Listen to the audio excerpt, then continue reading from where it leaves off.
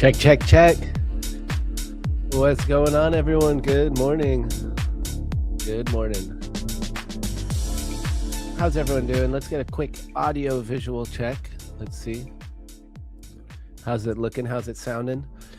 Welcome to the show, everyone. If you're just getting in, please have a seat and we will get started momentarily.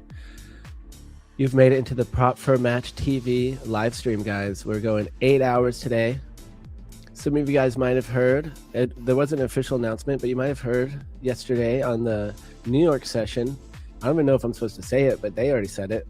So it sounds like we're going to be expanding the stream a little bit, and I'm super excited. We're also excited that we can't even stop talking about it. So good things to come, guys. Good things to come, and we'll wait for some official announcements, I guess, though. But here I am, first thing, dropping the news again. But the boys were talking about it yesterday, Zach and teammate Alex. So very excited. I don't know if you guys have heard. Can you guess? So welcome in, everyone. Say what's up if you're with me. If you're starting the show off here with me bright and early at 4:07 a.m. Eastern Standard Time. That is the New York Stock Exchange time. That happens to be the time zone that I'm in. What is it in GMT? Anyone can tell me here real quick in the chat? What time zone, what time is it in GMT right now? Maybe I should start saying the time in GMT, right? Is that the London time? So good morning, everyone. Let's do a little roll call. If you're starting off the morning with me, say what's up in the chat. Let's see who's here. Markets are moving. So we have trendy assets in the house. Good morning. Andrea, good morning. Alex Las Palmas, Akash, Analytics MI, good morning and happy Friday, Luna. Thank you. Thank you. Happy Friday, everyone. Manik, good morning. Just for the record, good morning. SMT Hunter, good morning. Stop Loss, Fisher Trades, sitting on my hands today, but I do have buy limits at the New York lows. Okay. Let's look at that together here in a second. Trader 007 NQ, good morning. Hermes and Ascent, good morning. My Travel Journal, Ajax, Comte de Sierges, good morning. Ajax, Mr. T Wolf, Doji Pedia, good morning. The Trader, we got JD in the house. We have We Buy House, Zach Wilson, Fabio. So it's 8 a.m. GMT. All right, 8 a.m. GMT. I'm going to try to put myself in London time. We have Manuel, 9 o'clock in Amsterdam. Okay, we could do Amsterdam time too. That sounds fun. Quirky, good morning. We have, who else we got here? Tim. Chetan Chopra, good morning. What's up? What's up? Poppy, Bukuru, Deja Poo, AJ, what's good? Craig, Manuel, Harshit, and Andy Naka. Good morning, everyone. Good morning. 9 a.m. in Nigeria. Okay. I love the global audience here, guys. It makes me feel worldly. Coming in, calling in from Florida right now. So how's everyone doing? How are you guys feeling about the markets right now? So I kind of still have my same opinion that I've had for like, what, a month now or something. I can't help but be bearish. And at the same time, I've definitely had a lot of longs, and we've been in a lot of balanced ranges where I'm trading, just sticking to the range, not trying to trade the breakout. I did take a little breakout yesterday and made a really good short in the afternoon. And yeah, I held it actually for longer than I normally do. I didn't do a scalp. I held it and capitalized on it really well in my Apex accounts. Of course, in my London accounts, I have them separate, and we're just trading them during London. So at this moment, I'm copy trading 3 London accounts, 300Ks. And my March, you guys want to start with stats or the chart? Here, I'll graze over my stats real quick, okay? Because we like transparency. And let's jump right into the monitor here, or my screen view. There we go. And one more. There we go. We do have a very special guest today on the London session. Krista, Fit Mom Trader, is going to be joining us. And she is a rare case of someone who became profitable very quickly in her trading career, and she'll be joining us at 5:30. So let's, I want to show the stats. Oh, I didn't even update them yet, did I? Yeah, I got to update yesterday's. Okay, so I have to update the last 2 days. I guess we can just do that real quick. I thought normally I do it the night or at the end of my sessions. So let's update this. So my month pretty much has been back to like break even. A little disappointing, I guess, but not really. It's all good. It's just how it is, you know. It's like that. Though I think the reason it feels disappointing is that I've been up and down a few times. You know, it's like, oh, am I going to end up? Am I going to end green? Like overall feeling good about my performance though. And you know, the important thing, something that I realized was sometimes it's not even the trade, because we're going to take trades that are going to be losers, even if it's a good trade. And we're going to take bad trades that are going to be losers too, right? A lot of times too, when I don't follow my rules, I do something different. It's not consistent. All right, let's drop these. Let me see which accounts are my London accounts. We have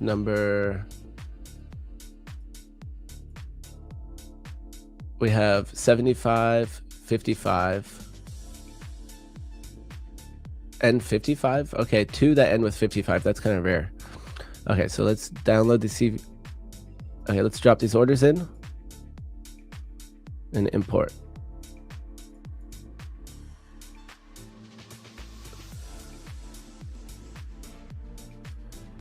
And this one, let's drop these orders in. So we pretty much ended yesterday about at break even.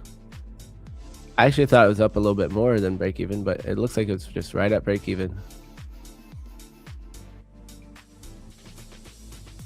Wait, did that drop? Did that work? Import.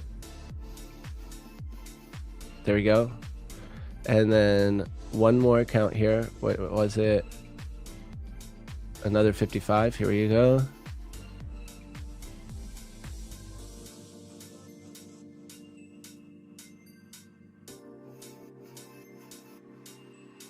All right, so yeah, down $2, so pretty much break even. And so yeah, this P&L swing, I guess, is why I feel disappointed. To be like up to be up more than 1,000, then be back down to flat. I am trading 300K counts, so it's gonna happen. The wins and losses are gonna be slightly bigger now because I just started copy trading 3, and of course since then we had that bigger loss. So all good though here, and nothing to do but to keep trading. I've had pretty consistent. Last month, every week I end at green, and so if I just keep up what I'm doing, follow my plan, I know I'm going to be fine. I just have to keep on trucking. So back to the chart. Am I? Wait. I am showing that on screen. Yep. Okay.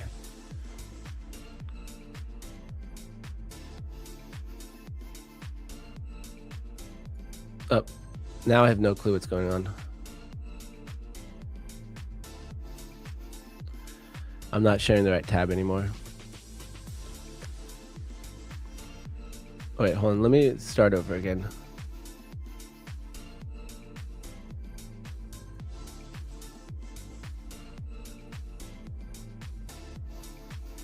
All right, there we go. We're back.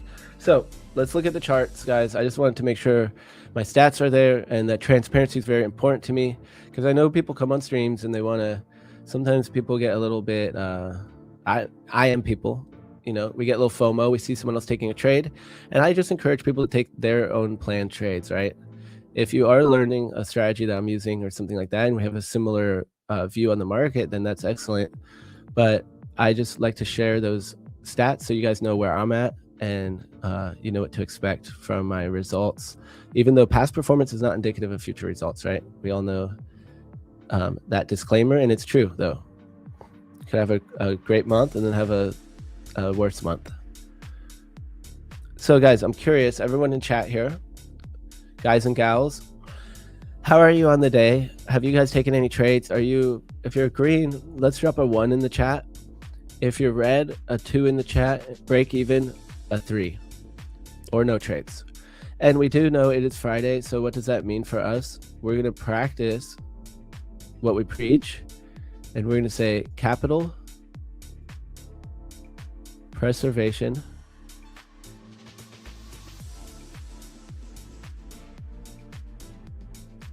Friday.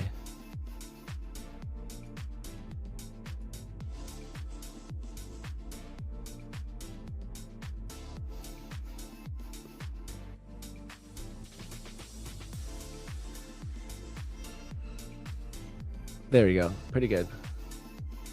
Capital Preservation Friday is the name of the game today. Who wants to go into the weekend with a big red day? Nobody does. So the most important thing we can do to prevent that is to lock in green. Once we're green, maybe we consider not give it back. Maybe we just risk part of what we've made already. And either way, just keeping it small, keeping it tight. If we're not sure, probably just staying out of the market.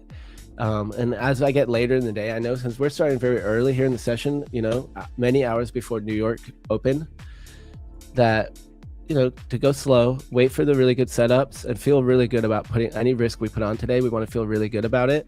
And we want to, if we end the day red, we want to make sure we ended it red from trading well and that it's not a big red. So pretty much that's the main thing I try to avoid on a Friday. It's a big red, to put it simply.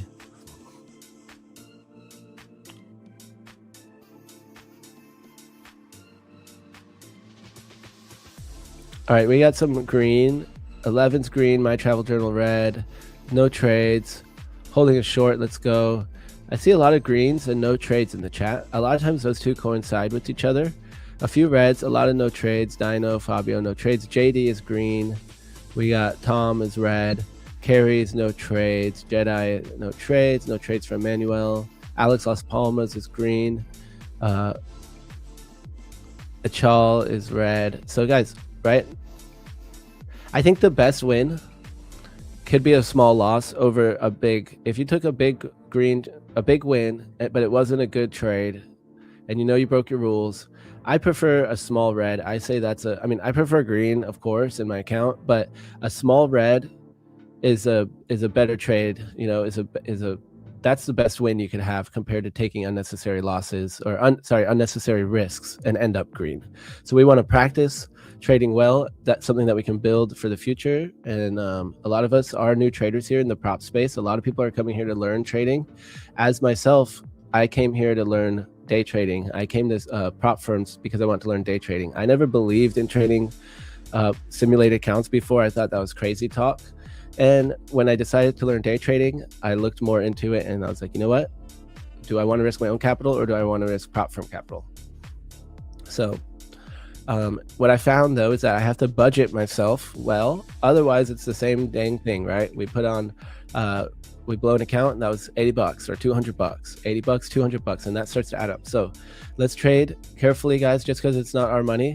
If you're not taking payouts yet, I always recommend just trading one account at a time. Don't push it. You don't need to figure it all out right away. What's important is building consistency and having a foundation to work from. So I'd much rather a new trader invest in their education than in more trading accounts when it comes to prop firms. If you're trading really slow and you can manage and you are trading, personal capital taught me how to trade. So sometimes I wonder, maybe, this is like in the beginning, I think prop firms might have given me a few bad habits just because I was using my trading money to just keep buying more accounts. So now I don't do that. I have a budget on how much I spend, or I just reinvest from what I take out. So that's what I try to do, make more than I spend. And then I don't really have to worry about it, even if it feels like a small month to me. I don't remember the total now. I just looked at it, but making $3,000-$4,000 a month for me from day trading is actually really good from not having that income before.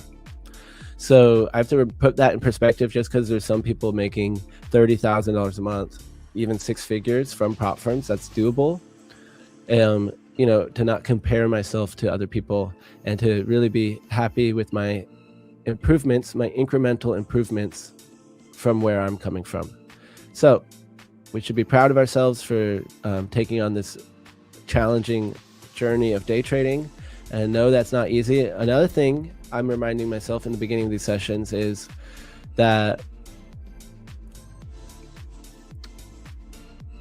I'm sorry, hold on, I got distracted.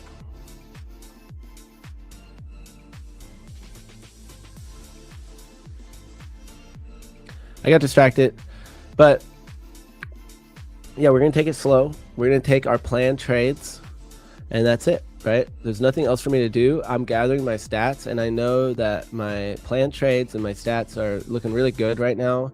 The only thing that set me back is when I don't trade my plan. So that's what we're gonna be looking at today.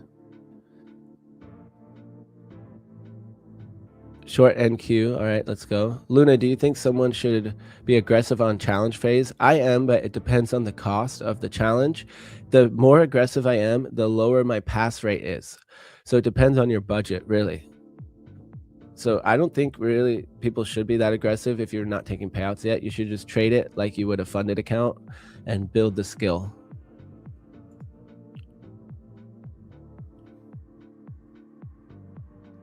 Closed up 650 on that 25K Lucid eval I won yesterday. Let's go. Holding back for A+ setups and only trading one micro. Has never had one of these small size accounts before. So far, so good. Let's go, Calm. GG's. All right, so we do have giveaways today. There was something else I was going to say, but I kind of spaced it. So we have giveaways. I'm going to drop the instructions on how to join the giveaways in the chat. We'll run the first one at, I mean, we've been doing 50 likes pretty quick. Should we say 50 likes again? Should we try to, maybe 55? We'll try to run the first one at 55 just for fun. And let me pin that to the chat.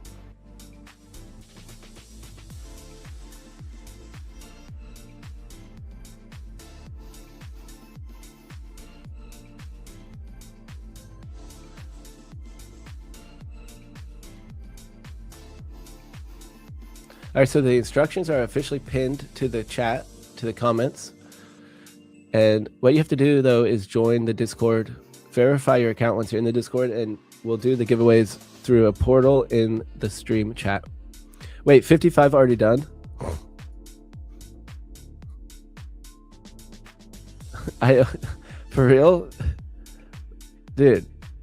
All right. Well, guys, we're locked in this morning. We're going to start the stream with a giveaway to reward all of the people who start first with us. Let me view the markets real quick. I did a little bit of analysis last night, but let me just double check a few things here. What are we doing? Am I looking for any trades?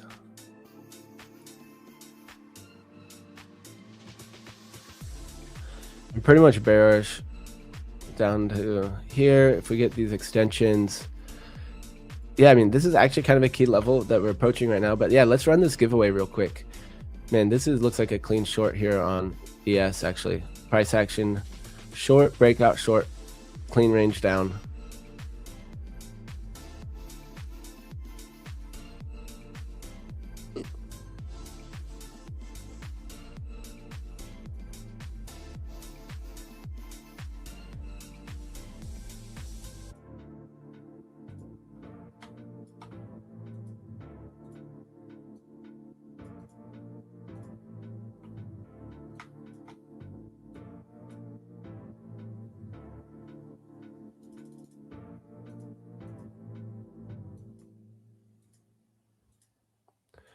Yeah, just looking at that.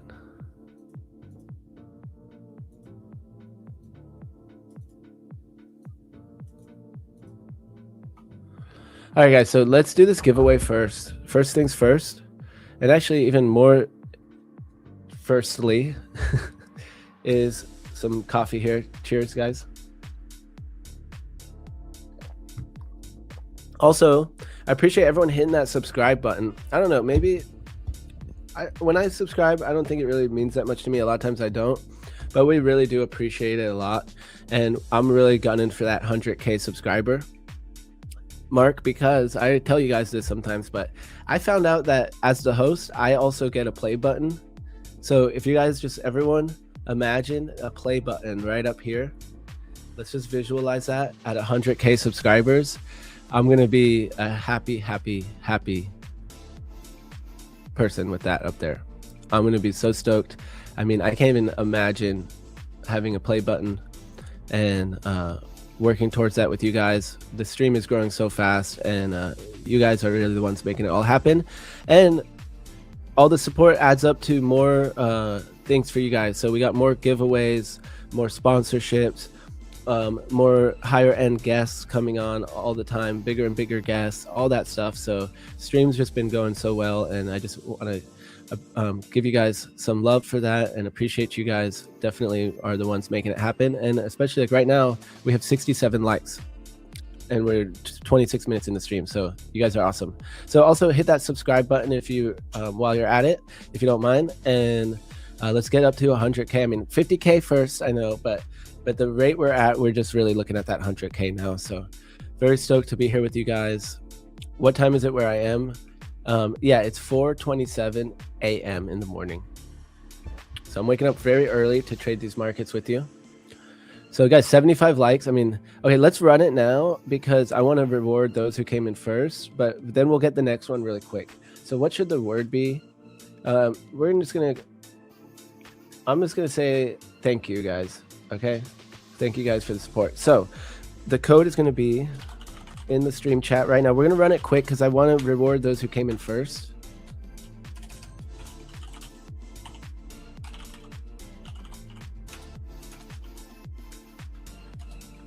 All right, guys. We're going to go with a little gratitude. I'm going to say thank you to you guys. And I did just do yesterday, a couple of these days. Some days I don't get to do my morning prep, my morning meditation. I realize I even want more time, but part of that is normally a gratitude practice. And so today I'm grateful for you guys. I'm going to put thank you in the giveaway code. So to join this giveaway, guys, I'm going to run it quick before more people come in.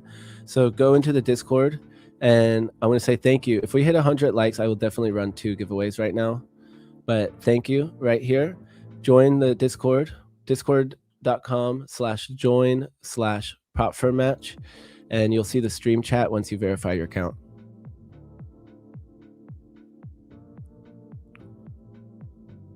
$75 likes already, guys. Yeah, that's crazy. One time, so when I was working at this vegetable farm in Maine, we didn't have any days off, and we're not even supposed to get paid. They may or may not have paid us a little bit, but it was a woofing thing. So we weren't supposed to make anything, but they worked us so hard. They had to kind of do something. And one day he said, if you want to start getting Sundays off, he made a deal. If we weed it, I forget how many beds it was, but these are 175-foot beds.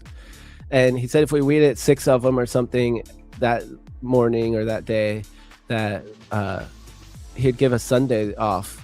And then after that time, so we got our Sunday off, and it was the most we'd ever done. I think it was actually like it was a lot of these rows. And then after that, that's always the number he expected us to get to every day. And we were like rushing. So now he's like, well, now I know what you guys can do. So that's how much we do now. I'm like, F. No. I'm like, now we're really going to have to do that all the time. What the heck? But guys, so I think that's enough time for the giveaway code. Everyone entered. We're going to hit it right now.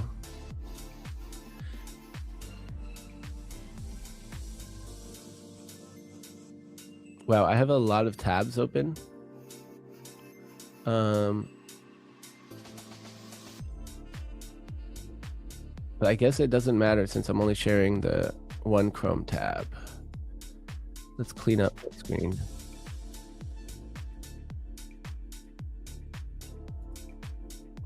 Guys, also worth stating right now that we don't have any news, but of course it is Trump market. So I have my Squawks open streaming all the breaking news. So hopefully if we get any news, I'll be able to alert you guys of it quicker than you would get from Forex Factory or anything like that. All right, guys, you ready? We're going to run this. So I'm going to delete the entries here. If you haven't done it yet, guys, link is pinned to the chat. You enter it into the Discord. Also, we have the analysis room in there. So I'm trying to keep, I have so far updated all my trades from London I don't even remember if I did yesterday's, but I'm making sure I go back and do it. If I didn't do it yet, I will do it. So that way you can always go back and review all the trades I take on stream. Every trade except for eval trades. I have put eval trades in there, but I even had a really good day the other day and I didn't put them in. I really just want to put funded trades in. So I'm going to go ahead and I'm going to enter the code myself. Let's see. Thank you.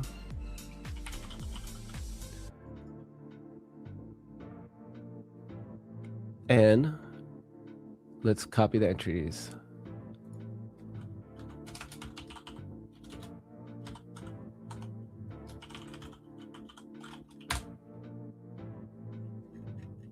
All right, guys, entries are pulled. So how many likes do we have? 2? If we had 100, I would do 2, but I don't even think we have that many people on the stream yet. So, oh yeah, we have 129 entries. So here we go, guys. We're gonna go ahead and run this. I don't know which one. All right, there we go.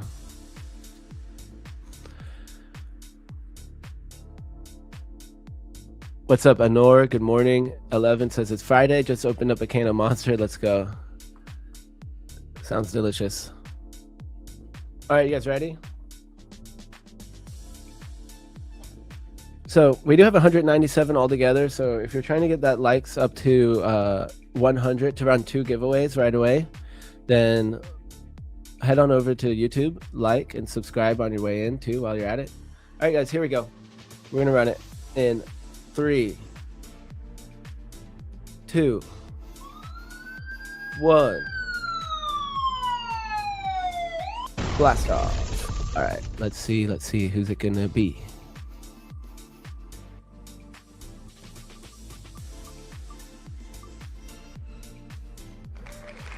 Mandar 1619. You are our first winner of the session. So what you're gonna win is one of our sponsor accounts. So that is from Lucid, Aqua Futures, and Top One Futures.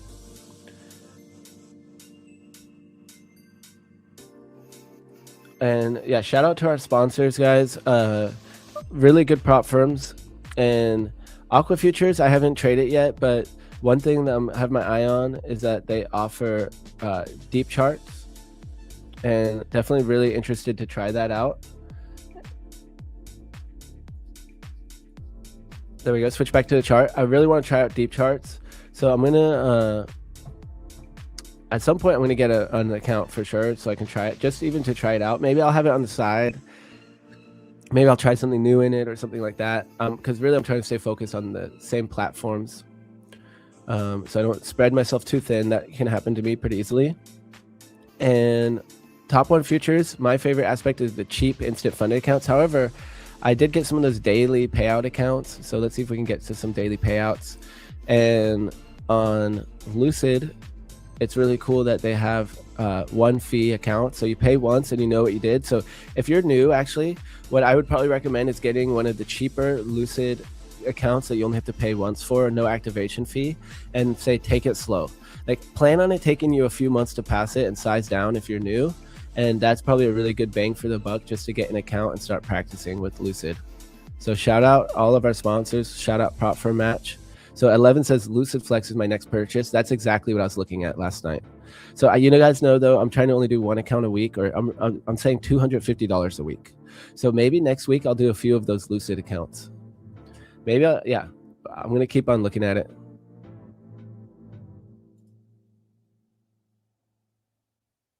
A call says, yeah, and Lucid is not a month payout.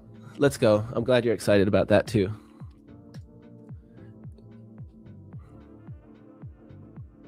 Does Lucid eval expire after a month? No, it does not. So Apex also offers only 1 month payout, but you only get, not month payout. They only charge you one time, but it's only for a month. So that's a little different. It's a little different. Let's go to the 15-minute here. What's going on here? Man, I thought that's so funny, guys. I started looking at the 5-minute more, and I totally thought this breakout was on the 15-minute. But I do like this breakout short, and I may or may not be in it in an eval account. So let's see how this goes. Small size. trying to get, I have a Tradeify daily payout eval account. I'm going to try to stack some gains on that thing. And I don't know how long I want to hold it for though. So speaking of, let's get our accounts logged in. All right, this trade's going pretty good for me actually right here. What do I want to target?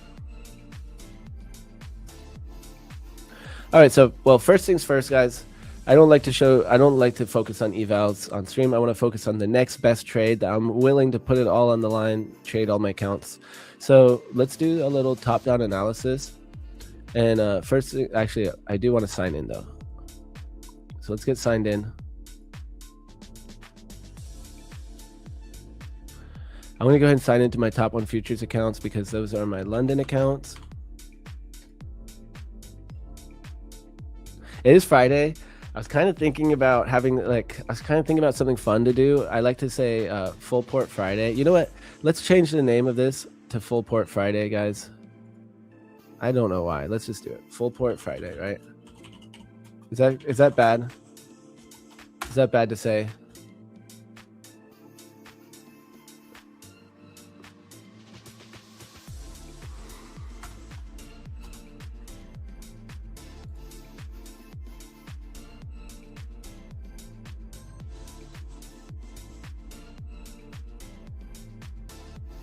Did it change it? I think I changed it. Yep. Fullport Friday. Let's go. So I was thinking about maybe trying to pass some evals, but I also want to stick to my budget. So if I did some evals, I could try to get something passed for next week and have that be my next week's account. But I don't know if that's cheating. Mostly though, what I was saying is $1,000 a month, because that's kind of what my budget was last year. Without meaning to, I looked back and I spent around $1,000 a month on evals. I was like, oh, that was actually a good budget. That's a good amount for me. Yeah, capital preservation. So the Fullport is a joke, but let's see if it gets some clicks. Let's see if it brings people to the stream. CPF to FPF. Yep, that's the name of the game. But no, CPF is the name of the game, guys. I mean, I could title the stream Capital Preservation Friday, but I don't think anyone, that's not very fun for a stream title. So I'm going to clickbait it with the Fullport Friday. Let's see how that works. We'll look at the stats after the stream. So, what am I looking at today, guys? So we do have another giveaway. I'll do it at, I was going to say 110 likes. Let's do 111 likes, 111. And we'll do another giveaway. And, oh shoot, I almost forgot who got the first giveaway. Mandar 1619. So let me write that down real quick before I forget. We got London giveaway. And so it is March 27th. Guys, Friday, March 27th.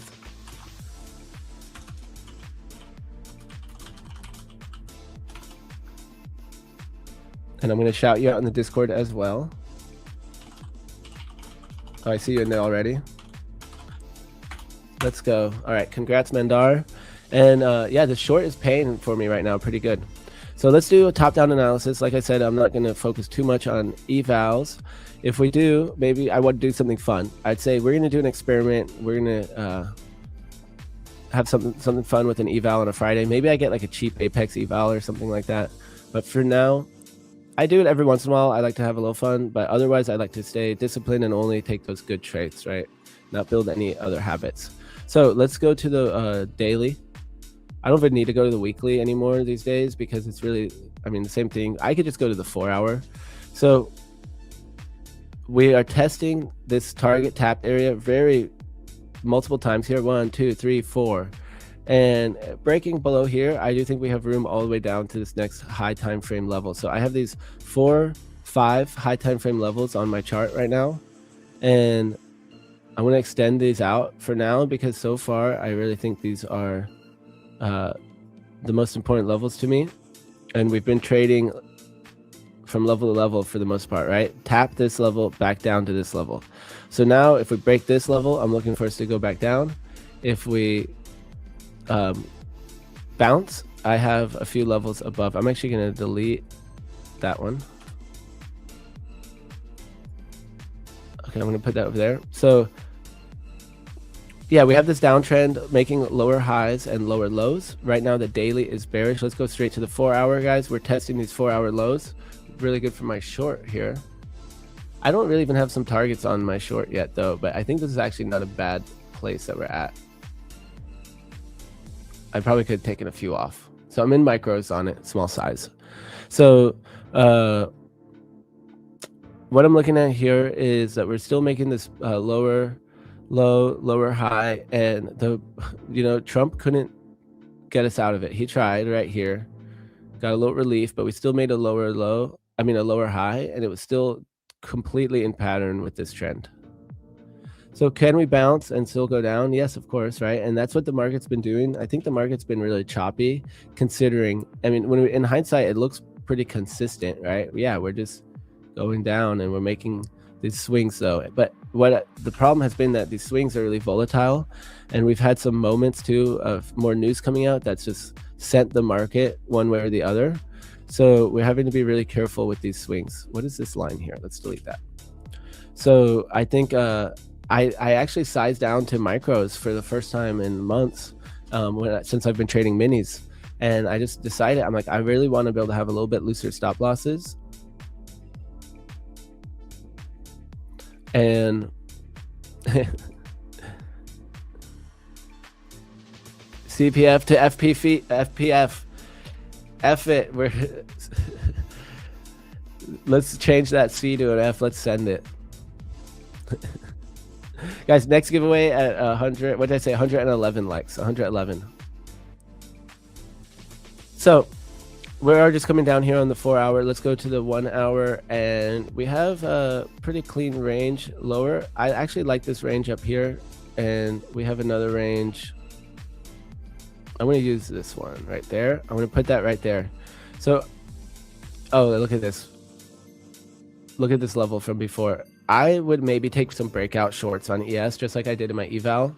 I would maybe take a breakout in a funded account. I actually like this trade right here on the 15-minute. We'll go down here. Let's finish my top-down analysis. So let's go to the 30-minute.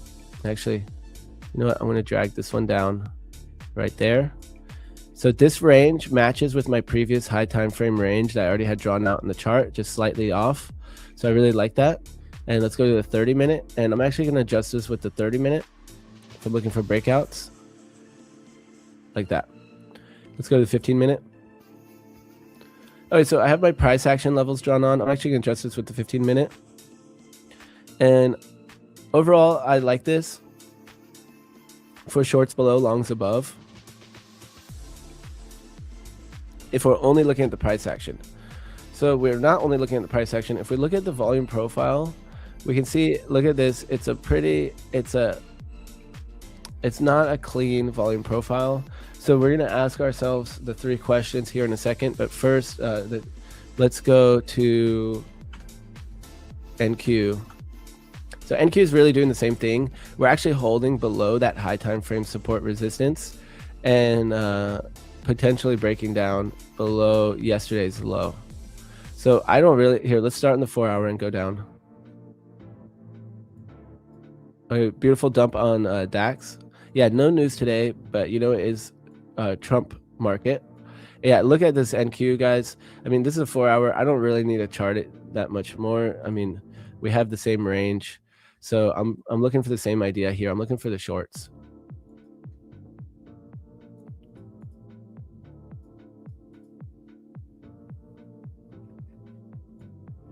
We have previous day low, RTH fib I already drawn on, and let's look at gold real quick. So we're gonna circle back. So I didn't get all the way into my trade ideas for ES and NQ, but we're gonna circle back.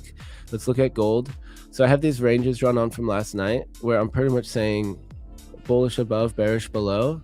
At the moment, this is a little choppy, but I like that we had a little this run up here on gold from 43.73 up until 44.13 is giving me enough range to consider a short below. So that's what I'm going to say, shorts below for now. But we're going to have to look at the higher time frame movement before I actually say that. So that daily, we have it coming down, but choppy. We have some green days, some red days. Let's go to the 4-hour. We can still see this downtrend on the 4-hour. So my bias is short. Look at this short up here, guys. I don't know if you guys remember that on stream. I took this trade. It was a beautiful trade. I'm going to delete that though. We don't need to reminisce too much on that one. And look, we also, I said, okay, target tapped up here. New target is down here. And look, that played out too. So now though, we have target tapped. New target could be up here or down here somewhere.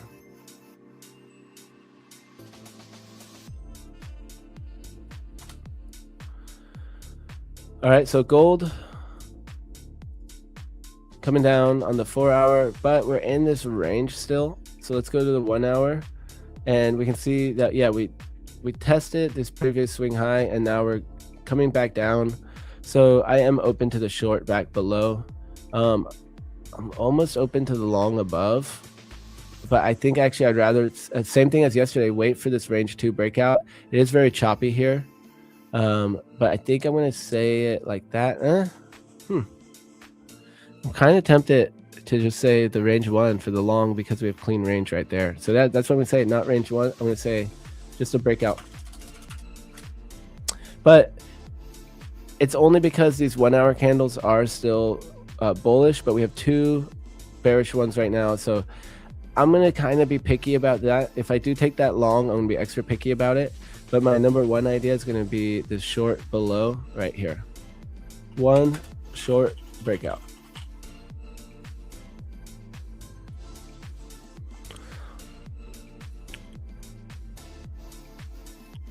I think we'll have TP1. It'll probably be like that, TP1. And then TP2. Maybe even down here. Up, there we go. So I'm going to stay with this 4 hour trend, bearish, and we're just making a lower high right now in the hourly. So I'm going to wait for this potential breakout short. If I take that, it's going to be on my top 1 futures accounts. I'm going to make sure I have them all set, ready to go. I do, and I have them right here. I'll go ahead and put those on the gold chart for now, ready to go. And I'm actually going to put my levels on here. Let's go down to the 30-minute, and I'm going to drag this with the 30-minute. Looks pretty clean. This one looks clean with the 30, and then we're going to drop down to the 15. I'm actually going to use the 15, and I'm going to adjust them slightly to the 15-minute highs and lows. I'm using these levels here for my range. I could use it right here, up a little bit higher, but I'm going to keep it, I'd rather wait for the full breakout. So I'm going to use the lower of these 15-minute candles. It coincides with this wick right here, and that is at 44.16 spot 60. And that's what I'm going to be looking for a short on gold for now. And let's go to some of the other charts here real quick. I'm trying to just push through it, guys. Did you back test your strat? How long? Well, I mostly forward tested it, and then I back tested like I've done sessions. It's on my channel actually, but I've done like 6 months. One time I did 6 months over a weekend of one of my strats of my IB breakout. All right, so here's the Mag 7. Let's just look at this right here. Am I sharing it? No. Here we go. So here's the Mag 7, guys. Extended hours, it's actually green somehow. Extended hours green, except for Microsoft and Mr. Google. So let's look at Google and Microsoft real quick. I'm kind of curious. Look at this. This looks pretty heavy.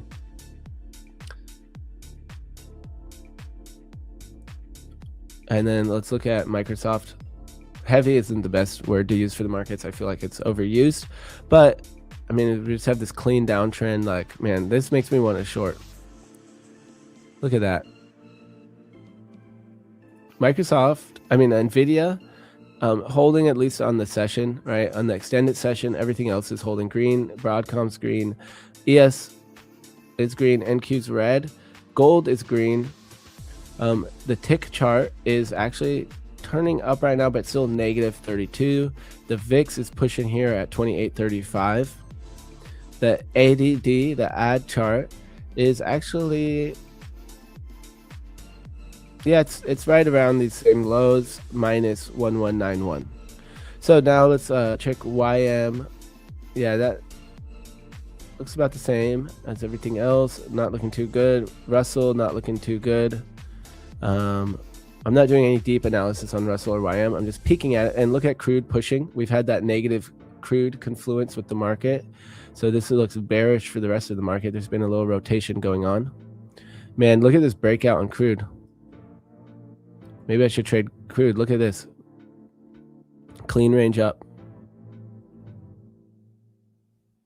And we had the DAX coming down here. Wow, look at this room down, clean range, and the Nikkei also breaking out. Man, maybe I should breakout trade the Nikkei. Look at this. I've never traded the Nikkei, but clean breakout happening right now. And then the triple Q's cash contract, we have equal lows pretty much from Monday. Monday equal lows. Okay, so could we bounce here for sure? But I mean, look at this. Like the thing is though that we have been staying in balanced ranges. Wow, look at that beautiful color there. Let's go to something like that. So we like here we made these lows like 5 or 6 times before we broke down. For all I know, we end up forming something like that too. And while we're at the triple Qs, let's remind ourselves that we have 3 questions that I want to ask myself before each session here. And so the first question is, what's going on with the volume profile? So I'm going to go back to my ES chart. And we're going to say, what's going on with the volume profile?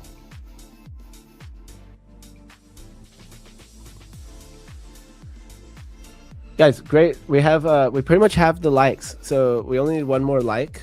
And I'm going to finish my top-down analysis, and then we're going to run that giveaway. So let's see how high we can get it to go, though. So how is our volume profile right now, guys? It is Friday. I also want to redraw my weekly volume profile. So let's do that first. I'm going to zoom on out here. And I'm going to take my weekly volume profile, and we're going to say, well, let's draw it all the way to today. And then we're going to go to Sunday open right there. Guys, my short is looking really good in my eval account. I wish I had I almost want to kind of add on to it. Is that crazy?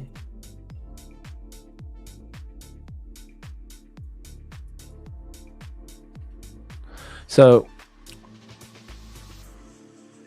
here we are, weekly volume profile. I'm actually going to go to the 5-minute chart and just make sure I drew this on exactly right.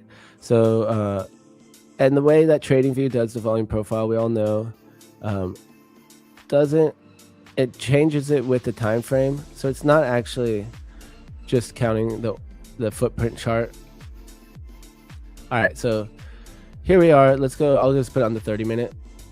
And what we're seeing on this weekly volume profile, I'm just gonna, oh wait, actually, let's leave it on the 5-minute. My bad. I gotta adjust.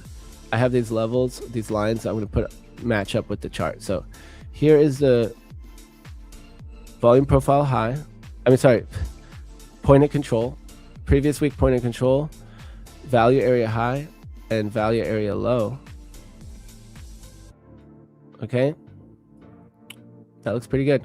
So we have our weekly profile on, and we're below value. We're out of that range for now, but we are kind of at the low end of my high time frame level. So if we end up somehow holding here, then it could end up I do think we could get a little relief and still be bearish. But if we bounce to the high of so this like zone, I consider like important once we're closing below it or closing back above it. If we're in it, it's actually a target tapped for the shorts. So I wouldn't really want to be a new short here. I did take that short with the breakout in my eval account, but I wouldn't really want to be a new shorter here until we had a further breakout is my idea. And this weekly volume profile is pretty balanced, right? Pretty balanced, a little bit weighted to the top side, but overall it is pretty balanced. So we're getting to a lower volume area right now, pretty much. So easily could reverse without as much volume. We could reverse to this previous day mid. We could reverse to the range high here at 65.70. 65.67 and still be bearish. You see what I'm saying? So that's what I'm kind of watching out for, and I want to make sure I'm not overly bearish, right? I mean, I'm bearish, but I need to not get blinded by it. And then let's look at the daily volume profile. So I'm gonna zoom in here a little bit. And you know what, I'm just going to use, the way I like to do it is just looking at the visible range volume profile. And I already kind of drew it on. You can see right here, this represents the volume profile, and see how it's pretty big distribution of nodes. So what I'm going to say is it's not really the most balanced. The weekly is, but today is not balanced like it was the rest of the previous days. We were in a balanced profile, and today I'm going to just say it's a little bit out of balance. And if we do get a move here, I could see it going up to this point of control, maybe where there's more volume. So yeah, and if we're just looking at the value area, we have 3 major nodes.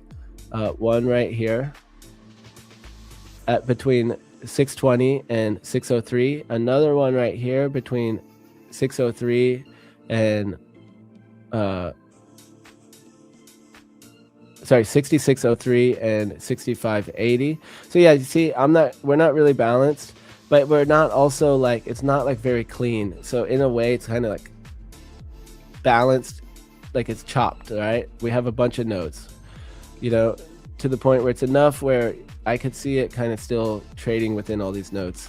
So I don't know exactly what to call it. It's not an F shaped, it's not a P shaped, it's not a B shaped, it's like a 4 node shape. So we don't even get a face, we can't even draw a face on it that easily. So I'm just taking note of that. So if I'm saying we're not really that balanced, well, are we choppy or not is the next question. So the first question for the triple Qs was balance or imbalance. Now, are we choppy or not choppy? And you know what? We're actually not as choppy right now on the overnight. Not as choppy, which I think means I can kind of hold my, if I do get a trade from a good position, I could potentially hold it.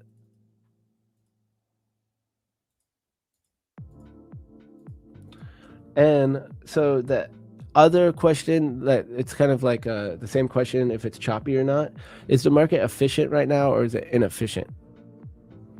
Well, not as efficient as it was the last few days, I feel like. And by this, I mean, have the participants found a fair price? Well, we're kind of in that exploration coming down here. And I do think that we're kind of pricing in more downside. And a lot of participants have been doing that and selling overnight.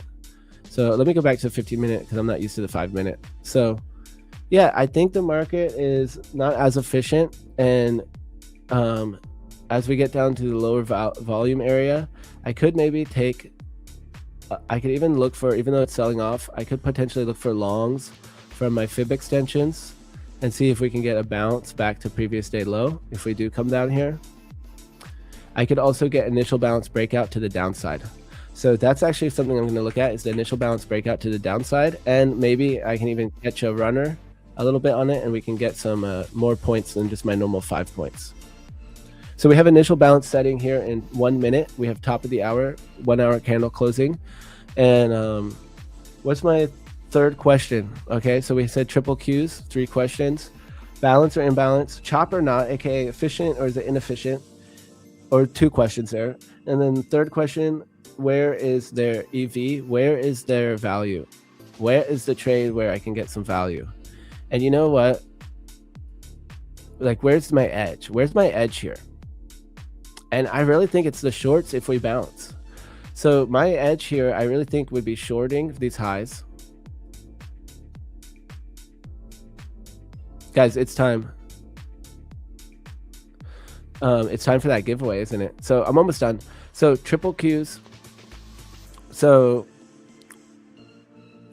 if we get to this previous day high, I think that's really good edge. We get to that volume, we get to the weekly point of control. Meanwhile, we stay short, we make a lower high, and I take this short from previous day high. So I like that. And I also like the short from these fib extensions above it because this is where our range high was. So I think this is where the most edge is shorting after the bounce. And because the breakout short is lower volume area where I could expect it to easily like get, I don't know a better word to say than manipulate it right now, buy low volume. So buyers come in and there's low volume, it's able to go back up. So I just said the M word. I don't think I've ever said that word on stream.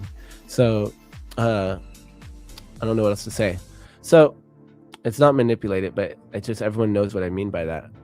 So yeah, just a low volume squeeze. A squeeze. We'll call it a squeeze. So I do think that my edge would be best from shorting these highs. That's where I'd get the best R&R. Right here, shorting, I actually think into this low volume area, I'd rather scalp it, but we do have range down. And as we zoom out, let's go to the 30-minute 1 hour. As we zoom out, if we do break down here, I mean, my next target is really much lower. So I still think this short from the highs is better. Let's zoom back into the 15-minute. I want to lock this in here, guys. I want to lock in my trade ideas for the session. And let's say this is my favorite short fib extension. Is my favorite. And I could put slash PDH. It's right below it. So that's my favorite trade. Number 2, we're going to say, guys, my short is doing really good right now in that eval. So number 2 would be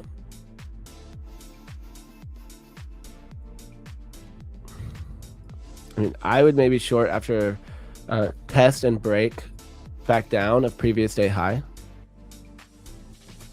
So I want to duplicate this and say if we can test this and fail, I would maybe do the PDEQ previous day mid. I don't know what I just said, but previous day mid. I would maybe short this, and then yeah. So I'm pretty much just looking for shorts. And if we just look at the overnight range right here, I'm gonna look at the volume profile. This is where we are more balanced. Okay, so here's what we run into. Right here, we're a little bit more balanced, not quite, but we're building volume down here. So if we stay below the middle of this, right where that value area low is,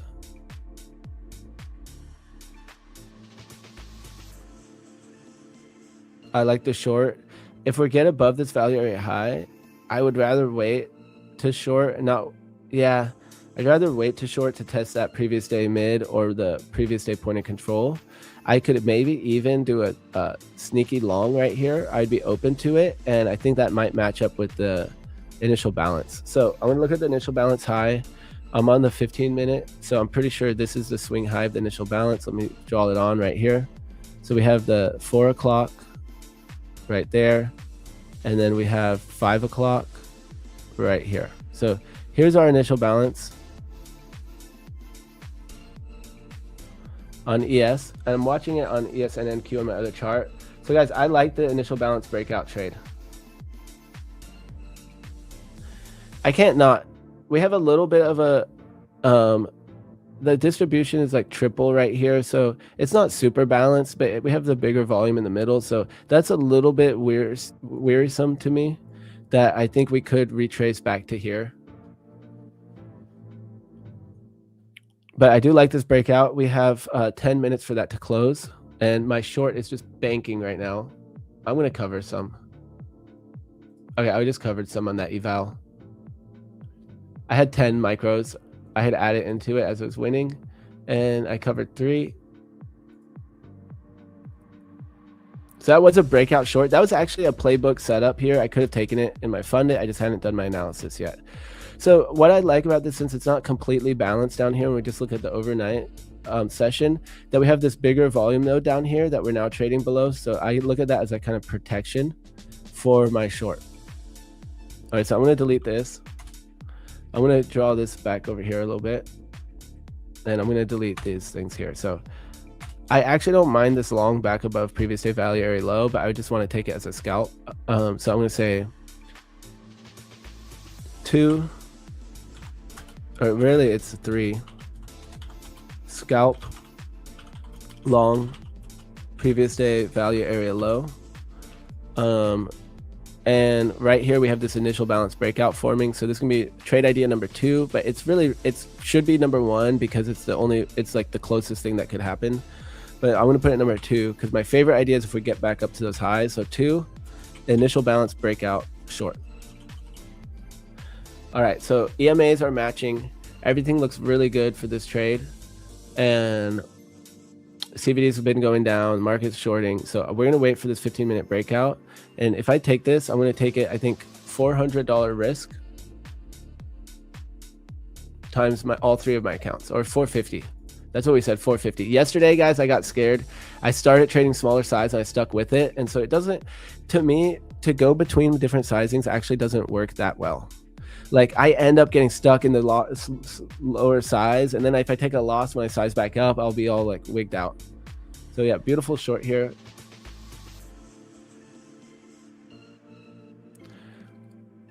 All right, so did I ask all my questions? I did. And we want to remember that I'm only really looking for 3 good trades. So right here, I have those trades put on. I can delete that. And yeah, we have our trade ideas. And don't forget, guys, it is Capital Preservation Friday. And we're going to be preserving our capital today. And even though this title says Fullport Friday, it's really the opposite.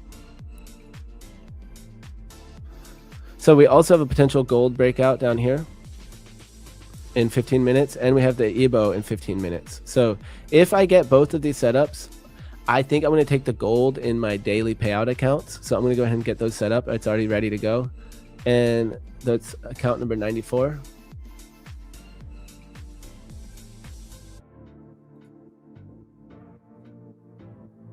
Yep, that's good to go. I'm actually going to copy trade this also in the Tradeify account. Boom. All right. Beautiful. All right, so I'm all set up with my trade ideas. Like I said, this gold trade I would take in my eval. I mean, in my daily payout accounts as well as the eval.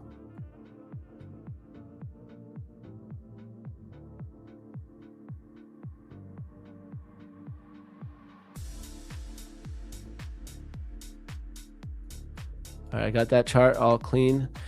My execution charts are so much cleaner than my analysis charts. I know you can't see it right now. I'm not going to try to switch screens a million times. So guys, anyone, we have top of the hour already. We're waiting, just an eval trade. Jake Kokani. I'm in the eval short right now. I didn't put it on the screen.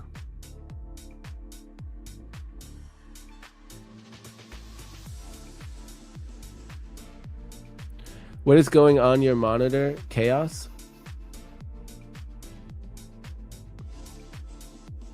I'm not sure what you mean. Today, too fast. Yeah, it's moving quick. Did you? All right, so guys, we do have that giveaway. I have a potential trade here.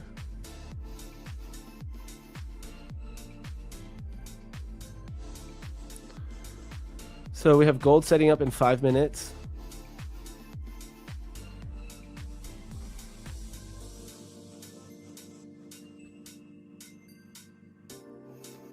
And we have the initial balance breakout setting up as well. So I want to make sure to have all those ideas on.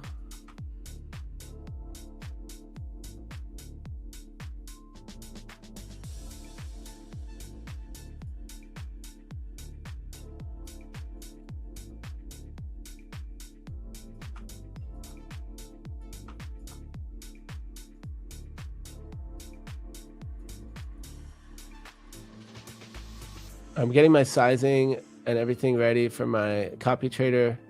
450 bucks in my 100K accounts. And in my gold, in my 50K daily payout accounts, I'm only going to do 250.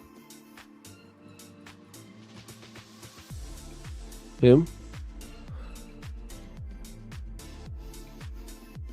Because I can't copy trade the different top 1 futures accounts.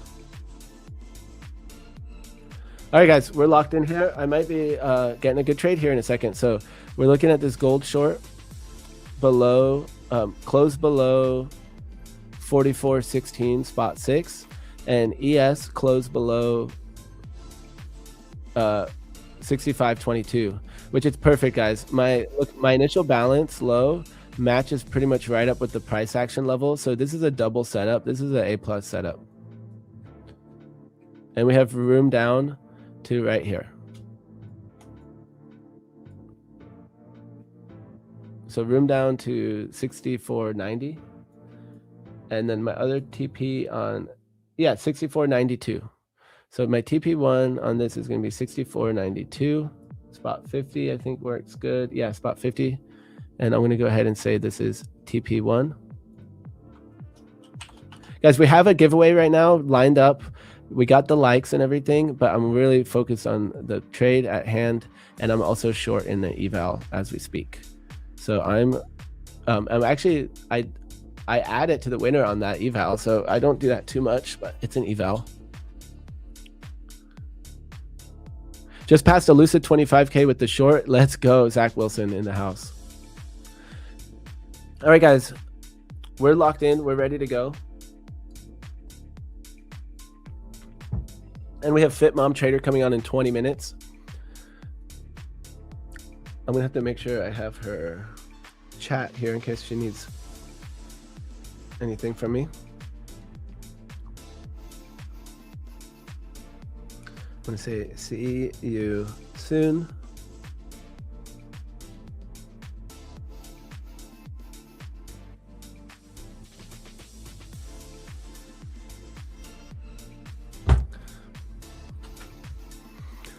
Oh man, so this breakout is right at previous day low. So this is a tough decision here. So same thing, remember yesterday I had to decide the same thing. My breakout was matching with one of my other levels. And you know what? I'm just gonna run the IB trade. I'm just gonna run it.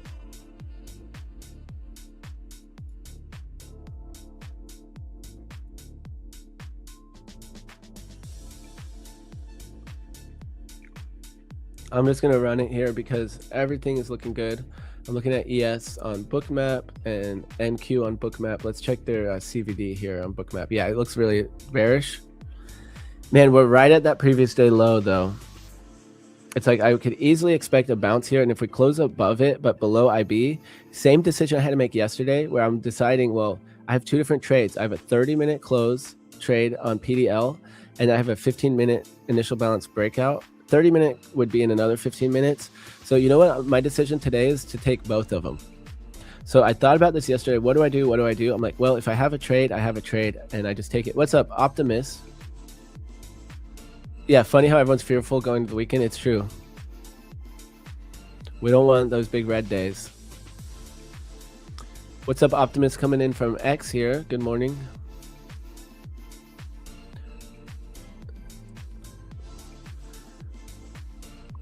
Oh, we're going to close right above PDL, aren't we? It would do that to me. It would.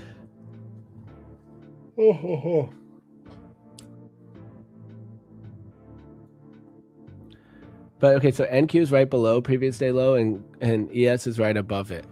So this is a tough situation for me. This is a tough one. You know what though? I think what I'm going to do is be okay with taking both of them and know that if this trade's a loss and then the next trade sets up with the bounce from previous day L, I'm going to go long that using my other strat, because both of my strats are good. And what I'm trying to be in the habit of is just taking my trades when I get them and not really worrying about the rest, because I trade pretty mechanical, systematic. And so, yeah, if I have a good reason not to take it, I'm going to not do it. But we are breaking below my high time frame structure, and I'm just going to go with it. So we got the IB breakout. All my indicators are bearish. CVD is going down. We can put the CVD on here too. We can see it is going down. And there we go. Oh, I'm getting an alert here, guys. So there's the breakout. We got it. Let me zoom in on my chart. How aggressive do I want to be with this top wick?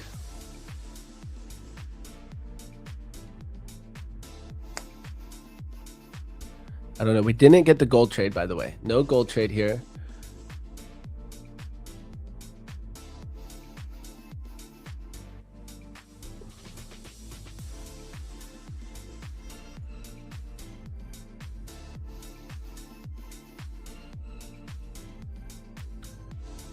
Okay, we are getting a top wick. I'm going to put the order on. And it is on MES, so I have to actually switch charts here if you want to see it. There we go. So there we go. Stop market, break back down. And I'm going to make sure it's a few ticks below it. I don't like to like put it right on it. 1, 2. Actually, I'm going to move it down 1 like that. Boom. All right, so we're good to go. I got my orders on.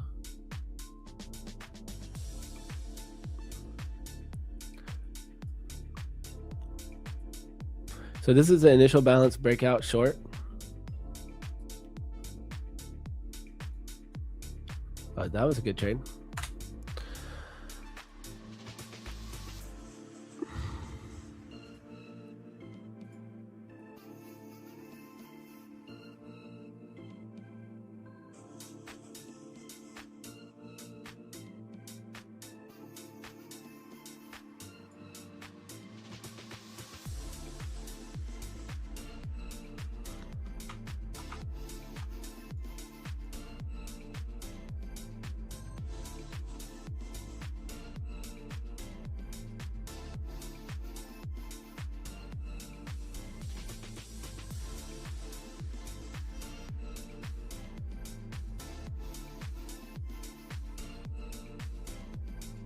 All right, I'm all set. We're all good to go.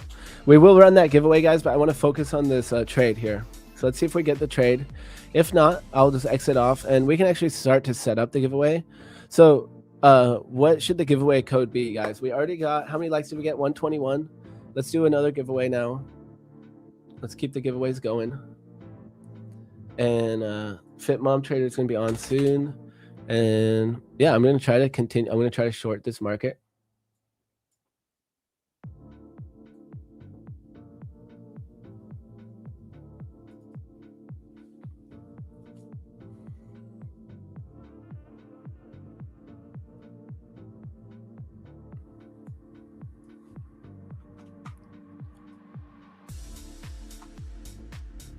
Let's see.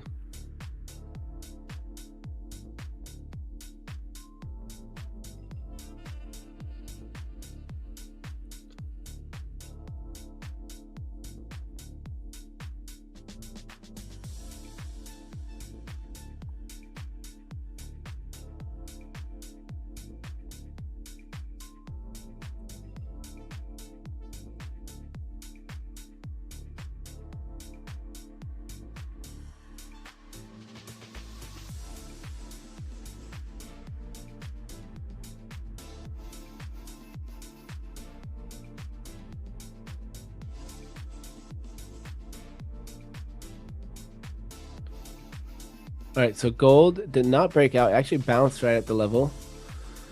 And let's continue with the previous code, Luna, for early viewers. Well, it'd be easier just to make another one because there'll just be so many entries, and some of the people might not even be on the stream anymore or something. Yeah, we're gonna make another one. So what should the code be, though?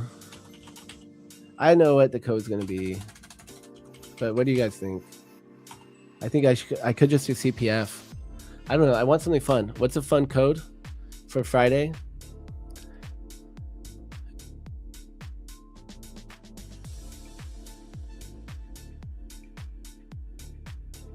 Czar Trader is... Wait. I don't know. Is this a question? Hey, Luna, it is Fit Mom Trader. It's Krista. Bear Friday, no loss. Shorts is the code. TGIF. Fun code Friday. There we go. I like that one. Fun time Friday. Fun code Friday. Friday.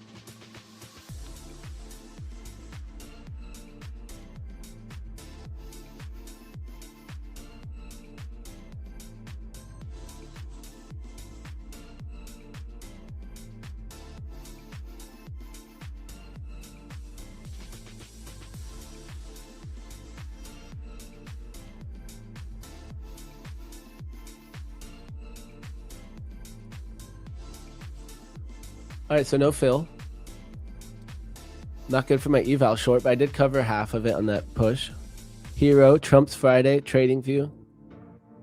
Trump 2028 is the code. I don't know about that. Let's do no loss, Bear Friday. I mean, we can just stick with CPF, guys. Capital Preservation Friday. We're gonna do CPF. That is the code. Let me make sure to clear it. Yep. And then create. CPF. All right, guys, the code is in the chat. We're going to run this giveaway here. So far, no trade here.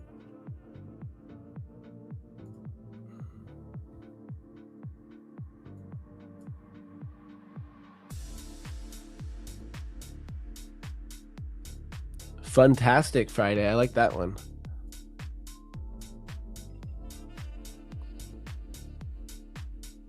So, giveaway, guys, the instructions for the giveaway are pinned in the comments. Make sure to follow the instructions. Before you ask, you could try to read the instructions and follow them. But it's pretty easy. You go in the Discord, discord.com/join/propfirmmatch, and then you verify your account. Once you verify, the stream chat will be available to you on PFM TV section. And once you're in there, you're going to see the enter CPF. So I just went over all the rules here. I mean, I went over the instructions. So that means we're going to run it. I'm not going to wait too long. So we're going to run it here. So here it is, guys. Enter CPF in the stream chat. You click that button. I'm going to do it myself. Let's see. Enter CPF. I'll join. Why not? CPF.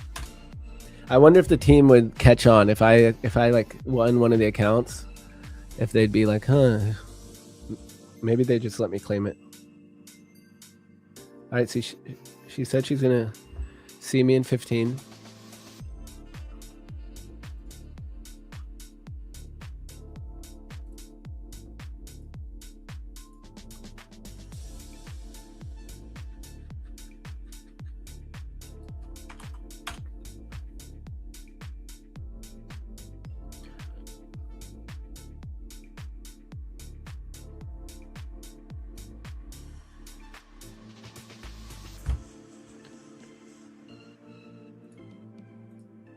All right, so I feel like, am I forgetting something? We marked our trades out. I'm about to delete that order because this trade, it's almost only 5 minutes left. And once there's only 5 minutes left of this candle, I'm deleting it.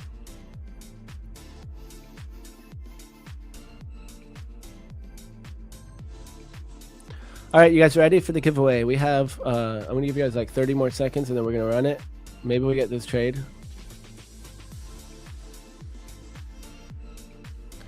All right, so should I do it? Why? I don't know why. What are you guys doing in chat here? Why are you spamming chat? All right, do you guys not listen or something? Luna, how was the last trade you take before leaving live to take trailing stop, or do you have another strategy to secure profit? I had targets on that trade, and it was a great trade. I had a good win on it. I wish I had gone back to my normal sizing because I would have been nice and green on the day. Instead, we pretty much got back to break even on the day. After the commissions, it was break even. The trade was actually like $20 more, but the commissions brought it back down. So 3 container ships of various nationalities were turned back from the Strait of Hormuz after warnings from the Iranian Revolutionary Guards, Navy, Iranian media. All right, so we have this initial bounce breakout, but look, we're holding previous day low.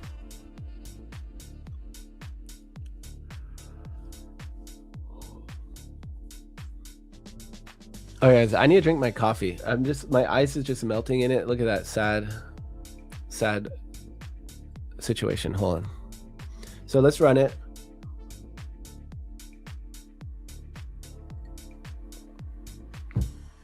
Let's run it.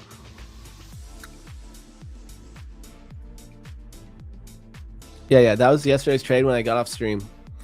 I said I was going to leave it. Oh, did I not put it in my chart yet? I think I did. Oh, yeah, I did put it in here, so I can show you guys.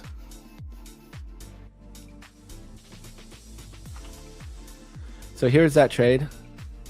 I ran it back to VWAP. It kept going a little bit, but then it did eventually turn around. So it was a good trade. Really good trade. I normally don't hold it that much. I was 27 points on ES, and I did small size. So, guys, only 5 minutes left. You know what that means? We're going to take our orders off. And we're in the clear. No trade here. Let's run that giveaway. All right, guys, you know what time it is. Giveaway is going live. How many likes do we have? 2? Maybe we could do 2 giveaways. How are we doing here? 133. Close, but no cigar. I'll do another one. I said 111, and so I'd say 155. 155.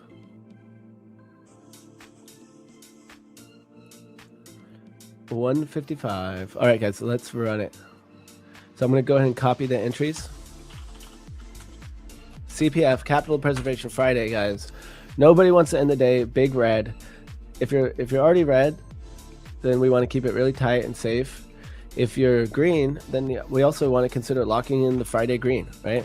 So for me, one thing that I'm trying to do after having conflict about if I should take my trades or not sometimes, I'm just going to try to take all my trades pretty much. I'm just not going to care. I'm just going to size down sometimes, because I'm trading multiple strategies. All right, here we are. We're going to hit it, guys. 3, 2, 1. Boing, boing, boing, boing. All right. Number 2, giveaway number 2 from one of our wonderful sponsors, Lucid Top 1 Futures, Aqua Futures, is going to Yeti in the house. Let's go. Yeti, that's you. Say what's up if you're with us in the chat. So far we had Yeti and Mandar. I saw Mandar in the Discord. GG's.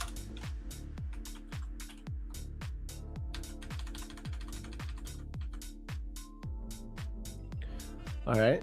GG's, Yeti.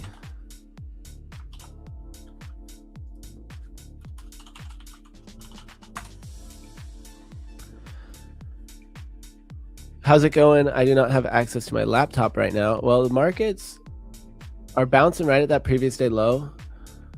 Am I still in that eval short? I got to switch back to my other screen. I should be, right? Yep.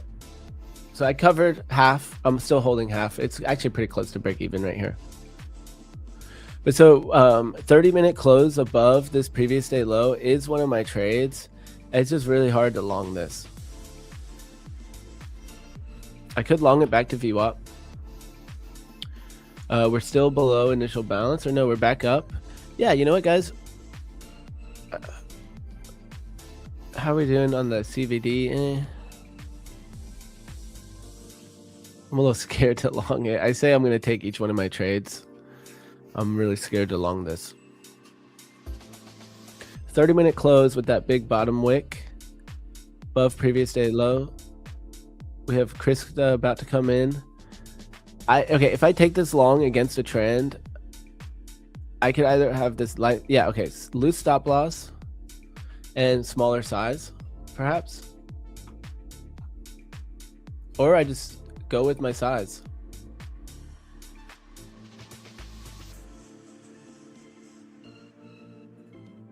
All right, I want to do smaller size. I want to size down on it. This is going to be a half size trade against the trend. I mean, the whole point of a reversal trade is that it's against the trend, though.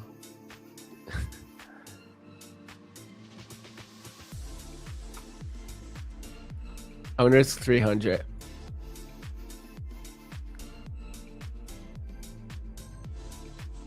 Let's check the order flow real quick. Yeah, I see a little bit of trap sellers down there. Okay, let's run this. I would need a bottom wick though, guys. We got the 30-minute close and I need a bottom wick. Oh, there it goes.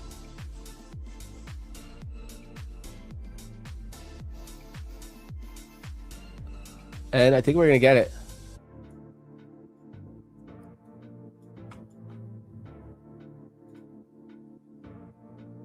Oh shoot, but that means I have to close out of my short in the eval. Huh, I'm about to accidentally take 2 different side trades. So if I take this long here, I have to close out of my eval short.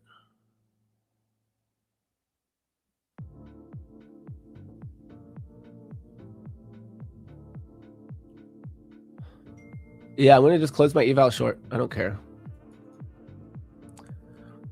So we do have Krista coming on. Oh, you can only see the wheel. My B, guys. I get distracted. We got to trade. So we had the sweep of previous day low.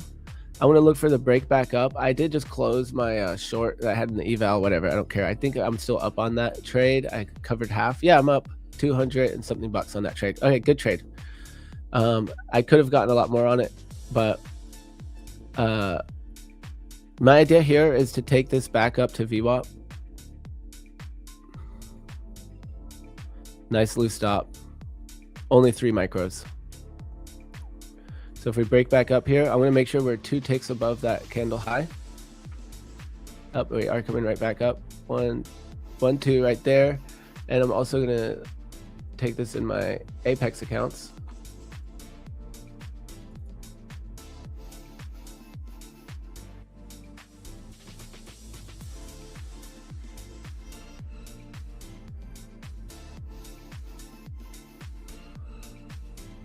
Okay. All right, and also let's look at gold. So guys, oh no, my mouse is dead. Guys, I don't know when the last time I charged this mouse was. It's been a while though. Okay, there we go. And we're in it. So really my target is just VWAP.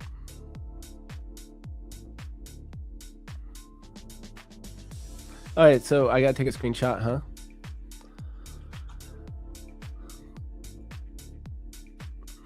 Targets VWAP. We also have room up to 6551. What is that at? That's IB high, 6551. Yeah, it's not that much higher than VWAP. So we'll do 2 at VWAP here, I guess.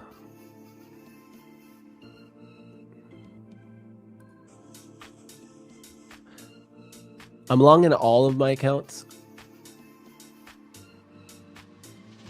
Oh no, not my top 1 future. Wait, what happened? Guys, I didn't get in on my TOF accounts.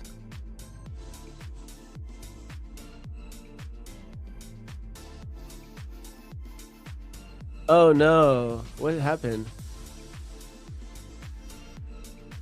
My copy trader didn't work. Wait. What's going on here, guys? I'm only in one of my TOF accounts.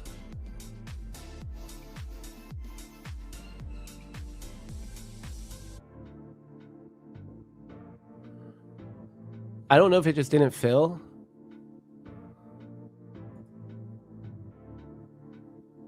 $655. Something's not right with my copy trader.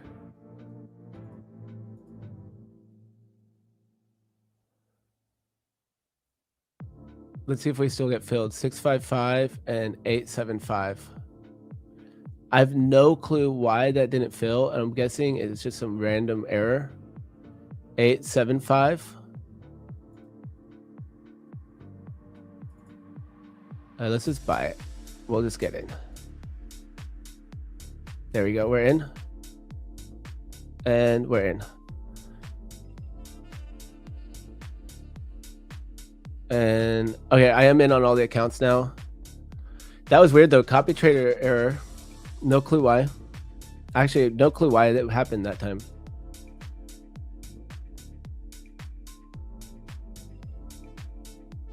That was very weird. There must have just been some little error. But I'm in it now. So I'm gonna just target this VWAP at 6542. I'm gonna have to manually do it in my other account. 6542.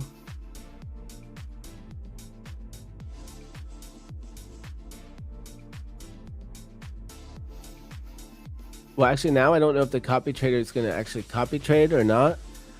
So I'm actually gonna have to turn it off and just do it manually. 6542 and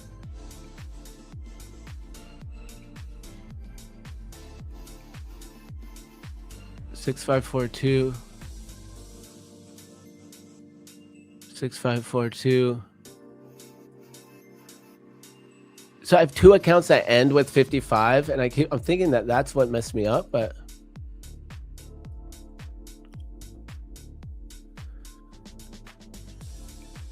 all right, let's see if we get this VWAP.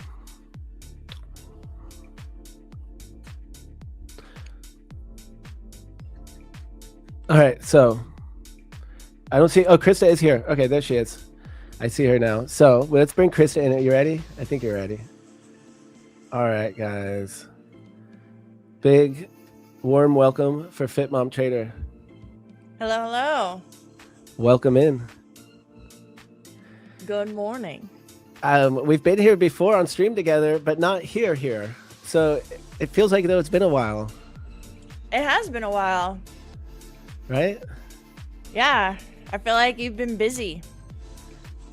Good call. Yeah, good read. Yeah. How about you? Have you been busy? Yeah. Just trying to stay balanced between trading and digging into all this stuff and family life, you know?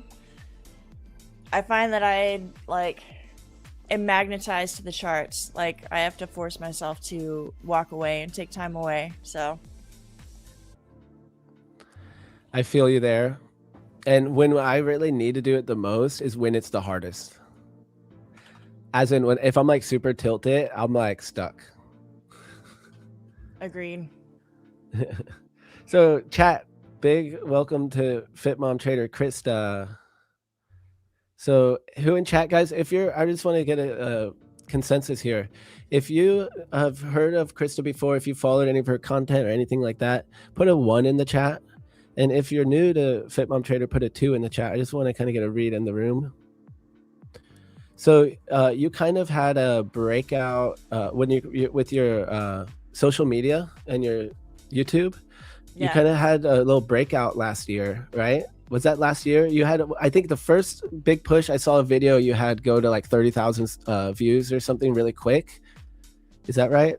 Yeah, I have one that I think is at like 150,000 views or something ridiculous. I don't know how that happened. And I've had a couple recent ones. So yeah, it's been a wild ride. That's awesome.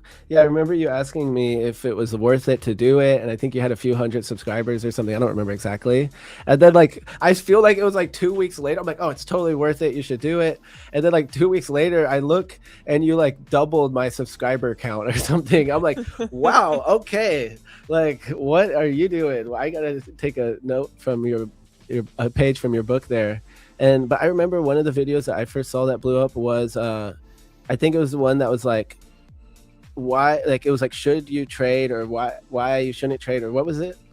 Yeah, I think it was like 10 reasons you shouldn't trade or something like that. That's awesome. So let's see what chat is saying. So are you so what time is it for you? It is 4:38 in the morning. This is early, bro. You do this every day, right? Monday through Friday. I'm a morning person. I'm usually at the gym at this time, so I'm awake anyway. But dang. So the markets though have been really good for London. That it's weird because like at first I was like, okay, how long am I gonna do this for? I'm gonna try to get one of the other spots. Maybe we'll push the stream back and I'll get afternoon. But I actually really like trading the London market. Is the thing. Yeah, I agree. A lot of times, especially over the last 2 weeks, I wake up in the morning and look at the charts and I'm like, dang it, London is where it hit my levels, and that would have been a super clean trade. So you're probably getting some good setups. Yep, facts. Yeah, and it's been moving pretty clean. And then I go to New York, and maybe I'm just not used to it anymore or something, but I feel like I way more likely get chopped up in New York lately. And maybe it's just the bigger moves and I'm just not used to it. I don't know. Okay, so a lot of chat doesn't know you. And so I'm just going to let you, I mean, I know a little bit about your trading, and I met you originally through Austin Silver, ASFX Bootcamp, which is coming up again this year in May. So yeah, can I kind of let you just take it away and do a little dive in, I mean, you could do a little background about your trading, but we're here to trade too. So what you look at, how you trade, your strategy, or any of that, those, I mean, you know the details that people like to hear. So yeah, curious just to hear it from you. So someone in the chat asked, where am I based? I'm in Houston, Texas. H-Town. Yeah, I've been trading since about September of 2024. So I would still say I'm kind of a newbie. But what I do with my trading is I use visible range volume profile to find support and resistance levels. And then I also use the previous session volume profile. So a lot of volume profile and then VWAP. So I guess a lot of volume-based trading. And then during the New York session, I do mark off the 15-minute opening range levels and the initial balance levels. So I know it sounds like a lot of different strategies, but really the initial balance is probably my favorite strategy, and used with the support and resistance levels that I mark off with volume profile. Just kind of add all of them together for confluence. And that's how I trade. That's basically how my strategy is. That's literally, I'm doing volume profile and IB. So the IB breakout trades. So I've actually been watching Joey Morgan to try to like practice more getting comfortable also doing the failed auction, because I just see it happen all the time, you know? Yesterday there was a perfect one. Oh, I loved it. And nice. Yeah. I'm curious to see a chart too. If you want to get a chart up at some point here, we can put one of your charts on. But so like this morning, for example, I'm looking at, we had a clean break at IB on the London IB. So I trade the London IB too. But then I waited for a top wick and it never came back down. So I never got my entry. And then we actually closed back above previous day low. And it's a whole other strategy I have. And I just ended up taking that trade. And so I'm long right now, actually looking for the reversal from previous day low. Just trying to get this back up to VWAP. But if we close back down below IB, the honest truth, I'll probably just close out this reversal trade and go with IB. And they're totally different strategies, but they happen to be setting up right now. So like yesterday, I had the exact same thing happen. IB set up at the bottom of the range, but the volume profile was super balanced. So I think in that situation, it just was not the place to take a short. And right now, I'm looking at the volume profile and it's not as balanced. And we have like a volume node right above where IB set and we're holding below it. So I actually liked the short from IB today, even though it was also at the bottom of the range right around previous day low. So I'm getting like two different mixed signals there. But what I kind of realized yesterday was that at the end of the day, both of my trades are valid. The ideas are valid. It's about just taking the trade and being okay with the consequences. And at the end of the month, that's what's important to me, not like getting all caught up about which one would have been better or this or that. It's like, well, I know my stats in the long run. Both of these trades are valid.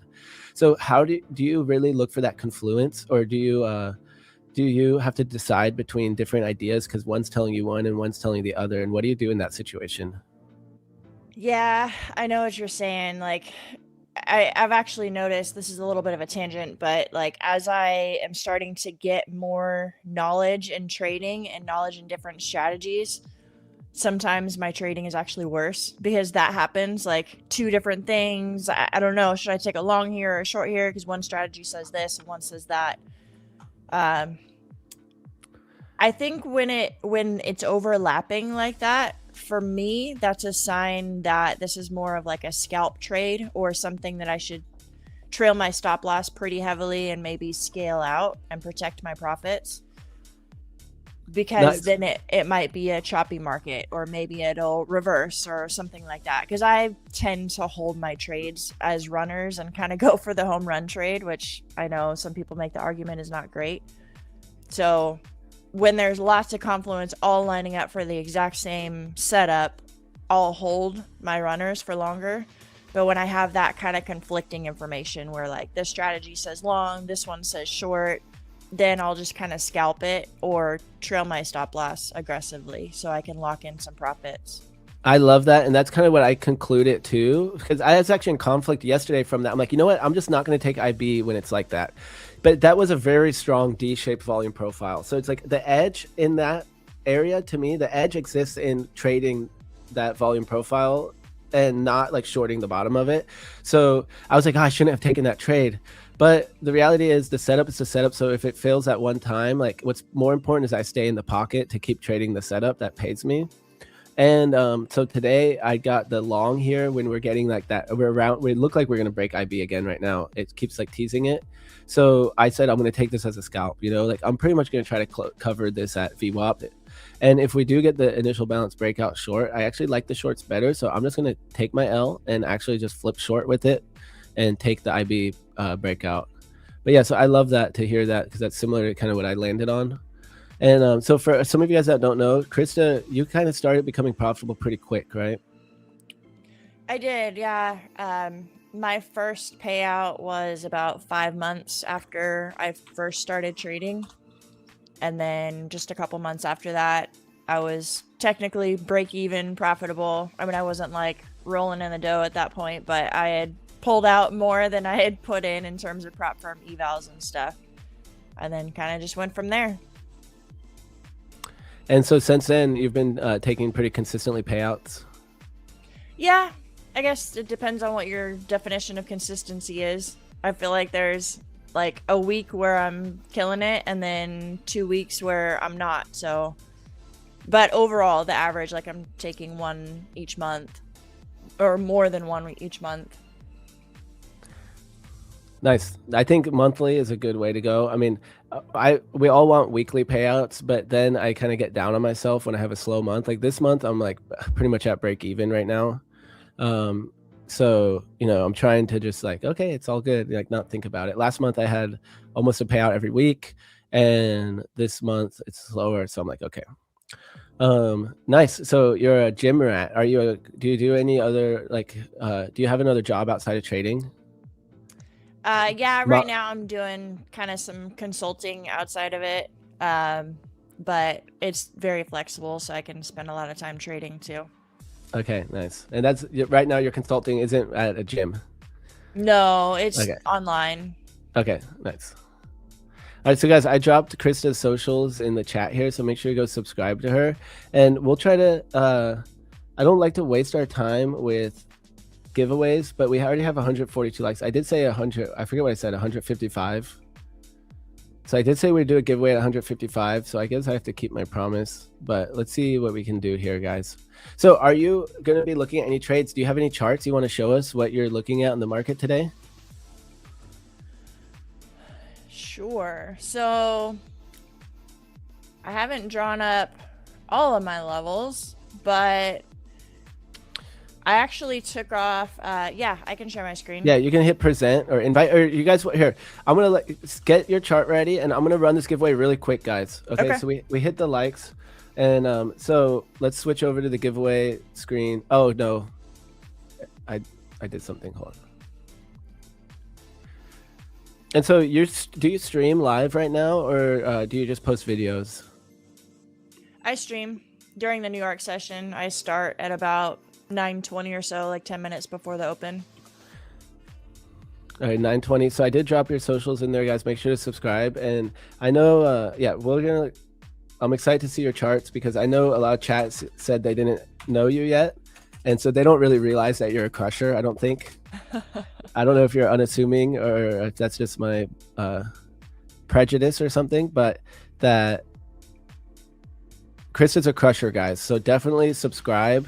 And we only get a little bit of time together here, but definitely go check out Krista's socials and look into some of her trades because she's been nailing it for a little while now. Since I started following you, really, you've been crushing it. So the giveaway code is going to be, we'll do FMT. Do you say that? Fit Mom Trader, is that a thing? Yeah. Yeah, a lot of people use FMT like in the chat or whatever if they're talking about me. Okay, so we're gonna do create code. All right, guys, the code is in the chat. You guys already know the deal. Go into the Prop for Match Discord. The link is pinned up here in the comment section, and it's just discord.com/join/prop4match. And once you're in there, we have FMT on. Oh my God, I'm not sharing on Instagram. Oh, there is an Instagram stream. If you want to join the Instagram stream, I can send you the link there too. It creates a little bit of audio delay sometimes. I know that sounds fun, but let's see. Okay, well, either way, let me get this giveaway first. All right, guys, I'm not gonna give you that much time to enter the giveaway. I'm still holding that long, even though now the market's going back down. So in 10 minutes, we have another 15-minute candle close and the 4-hour close. So guys, enter stream chat FMT And I'm going to give you guys like 30 seconds, and then we're just going to run it. So you got to be quick. All right, you're getting your charts up. So do you normally chart just before you start the New York session, or do you like chart the night before?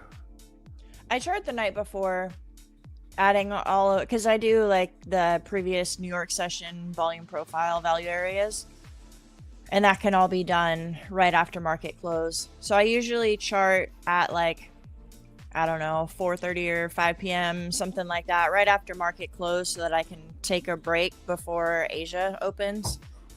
And sometimes I'll trade Asia. And then in the morning is when I mark off the overnight levels, because I'll also look for liquidity sweeps on like Asia high or Asia low if that is applicable for that day. So to answer your question, I do most of my charting the night before, and then kind of just the last couple levels right before I log on before the New York session starts. And will you trade any session, or do you have certain time frames? If I'm trading Asia, the best times are like Eastern time, 8 to 9-ish p.m. in my opinion, because that's when there's most volume and like Tokyo opens. Okay. And then during New York is when I trade most of the time, from like 9:30 to maybe 11:30, depending on how things are going. Okay, nice. You waiting for that IB? Yeah. My girl. Nice. I love the IB trades are so simple to me. It seems like a cheat. It's like it shouldn't, like I'm almost like scared to tell people, like, well, this is really all I'm doing is looking at these. I look at the CVD and some EMAs for confluence, and I've been doing it, so I have to have NQ and ES breakout together. If they don't both break out, then that's one of the rules now where I don't take it. Yeah. So guys, I'm gonna run this giveaway. I gave you guys enough time, and I'm gonna pull the entries right now. So it's in the Discord. I see some of you guys putting it in the chat, and I guess you didn't listen. So I'm gonna copy it. Fit Mom Trader FMT, and we're gonna do this giveaway, guys. So it ends with Marky Sparky, and oh, where's the Wheel of Death? Okay, here we go. All right, Wheel of Death. And next giveaway, I guess, will be 200. We'll try to hold off for 200 if we can. Otherwise, maybe we'll do it a little bit earlier. All right. There we go. Here's the entry. So I'm just going to go ahead and jump right in and run this, guys. So without waiting, I want to hear from Krista. So 3, 2, 1, boom.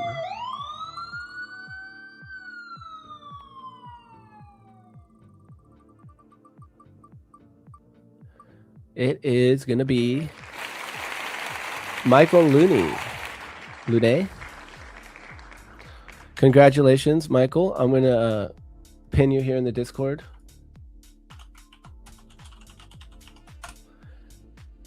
And then we're going to let Krista take it away here. I'm going to put Krista's chart on. I'm still in the long. I'll tell you guys if I get stopped out.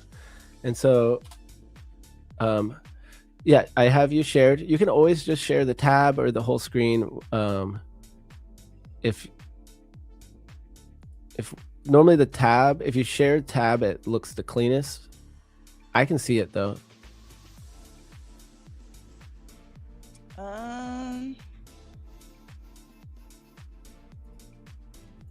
How do I just share the tab? Okay, so it should be in the options when you do the same thing when you do present. And guys, we are going to keep the giveaways going, and don't forget we have giveaways all day long, so stick with us. And the next one, I'm going to try to hold off for 200, but maybe we'll do it a little bit earlier to see. So hit that like. Yeah, well, the other way works too. Whatever you can do. I see allow share window and allow share screen. Okay, well, you'll have to do the window, I guess.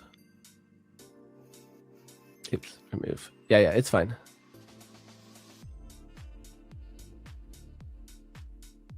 Now you're doing screen. Yeah, okay. Okay, we're testing back at that previous day low. So if we get this candle closed below, I might still take this IB breakout, and I'll just close my long. All right, here we go. You're on. So let's see what you're looking at. And I'm going to try to pay attention to chat. If you guys have any questions, watch out. We have the 4-hour close coming up here at top of the hour. So for me, we're sitting at a pretty big daily support level. And this is, you can see just with your eyes, if you look left, there's quite a few wicks over here. I like to trade liquidity sweeps. And this gray zone that I have marked off here is a high volume node with that visible range volume profile that I was saying I use for support and resistance levels. So the fact that we're at previous day low and that high volume node, I'm kind of wondering if we are going to bounce, at least in the New York session is kind of what I'm looking for. But yeah, it's it's hard to say longs though with this saggy market. So right, saggy, that's a great adjective for it. I said it looks heavy. I'm like, man, I feel like everyone said, I'm like, oh, it's heavy. I'm like, I need a better word. So here we go, saggy. Yeah. It really is though. It's like drooping over. It's just like, yeah, droopy. like every little buy up gets just smacked right back down. It just looks tired. But yeah, I mean, it's hard to not think that we're going to get a bounce at some point. I know I always get in trouble when I say things like that, though. I'm like, oh, it's got to bounce because it's been dropping so much. And then it drops another 500 points. So I would wait for it to like establish support here before I think of any longs, because obviously it looks like shorts right now.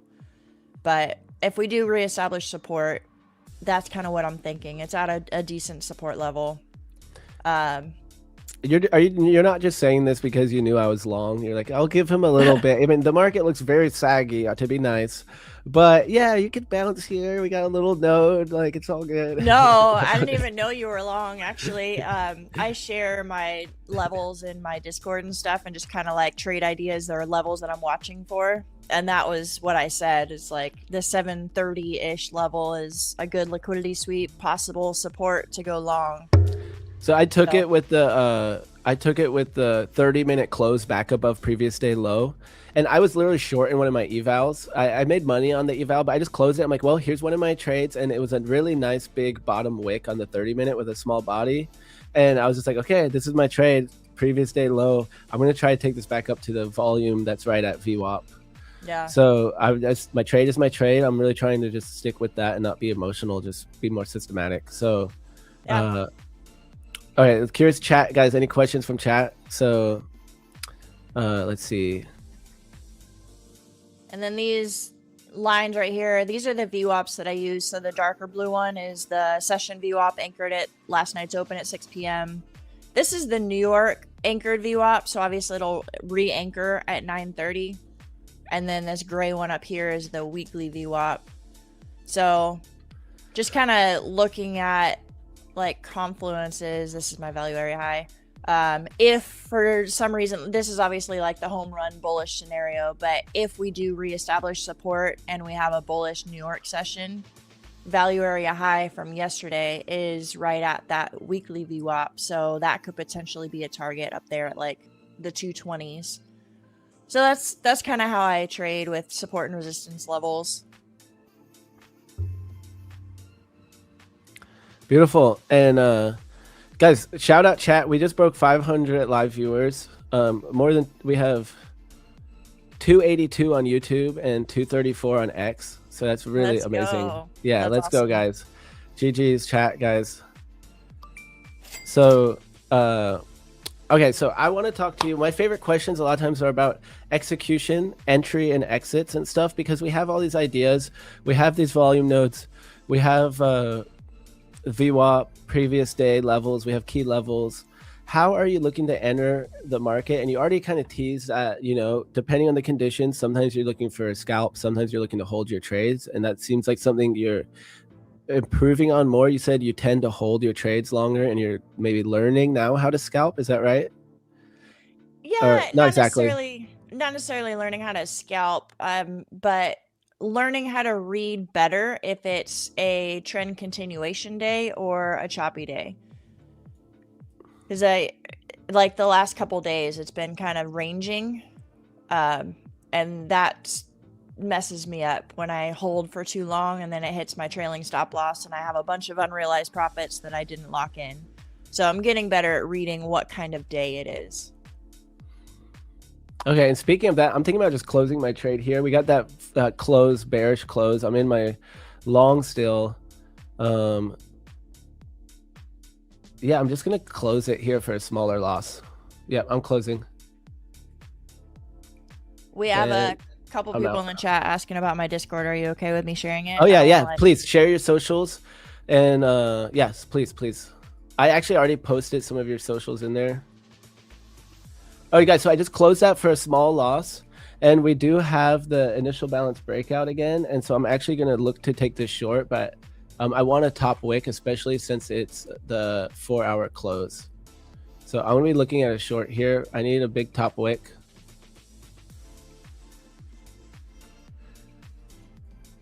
And I started with futures. I've never traded Forex before.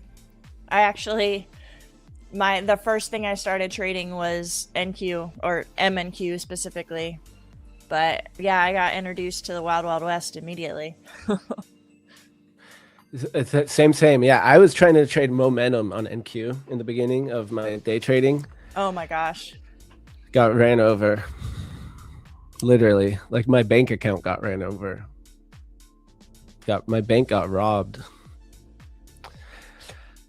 So, okay, well, I'm a big initial balance fan, so I'm kind of actually more specific question. How do you trade initial balance? So I like field auctions. Like if there is confluence outside for a bounce and then like liquidity sweep and close back inside the range, I love those setups. Also, I've recently gotten into Edgeful, which is like the database trading. So I will use, like, if there's a breakout continuation on initial balance, like if we broke out and then maybe come back in and retest VWAP and we're going to continue back outside of the range, I like to use Edgeful data to show what the retracement level might be.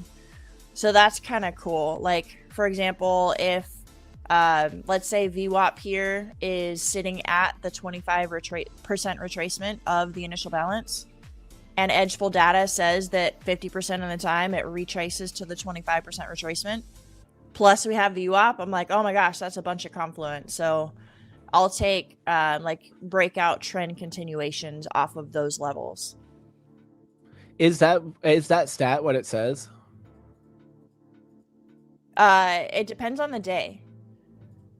So Edgeful is based off of like a lot of different factors. So it'll tell you based on the distance of the range, like if it's a 0.9% range or 0.8% range or whatever, or if it's a certain day of the week, like this data happens like this on a Tuesday.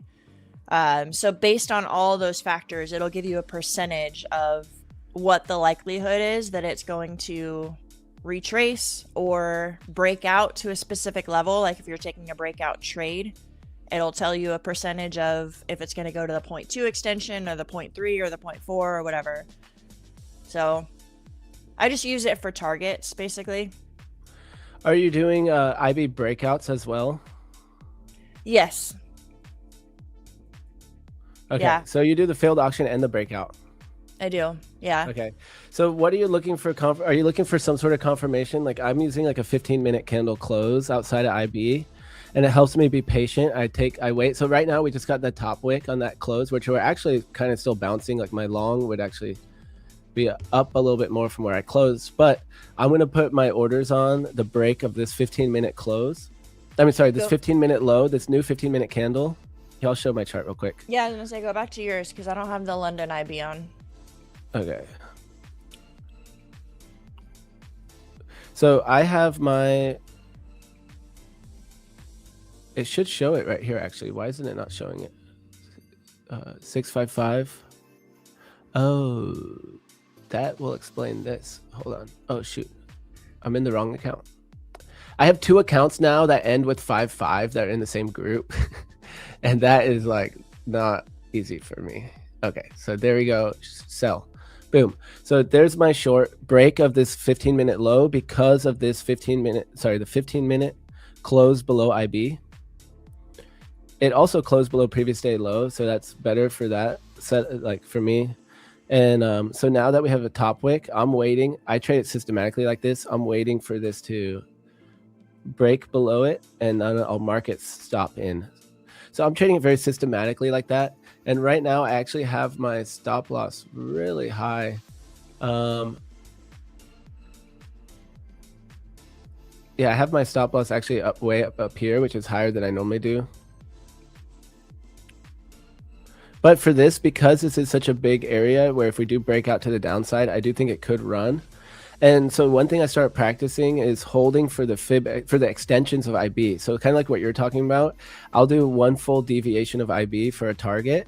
And I mostly just scalp it. And so what I've been doing is like higher size, tighter stop loss, and just scalp it, which would be like this. See, I just changed it to 8 micros, and that would be with like a 10-point stop loss somewhere above the current candle now that we're making a better top wick.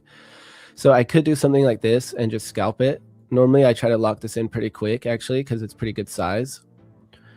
But yeah, so I'm trading it very systematically like this, and my confluences are CVD and the EMAs, but I forget what my question was to you. Yeah, what are you looking to get in and out of these trades? Like, what do you use confirmation? Are you just making a discretionary decision?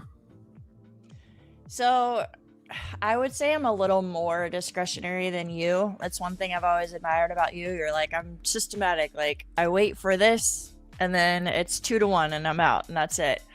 I'm not as good at that. So I look a lot for the type of reaction at the level that I'm watching. So I won't just take a random trade in the middle of a zone. I'll wait for a specific level, whether that's initial balance low or previous day low or value area low or whatever I have.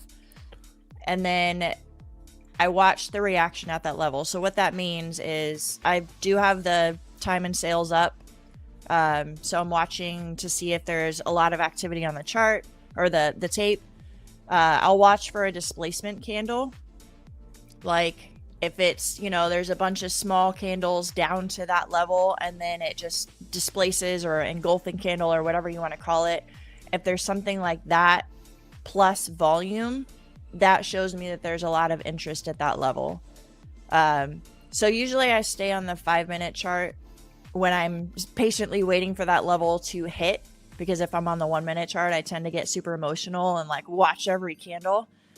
So 5-minute chart, and then once it gets closer to a level and I'm watching for that reaction and displacement, I'll zoom into the 1-minute. Okay. That is so that's something I'm kind of practicing right now. One of my coaches is, I'm watching the footprint chart at the key levels and looking for that confirmation, and in particular he'll drop down to like the 5-minute and look for it on the 5-minute chart too, but mostly focused on the 30-minute before that 30-minute. Looking for the levels to get hit and then dropping down. And so will you describe displacement? Will I describe the displacement? Yeah. What do you mean by displacement exactly? So if there's kind of like there's actually one happening right now on NQ. I'm going to put this on. I'll put your chart on. So this candle hasn't actually closed. I'm just using it as an example because it's right here. But you can see based on the size of the candle. So these 3 little candles are like kind of wicky and not really going anywhere. And then if this candle, let's say, were to close up here and be like a full-bodied candle that just engulfed these last 3, that to me would be a displacement candle. So does it have to be 3 candles, or it just has to do with the current chart? It's just because of that price action. Yeah, I don't have like a specific number of candles or anything like that. Just engulfing or displacing the previous few, I guess. Yep. But I only do that if it's at a key level. So I wouldn't do it right here because it's kind of chopping in the middle of nowhere, really. I mean, it's a higher time frame support level, obviously, but if that was happening at like previous day low, or like I said, initial balance low, or something that's an obvious like liquidity sweep level, that's what I would look for. And this didn't end up closing how I would watch for, but if it engulfs the previous candles and is a bigger bodied candle, that's what I mean by displacement. Okay, nice. I like that. And that's right now you're on the 5-minute, but you're saying you also go down to the 1-minute? I do, yeah. So guys, I took my short entry off because this candle is about to close, so now I have to wait. we did get a little bounce after my after I closed my long. It did bounce there, but I'm just gonna follow my rules. So my rules say that after this 5 minute, when we only have 5 minutes left of this 15 minute, I'm gonna wait for the next candle. So I'm still gonna be allowed to short on this next candle, especially because this current 15 minute tested IB again. So we interacted with the level. So I'm waiting for interactions at the level, and then the closing below, I'm able to take it. And so I'm going to wait for this next 15-minute close, and I might actually put this trade back on. But we got 3 minutes left for this candle, 350. So you're kind of using that those same concepts you use with all of your levels. Like if you're looking to say we swept, we made like a sweep below the lows, and now we're closing back above. Let's just say we get back above that value area low. You would pretty much be looking for that candle that confirms that displacement.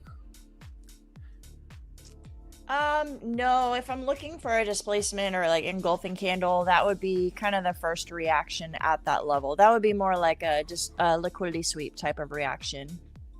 Okay.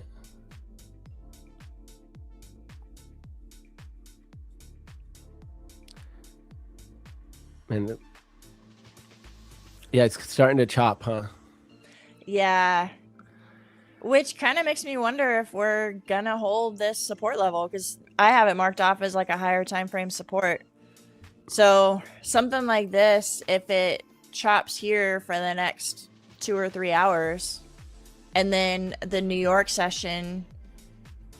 So I'll give you guys some nice little squiggly drawings. So let's say we like chop here for the next couple of hours, and then the New York session opens and like comes down and sweeps this London low and then just shoots back up. That would be a signal for a long for me. And a trade like that, in this situation, where would you kind of be looking to put a stop loss, and how would you be looking to manage that trade to a TP?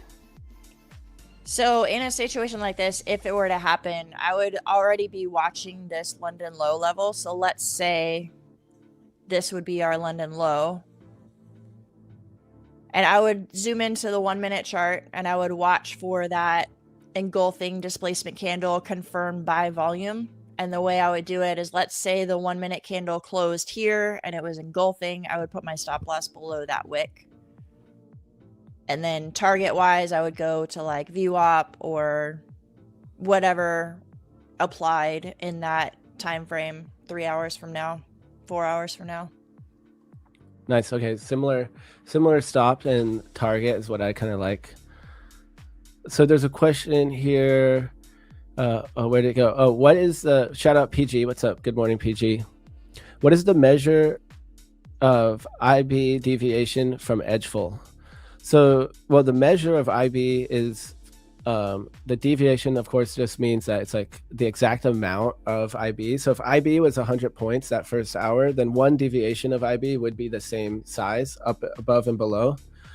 So have you seen that stat? Is that an edgeful stat?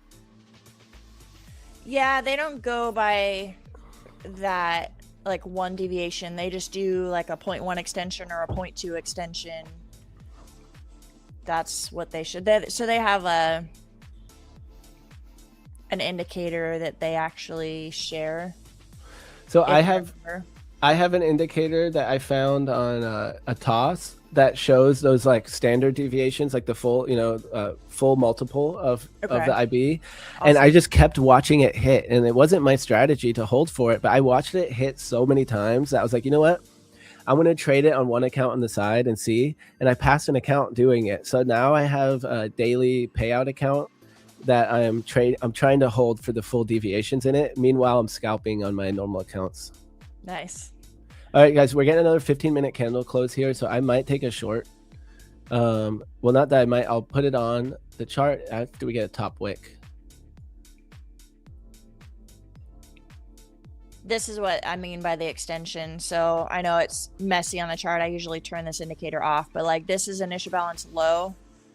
If we were to get a breakout, Edgeful would tell us what the data is on reaching the 0.1, 0.2, 0.3, 0.4, etc. extensions. We're getting a small top wick.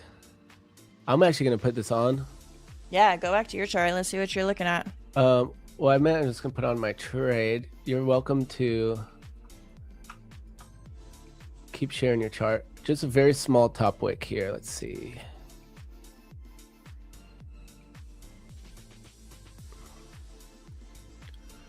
Okay, here. Well, I mean, if you want to keep it talking about that, actually, I want to really honor this time that we have with you because you're a really good trader. So, if you don't mind taking it away. So, this is, I don't love sharing this indicator just because it looks super messy with all the extensions, but the white lines are the initial balance highs and lows.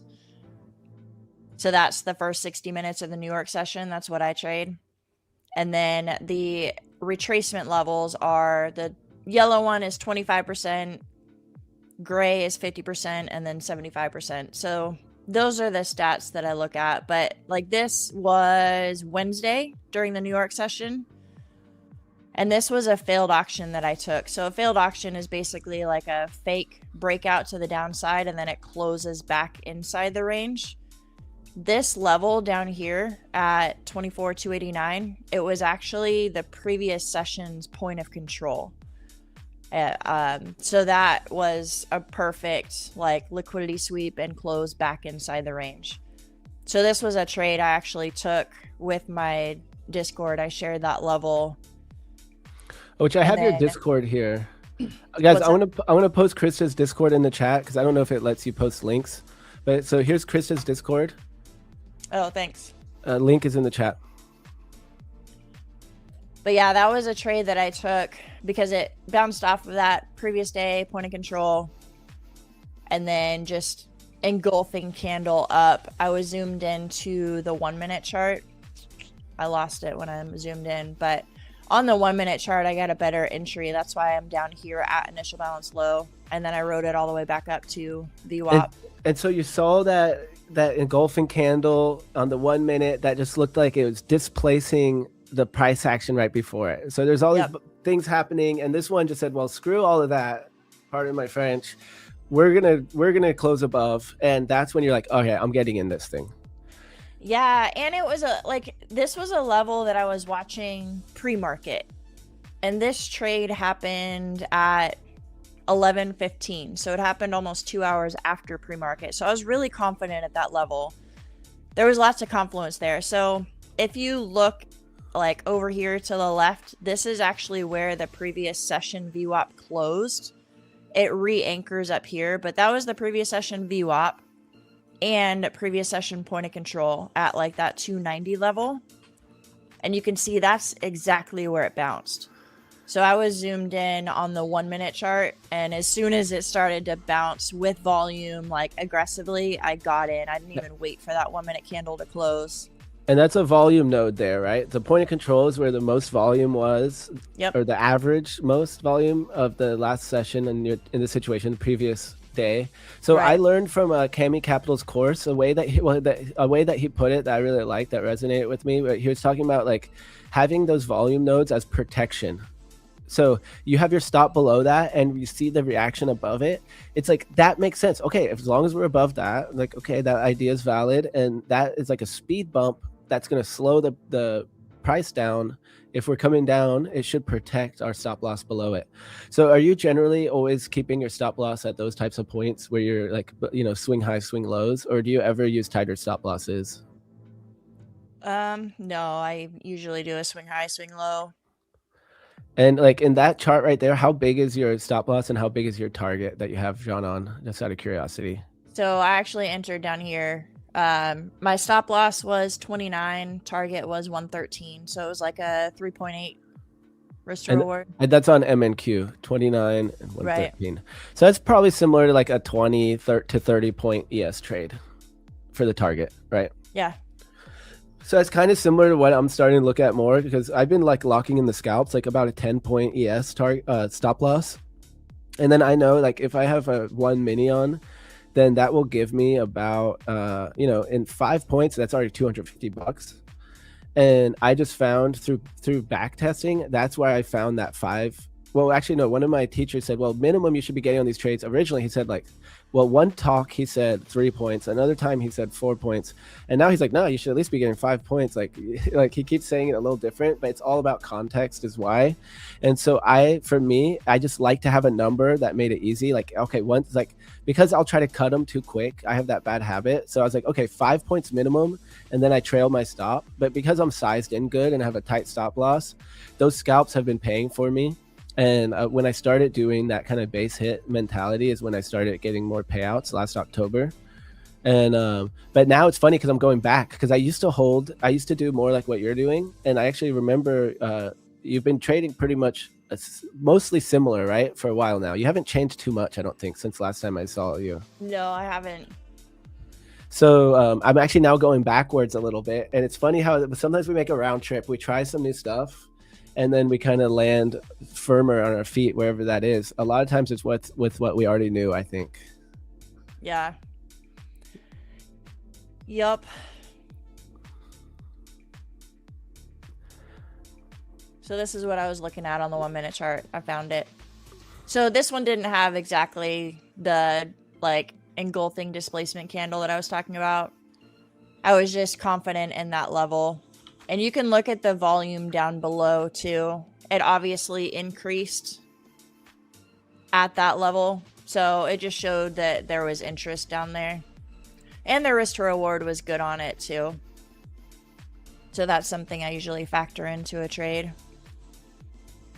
All right, guys, I'm short. How do you feel about my short right now? Yeah, I know you're talking about longing from here. So am I just buying the bottom? Am I shorting the bottom here, or do you think there's a little confirmation? Maybe on the 1 minute. Do we have any displacement? No, I feel good about my trade. Win or loss, guys. I'm sizing appropriately. So I'm going to switch to my chart just real quick for documenting, so that people can always look back at the stream and be like, he's doing what he's saying he's doing or whatever, you know. So here's my short idea. My TP1, actually using the IB deviations like we're talking about, would be at 93.75. Am I crazy? Yeah, 93.75 all the way down here. 93.75 right there. So I'm going to do that. However, like I said, I am okay to scalp this, and maybe in some of my other accounts I will hold it for that full TP. So 93.75. You know what? Maybe we'll just call it 94. I like even numbers. Why not? 94, and that's a good move.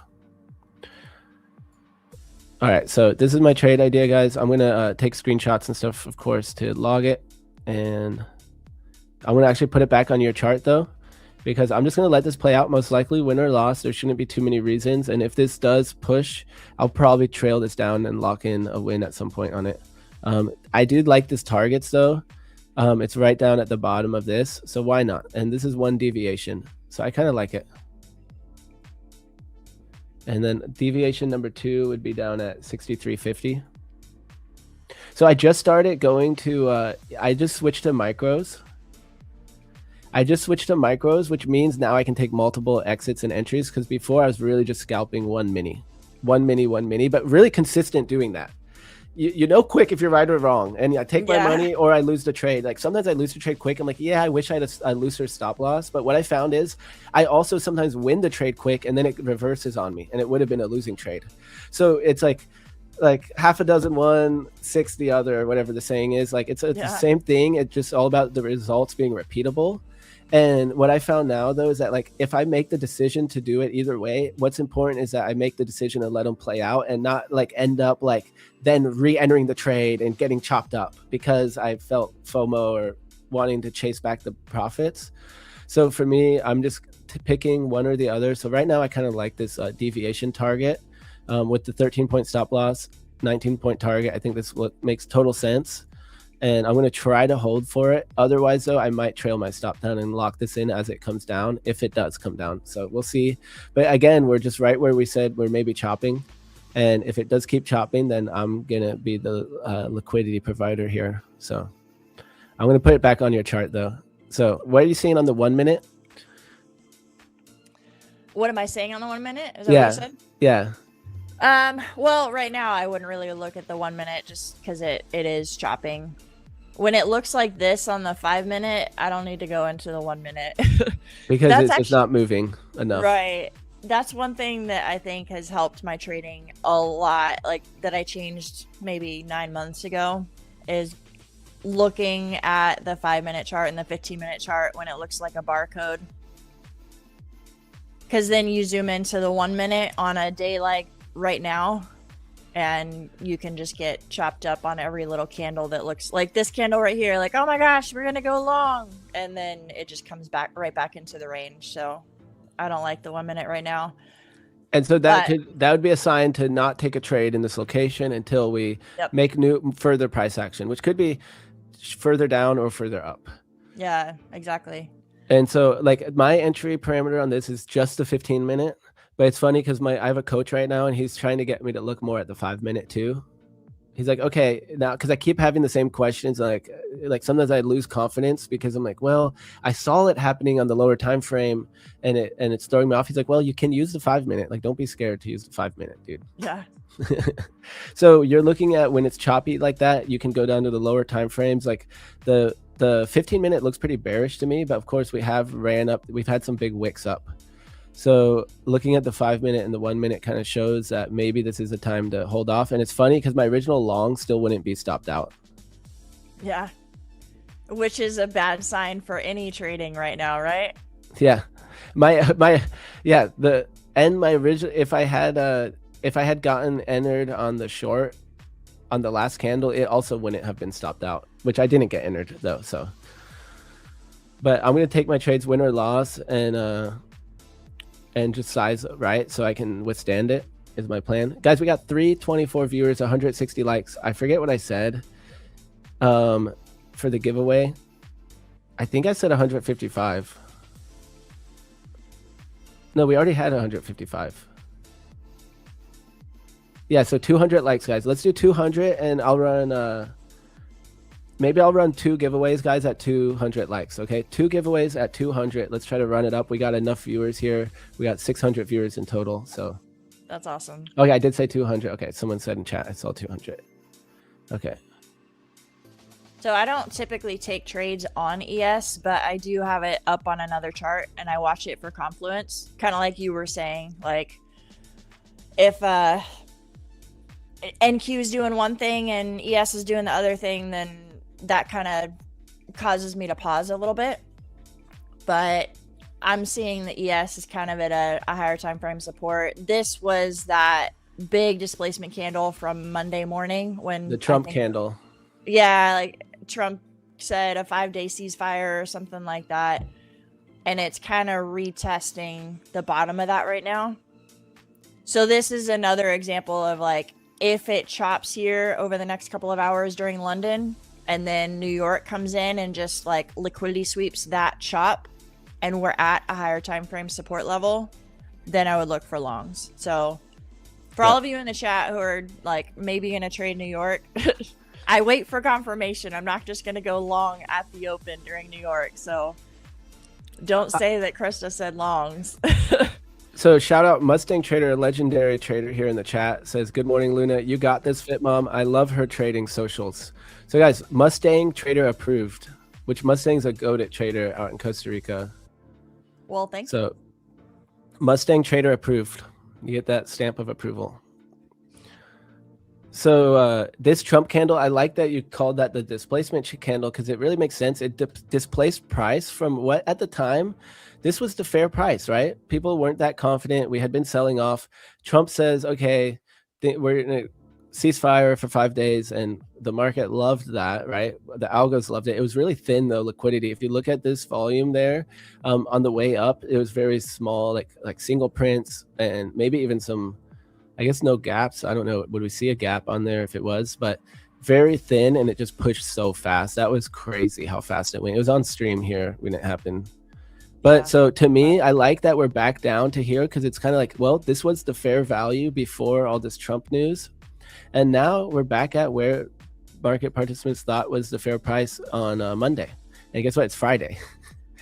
So we just that happens a lot, actually. And the word displacement is sticking to me right now because we really displaced that and now we're back. Yeah. Well, I wouldn't say I'm a supply and demand trader at all, but this is kind of supply and demand, like, I don't know, what they would say. This is kind of that zone. If you look at the chop before that big move outside of the zone, if it retests that area, it is likely to bounce again. So there's probably still some buyers in this area. Don't listen, buyers. Go away. We don't need you. We don't need you here, buyers. No, I'm kidding. The cool thing about trading though is I'm on the hourly chart. So yeah, it might bounce eventually, but you're scalping. Like, you're just looking for a couple points. So it could definitely go lower by another 10 points or whatever, hit your TP and then bounce. So it's always fun when, like, I'm in a long and looking for maybe the bigger move and I have a wide stop loss, and then someone else in the chat is scalping short and they're making money while I'm making money. That's the fun part about trading. Facts. Yeah, we've had some times where like I've been on with Zach where we both had different trades that paid. That's the best way. When it happens that way, you're fading each other and you both make money on it. Yep. You know, because one's maybe holding, one's scalping. Like Zach a lot of times will hold for a little bit bigger moves than me, and then I'm scalping, and it's still possible for both of us to get it for sure. I sometimes get affected by chat. I don't know, it's probably when I didn't get good sleep or something, but every once in a while, like someone, or if a guest, sometimes I will feel it shake me, but I know it really has to do with my mental capital, which is a real thing, guys. Every time we click that button, the longer we sit here and stuff, we lose willpower. It's just how it works, right? Where yep. I think willpower is the right word, right? We lose ability. Fatigue. Yep. And that anyone who does high performance stuff knows that, athletes and everything. So it's just what it is. So here, I'll put my chart back on. Now that my trade's in the profit by like $2, I'm going to put my chart on. Didn't want to show it when you were red. Typical streamer.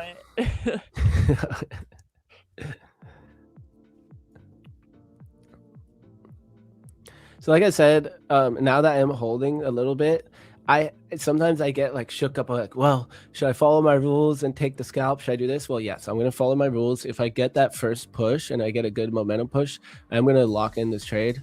Cool thing is with the micros, I can do partials, which I like. Like in my personal accounts, I always did partials and I end up with a lot higher R&R. Yep. Sometimes those runners just pay the rest of it. Like that's my profit sometimes, even on one micro. Yeah, so I do the same. You do the same. So I'm trying to just suck it up and hold one micro now, just because I think the times it hits, it pays off the other times, but you have to remember it each time you take a loss, because like I'll be up like $250 and then my micro will give back like $40, you know, but then I was up 250. So really it gives back 80. So then I'm at like 170 or whatever it is. And I feel like, man, I just gave back so many of my profits. And I did find that when I do in and out, I tend to kind of, that first push is normally intuitive. Like when I take the profit the first time, it is actually a good place. If I cut it all, it's a good place. But now I'm going to try to practice holding. And as long as it makes sense with the chart, I'm really trying to hold one micro and just not be worried about the losses and the wins. Just be worried about what the chart's showing me and if it still looks good. So another way I do that is copy trading. So I'll do it on one account, but not the other. But I don't know. At that point, it's kind of just a free trade. Like you've already locked in your profits, and this is kind of just extra money. Like you trail your stop loss, and if it hits my trailing stop loss in profit or it hits the home run target, it's even more money. So that's how I do it. One of my biggest issues is like chasing that P&L and getting on tilt. Like I'll be in the green and then it goes back and stops me out and I try to revenge trade. And normally that's not when I'm on stream. When I'm on stream, I'm like, we're going to follow all our rules, chat, and I'm going to be so disciplined. And that's what we're here to do, because that's my job here. I want to help regulate everyone to be also following their rules and to not be in a rush. But when I'm off stream, there's times where I go on such bad tilt and do all that stuff. So one thing that I've been like a mantra in my head is that it's win or loss is fine. As long as I have the trade idea and I let it play out is what's important for what I like want it to do. And then at that point, it doesn't really matter if I end up taking another trade as long as I do that again.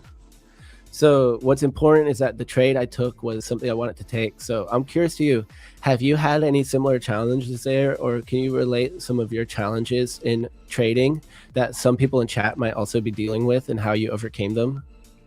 Just in general, trading challenges. Yeah, maybe you didn't have them and that's fine, but is there something that you struggled with? I mean, you became profitable very early. Guys, here we go. So there's that first push I'm talking about. Yeah, that's awesome. Oops. So I'm trying to move this indicator without moving this. Let's see, right there. So there's my 5 points I was talking about.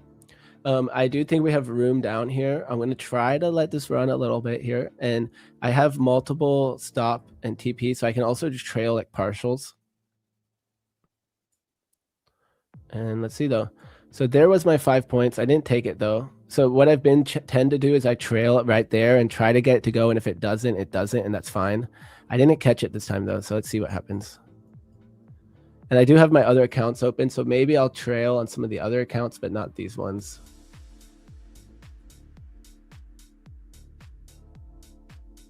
So yeah, any major struggles that you faced, or do you have, or minor struggles or anything, and how you work on those? I think a big thing that I have struggled with in the past, and I'm getting better at it, but it's still something that I struggle with, is doing the math on like how long until I pass an eval or how long until I get a payout.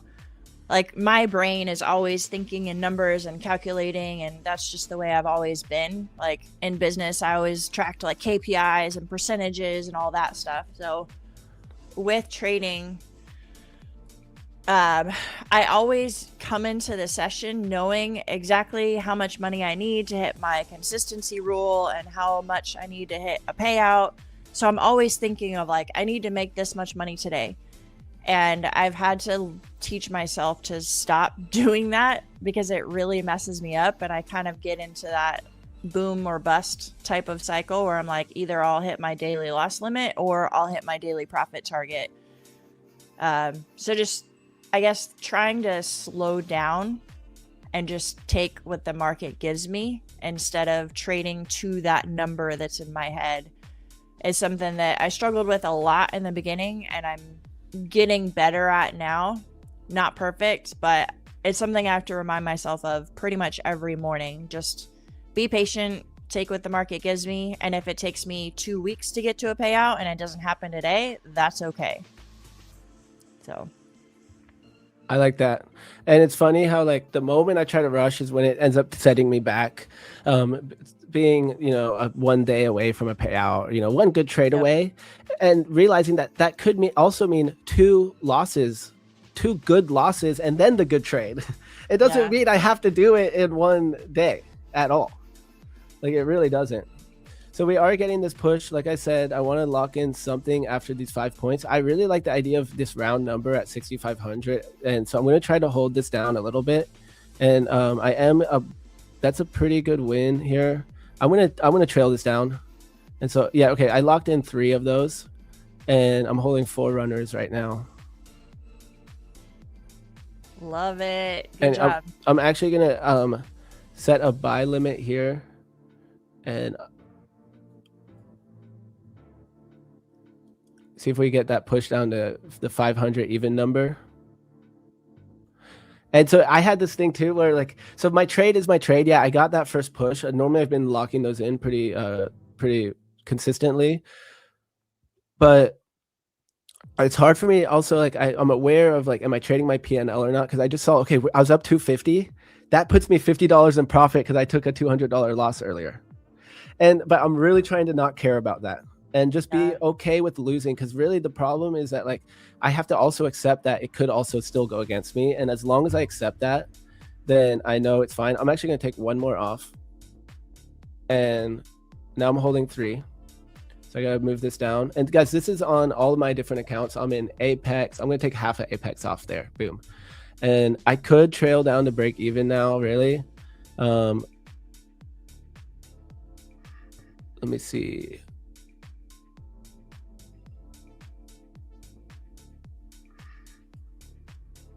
Yeah, I'm gonna rock the whole partials thing here. So I'm actually just gonna put 1 more here, or not 3, let's buy 1. because I just want to lock in this win.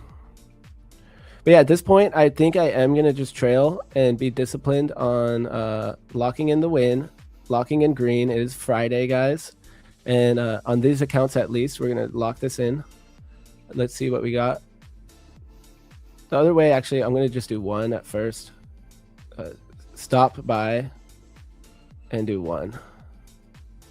Okay, so I'm going to trail this one more down and see.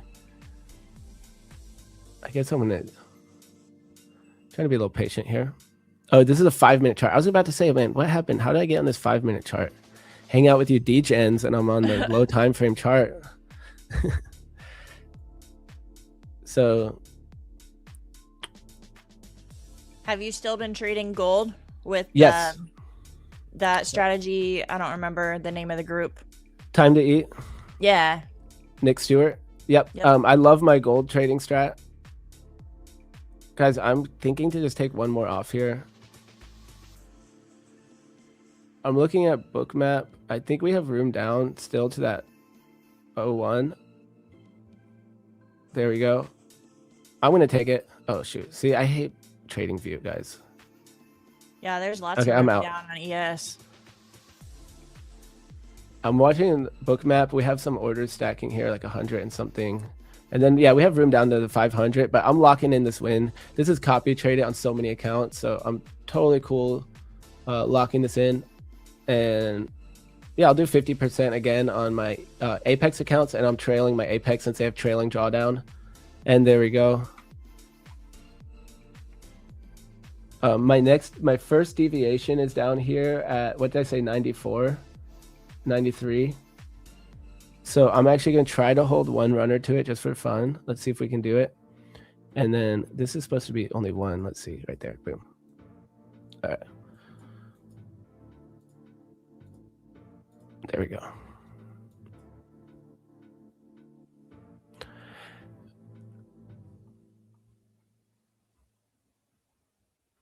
Yo, what up? Grateful Canadian trader in the house.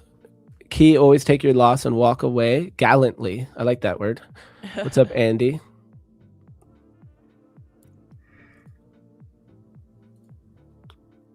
I'm looking through chat. Tilt, where's that come from?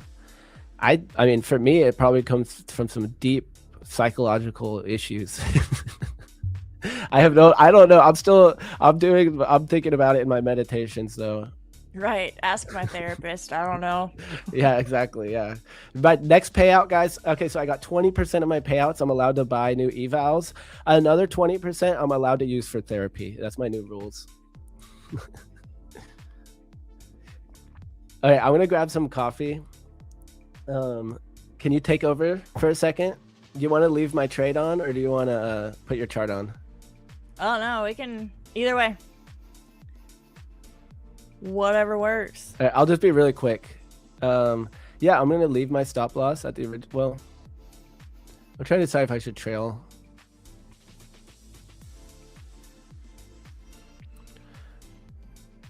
What questions you guys got in the chat for me while Luna goes and grabs coffee? Oh, yeah, I'm watching the chat.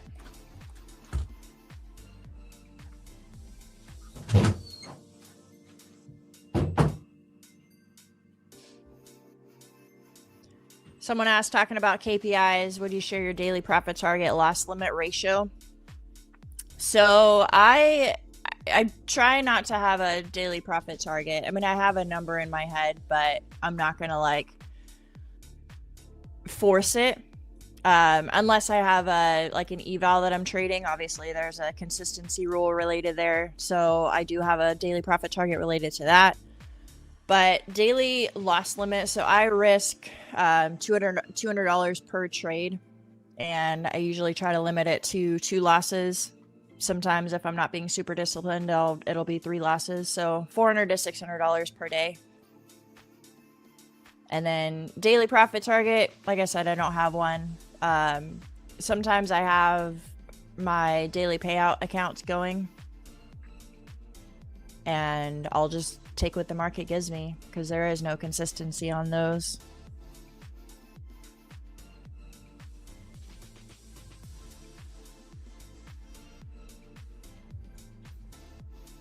Love it. Lots of questions coming on. How long did it take me to be profitable? So we were talking about this a little bit earlier. I started trading in September of 2024. I got my first payout in February, so about 5 months after that. And then not too long after, I was technically profitable. I say that technically because it wasn't like a ton of money that I was pulling out, but I was taking more in payouts than I was putting in on evals. That happened in about 6 months after trading. And then from there, it's all been profit.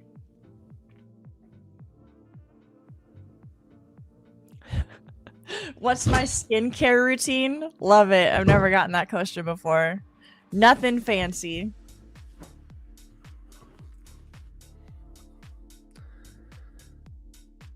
What session do I trade mainly and what instrument? So during the Asia session, I like trading gold, and I usually do that from like 8 to 9 p.m., maybe 10 p.m. Eastern time, whenever the volume is the best. And then during the New York session, I trade NQ. So those are the two things that I trade. Why did I take up trading?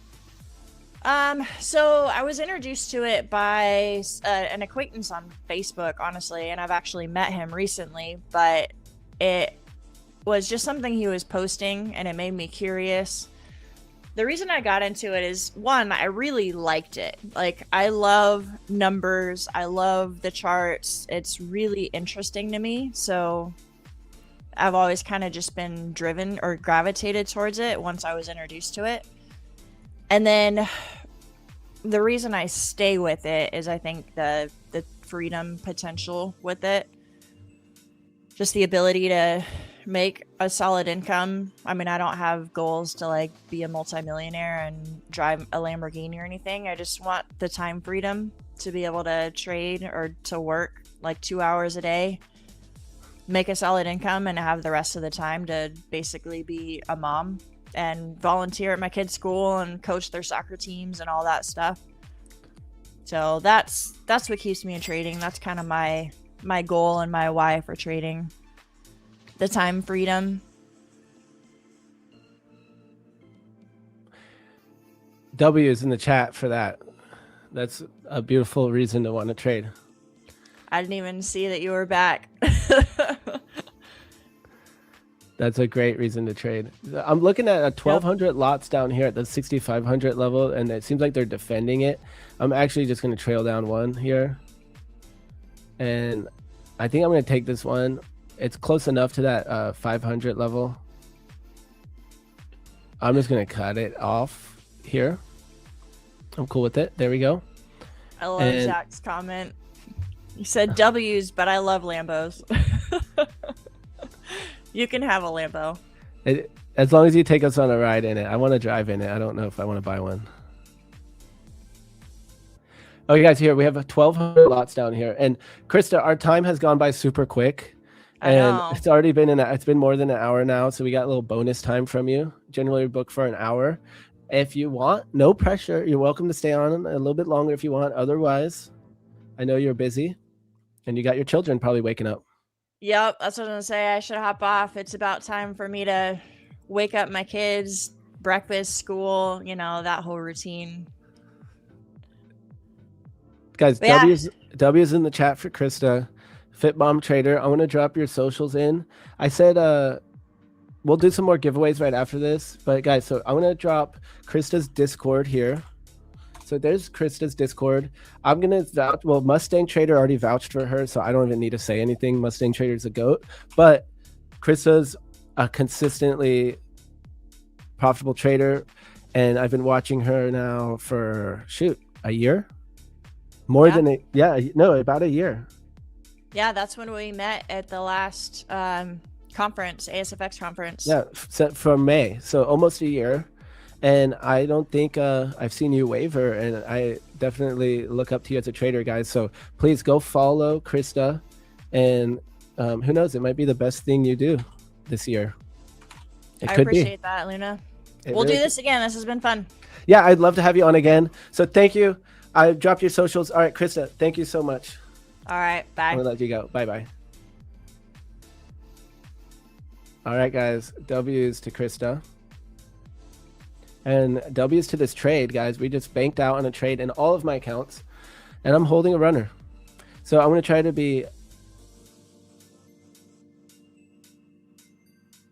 catch a little cheeky runner here. And my TP is really like 94. You know what? I want to try to just trail it though. So I could have held for these TPs, but you guys know I'm already catching a bigger move than I normally do in these accounts. So I want to I'm finding the balance. Says loving all the guests on the show. Me too, man. Or maybe not man, but me too. I am really, really enjoying it. Shut up, Luna.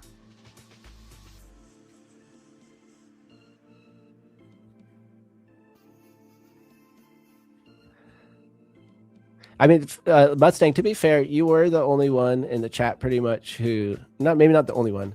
You were one of the people who knew her. A lot of people in chat didn't know her. So I'm sorry to butter you up so much. I actually don't know Mustang's trading, but I've heard from other people. I've heard things. So, but guys, I'm holding this short, and we took that long. At least I made it back, right? At least. But I'm not really trying to think about the P&L. I'm just taking my trades. So I took my trade, and then I took my trade, and that's all there is to it. W's. So I'm gonna wait. I'm gonna let this play out. Let's see if we can get this move down to, what did I say, 94? It's right here. Where's 94?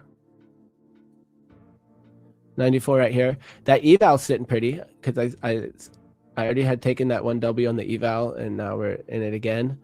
I am thinking to trail the runner though, and maybe I'll just do the 15-minute candles to make it easy. And then I don't have to really second guess anything. I'll just trail with the 15 minutes. Look, we've had a bunch of 15-minute candle closes, not retracing each other.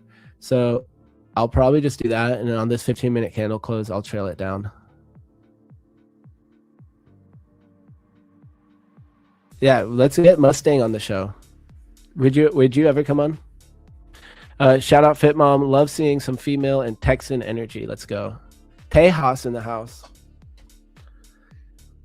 Please come back. Yeah, we'll get Fit Mom back on. I think it sounds like she is cool with that. Michael is long dong. Uh-oh. Luna, what do you think about MGC? I'm in a sell. Oh, let's see. What's up, JD? Oh, my chart's frozen. Oh, there we go. Oh, we did just break down. Guys, I got my short here on MGC. Well, I guess I'm not going to take it. I was waiting for the short.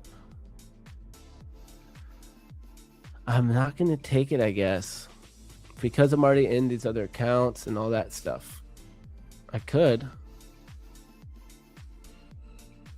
How much longer do we have? Only 1 minute for this to break back down. Yeah, I guess I'm not going to take it because we don't have enough time for this 15 minutes. So maybe I'll take this as a celery. A celery short. Yeah, I'm going to let this candle close. I might still take this short after the 15 close.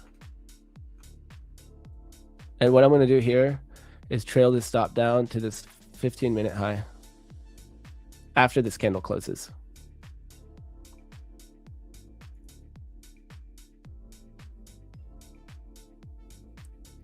And here it comes. All right, guys, let's crank up the music. Guys, that was a great sesh. Oh, you have been on with Zach. Okay, dude. Okay, let's arrange it. I'm gonna try to figure out how to message you. I don't know. Yeah, if you see me somewhere on Instagram or something, you can message me. I'll figure it out. Maybe Zach has your contact.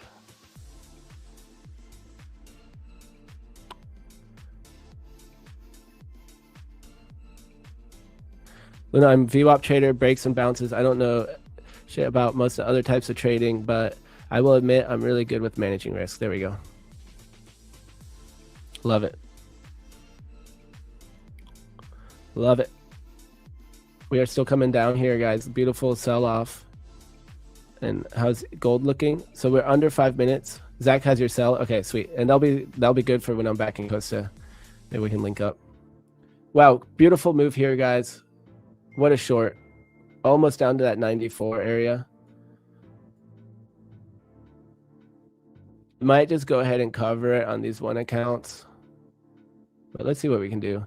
So guys, I covered a little early, but I'm not going to blame myself. I'm not going to trip up about it. Yeah, I could have made an extra $50 on that one lot, maybe another 50 on another one or whatever, but I take my money and run, and I'm going to be happy with that on this account especially. For my other accounts, I'm still also just holding one runner.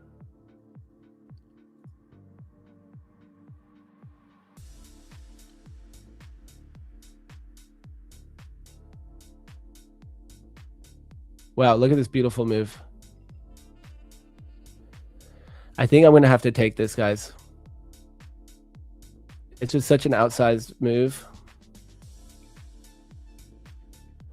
94 is where my TP1 was. I'm going to take it. And then we're out. So I'm out on these accounts, and I'm still holding in my Apex. I was going to trail with it, but it's too much of an outsized difference. That one candle, I don't want to get stopped out on it. So we took the win, guys. Big W trade. That brings all my accounts in the positive. And from that last trade. And actually gold is breaking down now. Oh shoot. So we are, yeah, okay. I'm gonna have to accept my TP on that. 6,500, I think, was a great TP for the scalp. So www.luna.com, and I'm still holding in this Apex account. Or it's actually 3 Apex accounts.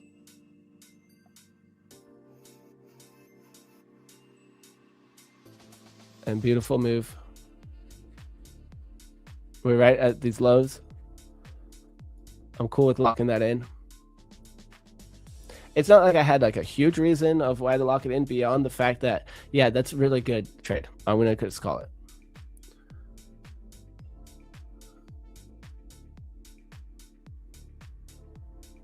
And there we go, about to hit that 94. I'm thinking about locking in my Apex too, because that's a big outsized win just for that one lot. And I'm going to do it. I'm locking in all my accounts here.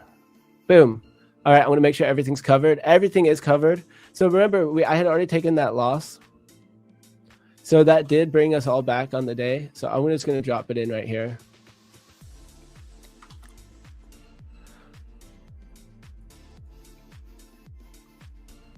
So my London accounts are these 3 right here. So we have a little green day. Just like the band. Could it keep going? Yep. It's all good. We hit that first deviation. So beautiful trade.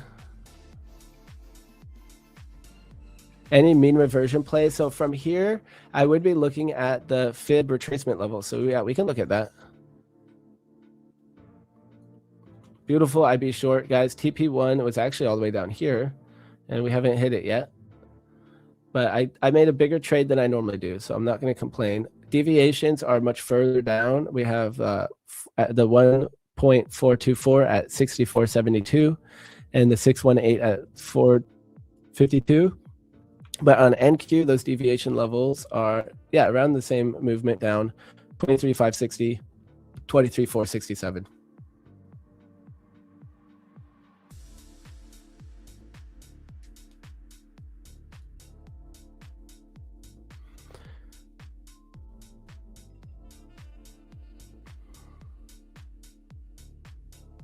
So I'd be looking for the test of these deviations as per my normal strategy. However, let's see where we're at with the. Oh, look. Okay, NQ is way below the Trump. So this is interesting. NQ is way below this consolidation here. Look at that. While ES is above it. Or it's within it. So here's ES in that same zone. So a little bit of a difference from NQ and ES, and I'm going to be cool with my profits, guys. Whatever happens here, I'm going to be cool with it. We do have that new candle. Little top wick, it could dump.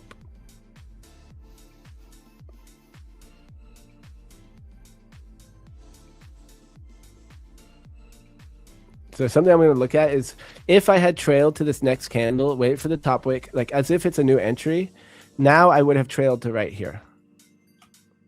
And so this really could keep playing out 15 minutes down, down, down, and I could have maybe trailed like this. And here we are about to hit my full TP. So this is just that trade idea, full TP down to here.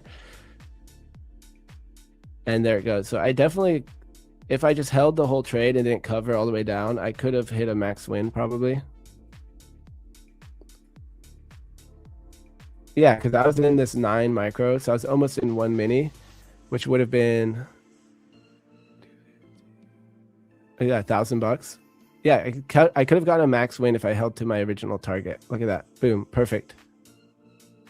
So I'm going to keep watching this just for experimental reasons, for science. And we do have giveaways, guys. We have 185 likes.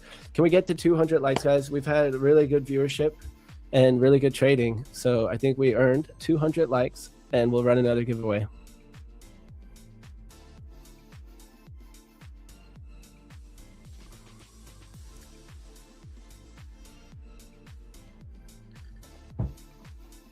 So I'm asking myself now, what stopped me from holding to my full targets? So I had TP1, well, I had 494, which was right up here. We already passed that. For the deviation, second deviation is at 462 down here, all the way down. And I also had a level that I liked here. So I'm thinking, well, how could I have used these levels to have made more money on this trade? Well, I could have said, I'm going to hold 1 to 940 to 494. Hold 1 for the second one, whatever that was, around 460. And I could have even held 1 also for the level here. So I could hold individual ones for those full. I could trail the remainder of this down with the 15-minute closes. I could trail that to here and then trail to here. I'll just think of different ways to do this. So if I had taken 3 lots for each one of my targets, that would have left me with how many did I have? 9. So that would have left me with 6 lots that I would have taken down here to 18 points if I followed the 15. So if I did trail with the 15, my whole position, just out of for funsies here, I'm kind of curious. 18 points, it's $5 times per point, and how many did I have? 6. So $30 per point. That would have been 540 bucks. So that would have made a lot more money, plus those other 3 contracts. Mustang's golden, still in my ES short, stop loss in the green zone by 25 points. It's time for some coffee. And then mangoes. You're looking at 64.88 right here. Oh yeah, so that 1,000 lot moved. They pulled the 1,000. Oh, they're moving the 1,000 lot down. So now I'm seeing it at 88. Oh yeah, that's exactly what you said, right? 488. Yep. Clean price action here. So guys, that was just a beautiful trade.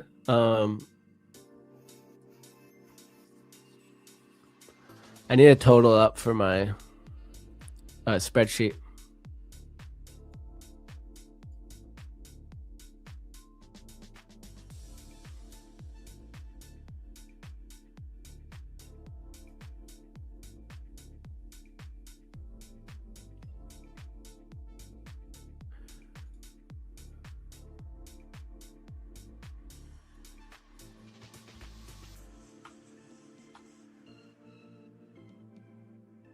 What happened to that first trade? Oh, here it is. Okay, so the first trade, I'm trying to look at how much that was.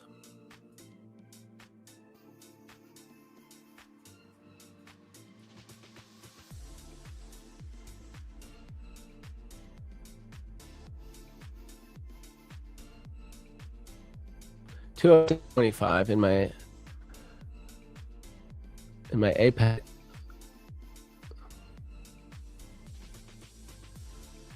And 202.50 in my other accounts. Minus 202.50.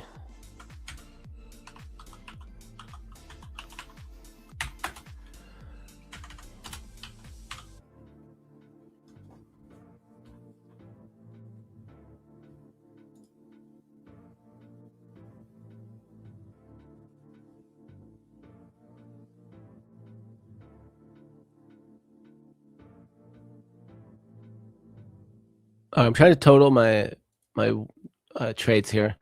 Okay, so I have the last trade totaled, the loss, and then this one, it's so many covers. I have to total all these different ones. So I'm going to share my other screen, guys, and I'm going to total up the trade so you can see what my other screen looks like. Luna, have you tried the new Apex evals? If so, do you like them? I'm still on these legacy ones, and to be honest, I've almost just YOLO'd them, dude. I'm like, I want these other accounts, but I need to keep trading these until I'm just trying to trade them. Since they all have the same rules, I'm going to try to trade them before I get the other ones. All right, so I'm going to share my entire screen with you guys so you can see what I'm looking at up here. Okay, so here's my entire screen. So here's actually where I execute. And I have the news right here. So I'm just totaling up I want to make sure I put all my totals in. So we have, I should just have Siri added up for me, but whatever. I don't want to. $40 plus $40 plus 45 plus doing it this way, it doesn't include commission, so it's kind of annoying. Plus 46.25. But guys, I really do this for myself, so I'm not trying to make my life too hard here. Plus 73.75. So that's 245 on that trade.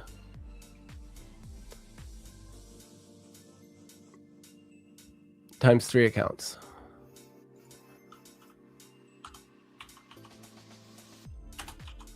I feel like I should have been able to get a little more on that, but 245 times 3, and then I also took it my Apex accounts, and that was the first cover I made 87.50. The second cover I made 47.50.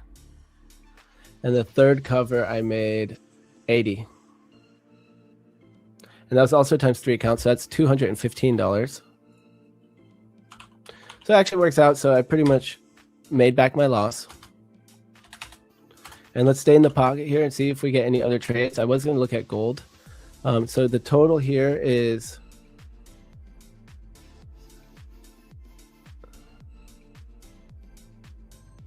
on this trade, I made $13.80 between all my accounts. So we'll see it. Oh, you can't see my journal. Oh, well, I don't really care. $13.80. And then in the other trade, I made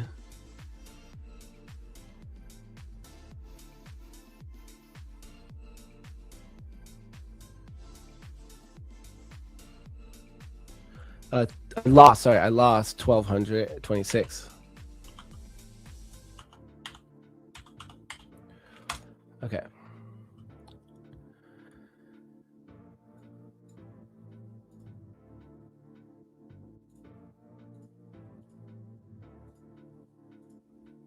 Wow, look at this guy's full TP. So I could have just trailed with these 15s.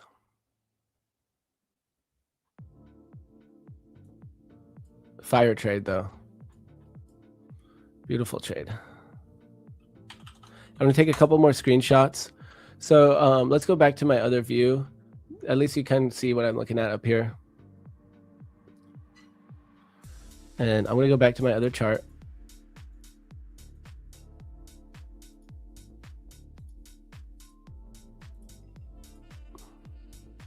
Boom.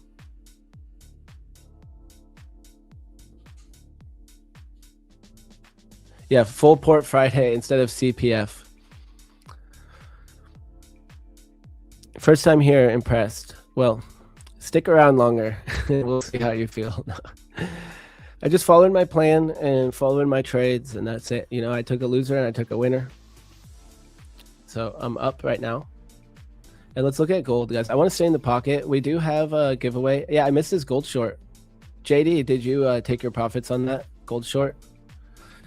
So I had a little too much going on to enter another trade. I decided if I entered that trade and I took a loss on it, I would have not felt good about it, even though it was my setup. I just didn't have the capacity to click all those buttons. But yeah, this gold short is playing out. This was one of my main ideas here, and it's actually playing out perfectly. So I probably would have already covered on that first push. So I don't have a gold trade now. We missed my gold trade. I'm glad JD got it. I don't know if he's still in the chat. How much did I make on that trade? I made 12 in total, 1380, and the last trade though I lost 1226. So I'm like net up 150 or something on there.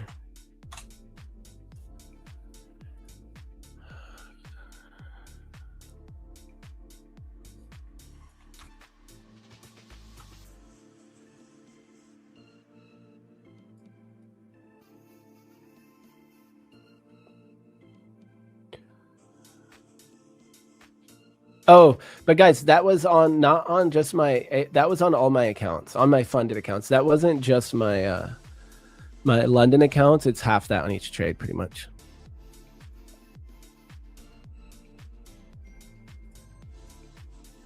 You can see right here, I'm putting in these. So guys, we just hit 200 likes. You guys are goated. So guys, I took this one in my Ignite 100K accounts and my Apex accounts. Okay, Ignite 100K and Apex. This was on MES. Setup was, the first setup was the previous day low, PD. The key level was PDL. And that was a reversal. And then this last one was a trend continuation with multiple targets, continuation. The level was IBL, and that was a short, and the last one was a long. The VWAP is above and angled down on both of these. All right, so let's go back to my, there we go. Yo, what up, Louis?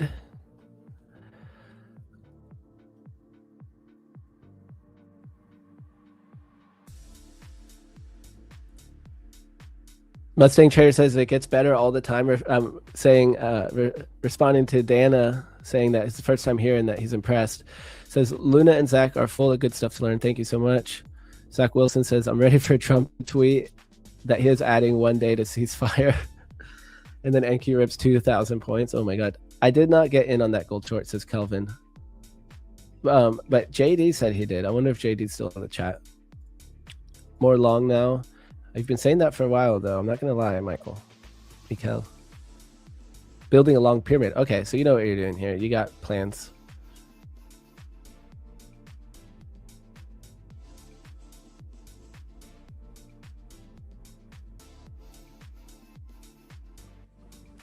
So I'm going to stay in the pocket here, guys. Do I have another trade here? Well, maybe the mean reversion. Let's go back to the ES chart. Did I get all my... Let's see, where was my final fill? All the way up here.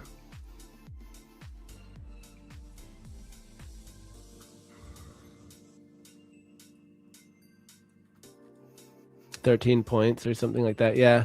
So I managed to get 12 points, but that's better than what I normally do, right? So let's take a screenshot. I also had a slightly looser stop loss than normal too. I put the stop loss above this breaker bar candle. And I'm going to take one more screenshot for the gram. You know, got to flex for the boys on the gram, you know. And I'm going to put that in my trade log.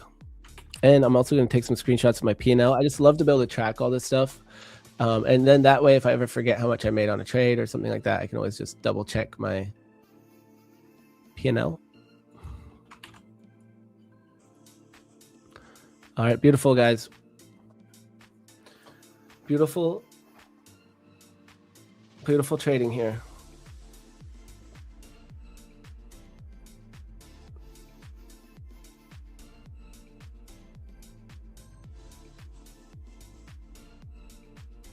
All right, I'm just looking at some stuff here. Seeing maybe, yeah, I mean, everything still looks good. I'm not gonna get too excited about this potential reversal. I'm just gonna wait for my next planned setup, which could potentially be a retrace from these fib extensions back to previous day low. I can look at those on NQ too. All right, so I'm going to set an alert on NQ. Can I set it right on this? I mean, I should be able to set an alert on this, right?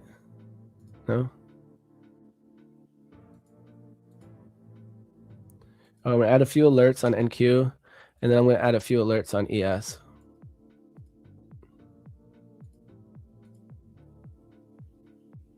One cool thing though that I just love to see is that it hit my target.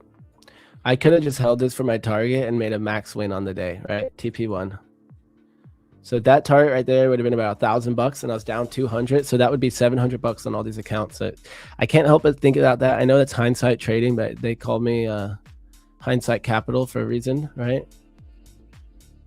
I forget. There was another one someone said. So guys, we got 211. Let's run this giveaway. What's up, trading game? Trading Amy? Or trade in game? I think it's trading Amy.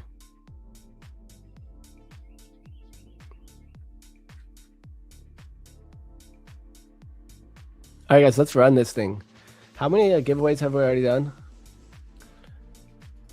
I think we did 3. Let's do another one. All right. The word is going to be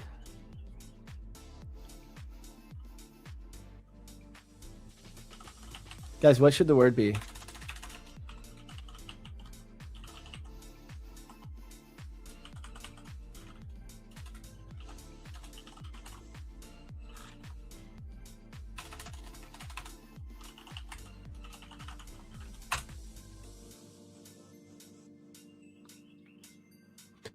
Account Friday. Friday. Account Friday. No. All right, guys, let's crank up the jams too, though. I didn't realize there. Let's get the party started, guys. It's Friday. We're green. It's Friday. We're going to try to keep it green. I know it's small green, but it's better than nothing, right? Slow and steady wins the race.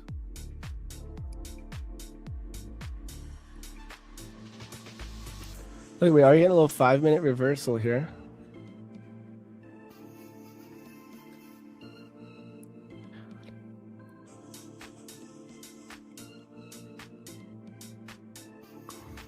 All right, guys, what should the giveaway word be? PFM.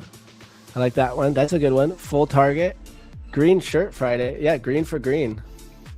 Guys, it was so funny. I struggled trying to pick out my shirt today. I was like, oh, it's Friday. I should wear a cool shirt. I like put on a coat. I was sitting there changing shirts before the stream. Like, oh, what's it going to be? And like, yeah, I'm just going to wear this one with a pocket in it. I was going to try to dress up, but especially having a guest on like Krista, got to make sure keeping it professional. Profit Preservation Friday. Oh, there we go. PPF. Now that we're green, we go from capital preservation to profit preservation. I like that one. Green Friday. I also like that one. Okay, so guys. No, wait. Luna's favorite. Capital Preservation Friday. I might be saving that for the end. And dude, okay, so Sparkling Archer is nailing it. Revenge Friday. So Sparkling Archer is nailing it. You said Green Friday, and then you said Capital Preservation Friday. So I already deleted the past entries from Green Friday. So the code is going to be, yes, that's right, Green Friday. Sparkling Archer nailed it. She's reading my mind. So what we're going to do is head on over to the Prop Firm Match Discord. That is discord.com/join/Prop Firm Match. And once you verify your account and it says welcome rules verification, go through the verification. It takes like literally 2 seconds. You'll see the stream chat appear. Head on down to the stream chat and look at it. Green Friday. There you have it. So guys, I feel like I've been trading really well this month. And at the same time, I'm starting to accept the fact that I'm not going to take any payouts this month. So I had pretty much a choppy month. Win loss type of vibe, and it is what it is, and I'm not going to let that get me down. I'm not going to let anyone say anything about it, and I'm just going to keep trading the way that I'm trading. I had a good February. Actually had a hard trading month. I felt like I traded so poorly, but I actually made multiple payouts. And March, I actually think I traded pretty well, and here we are. Our accounts are barely in the green. I started these accounts pretty much at break even, right? I mean, started the month at break even, and here we are, pretty much just barely above break even. And I have to remember though that that's a win, and this has been a really hard month to trade. So for me, I'm going to trade where I'm at, and I'm not going to care about what other people say or do. So I'm going to count. I feel like a good win right now, guys. It's a green Friday. We're green. We had at least one really good trade. And in the meantime, I used my good risk management on the loser. I tried to catch the reversion. And we ended up taking the initial bounce short. Following all my rules allowed me to get there. So guys, we're going to go ahead and run that giveaway now. I'm going to reward the people who are on top of it. And so we're going to run it here in about 30 seconds. I'm going to enter as well.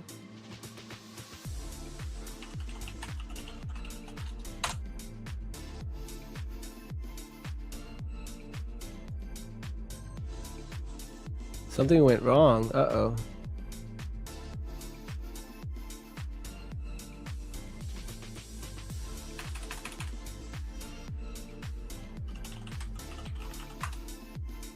It's not letting me enter.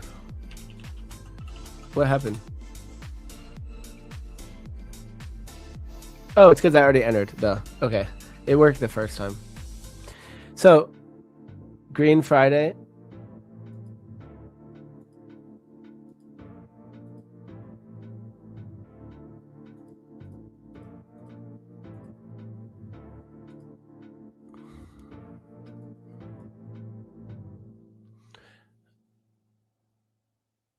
I'm going to look at the 15-minute. If we had trailed with the 15-minute, look, we'd still be holding. Or we actually would have got stopped out probably in that last candle right here.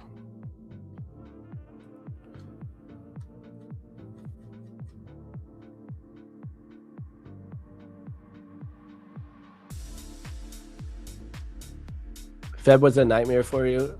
Dude, I mean, it was actually hard for me too. It really was.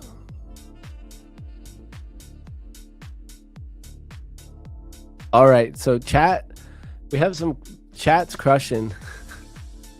Sorry, it's Friday, don't mind me. Oh, we won't mind you, don't worry, we won't mind you. No, chat, guys, it looks like we have some chat crushes, but chat is like that, so we won't get into that.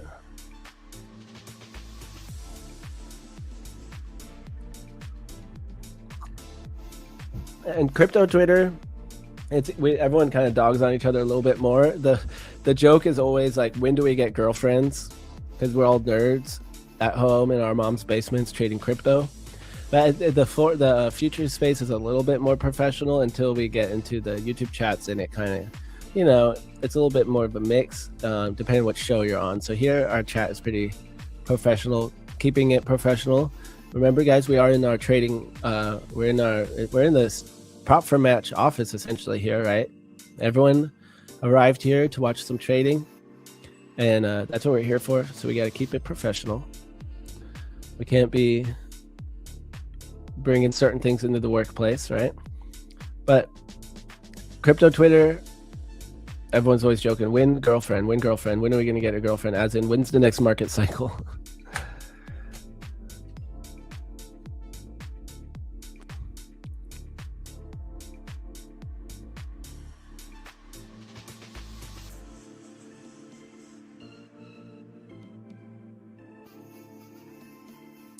All right, so Bankroll's getting kicked out of the office already. Not for work.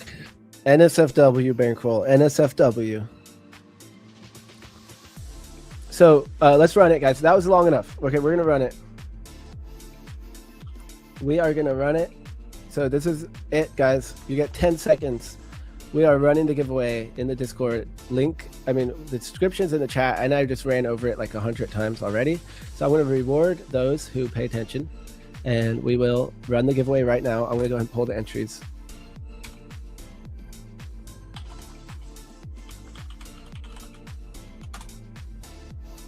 And I can listen to this one song for like 4 hours. Especially after a win, I don't want to change the song, right? Once we lock in that win, we have to keep the same song going. The other day I came on and Zach was listening to the rock song. Here, let's put that one on. He was listening to this one, but like for like 3 hours. And I kept telling him, I'm like, how many likes until we change the song? I was like, 200 likes and we can change the song. And I don't think he knew what I meant.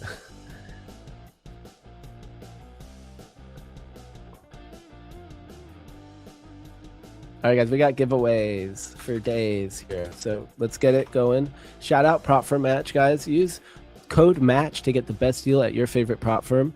And shout out to our sponsors, Top One Futures, Aqua Futures, and Lucid Trading. I'm actually about to get a Lucid account. I'm almost certain. And I'm going to go ahead and put all these names in the chat. Our wonderful friends. And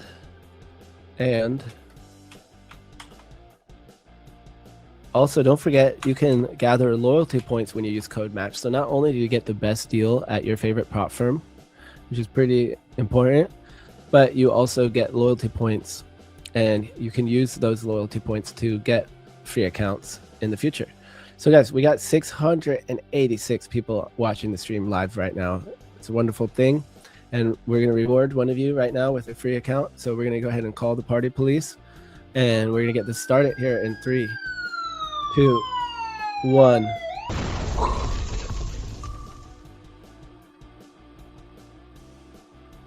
Who's it going to be? Who's it going to be? Cause ZK. Curious, which account are you looking at? Are you trying to get a certain one? You know, not beggars can't always be choosers when you get the giveaway account, but sometimes you do have the option. Okay, so you're gonna contact giveaway claim in the Discord.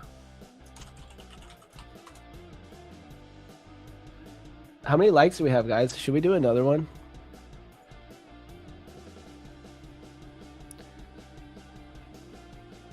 Should we do another one? Should I turn up the music really loud?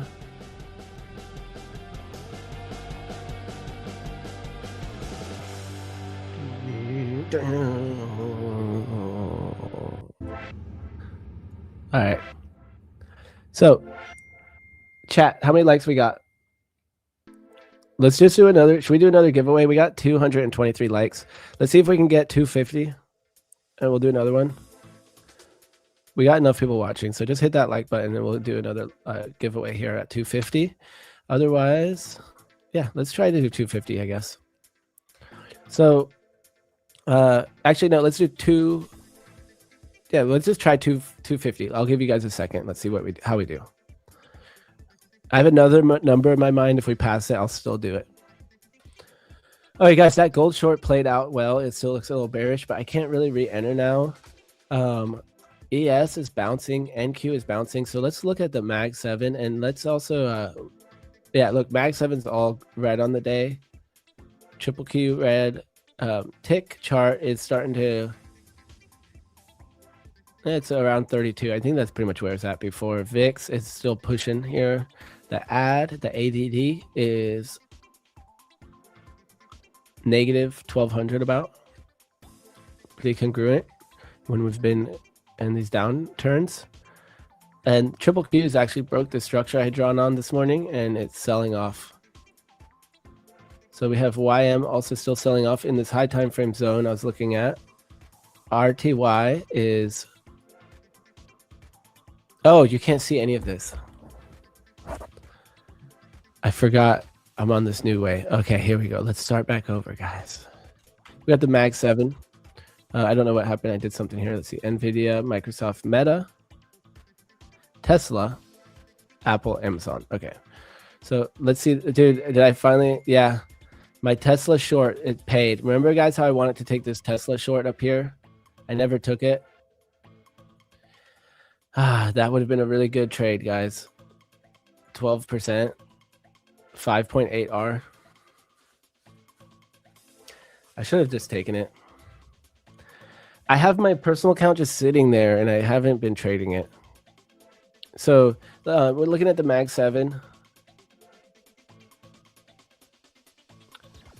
So, guys, did Michael Looney already win? Or who was the last winner? Sorry, who was the last winner? Cause.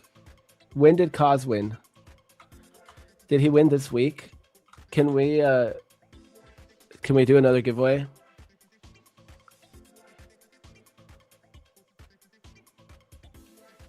Did he really win this week? I can check.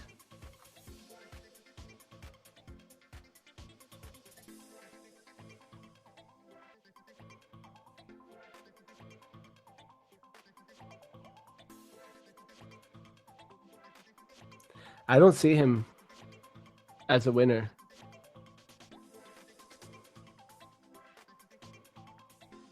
I'm still looking back. Because I don't see Kaz as a winner this week.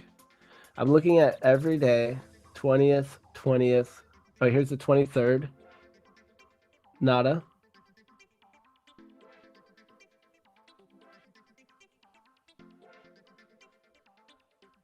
Nada. Nada. Nada. I don't see him as a winner. Are you guys talking about someone else?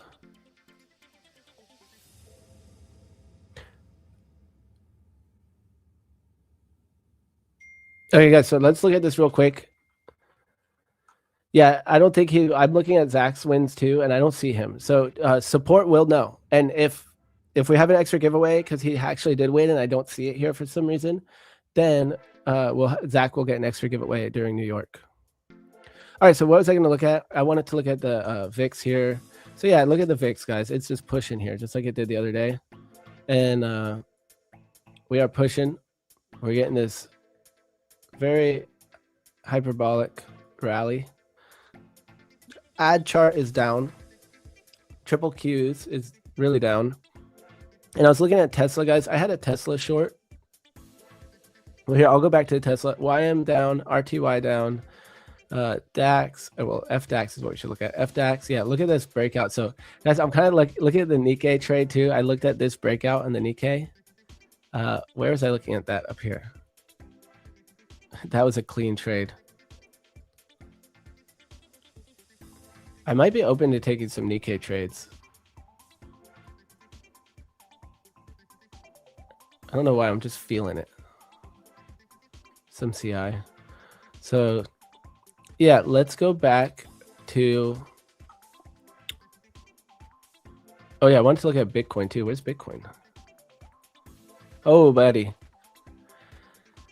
BTFD, you guys, time to buy the dip. Buy the effing dip. All right, so I'm gonna go back to my other chart here. Yeah, you can win once a week. So someone's saying that he won March 21st. So that was a Saturday. So we don't do giveaways on Saturdays. So I don't know what to tell y'all.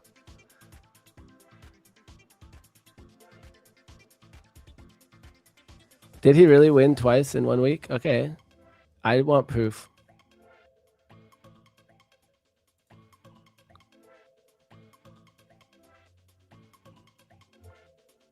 Okay, so am I willing to take any other trades here?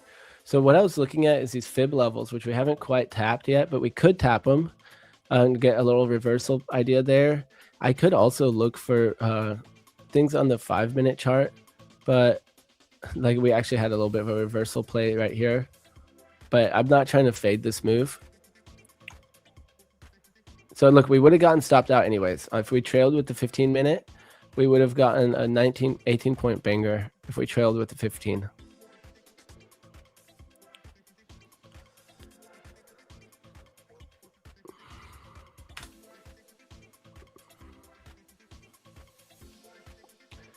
All right, guys, 250. We'll run another giveaway here. So 6 more likes. Yeah, so maybe we just run giveaways. Let's keep running giveaways the rest of the stream because we already made some great trades. We already made some really good trades here. Let's see.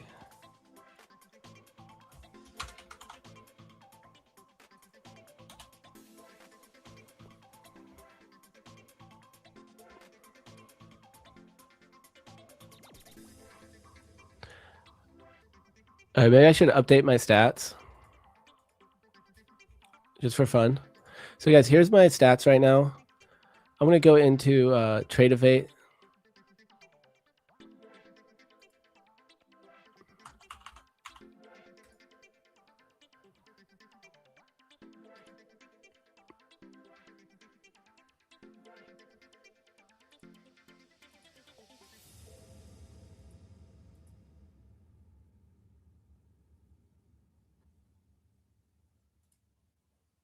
All right, so I'm just going to drop in today's trades. Oops, I did the wrong ones.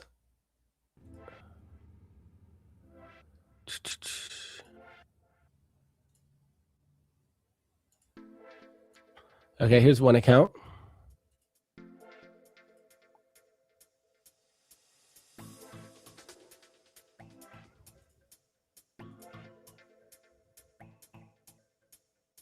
Okay, and then we have another account. So that was 855, and we have 875 and 655.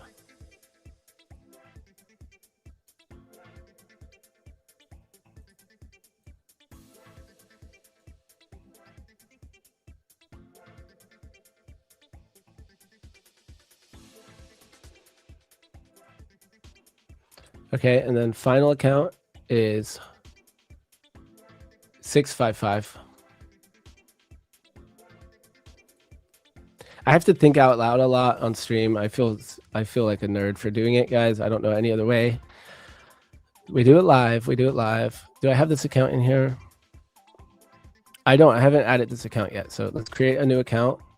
Account name is TOF75655. I think we have that giveaway already. So we're going to run that giveaway right after I upload this. Tradeovate. Account type is 100K Ignite account, and it's active. I'm going to create. And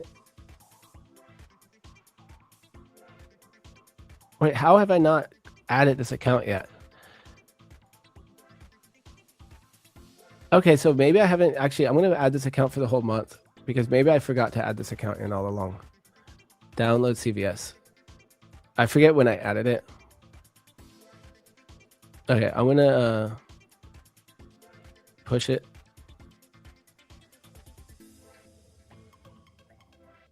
Here we go. So guys, we are up $222 on March. 2 more days. So yeah, my March, I pretty much got chopped up.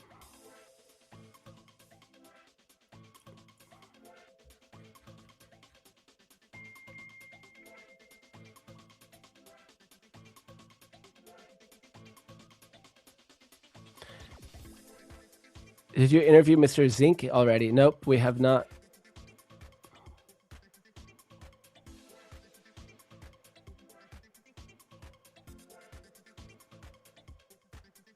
So I actually didn't even see him as last week's winner. So someone said he won last week.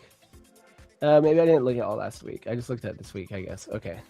So guys, we have, did we get 250? I said 250, we're at 248. So let's run this giveaway. The word is going to be,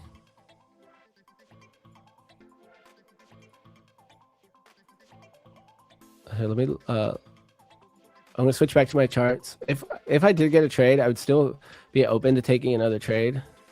Unauthorized. What the heck's going on here? Okay.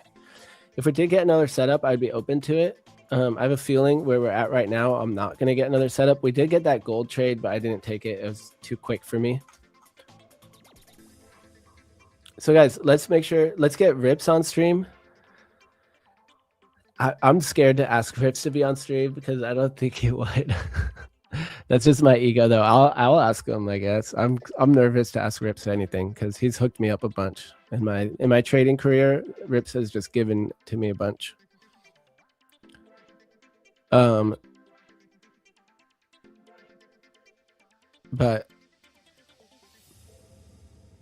I have a feeling Rips win it.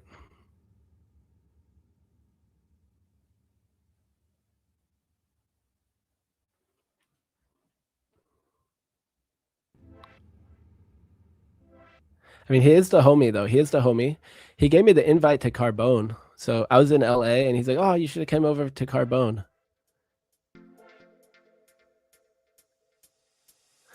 So Craig said, if you start trading Nikkei, don't follow Nick Leeson trading strategy. Well, now you made me curious what Nick Leeson's trading strategy is, but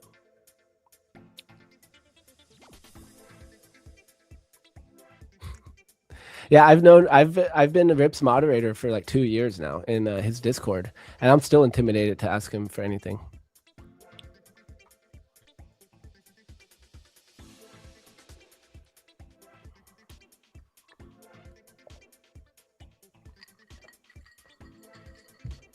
And also, maybe I just don't want him.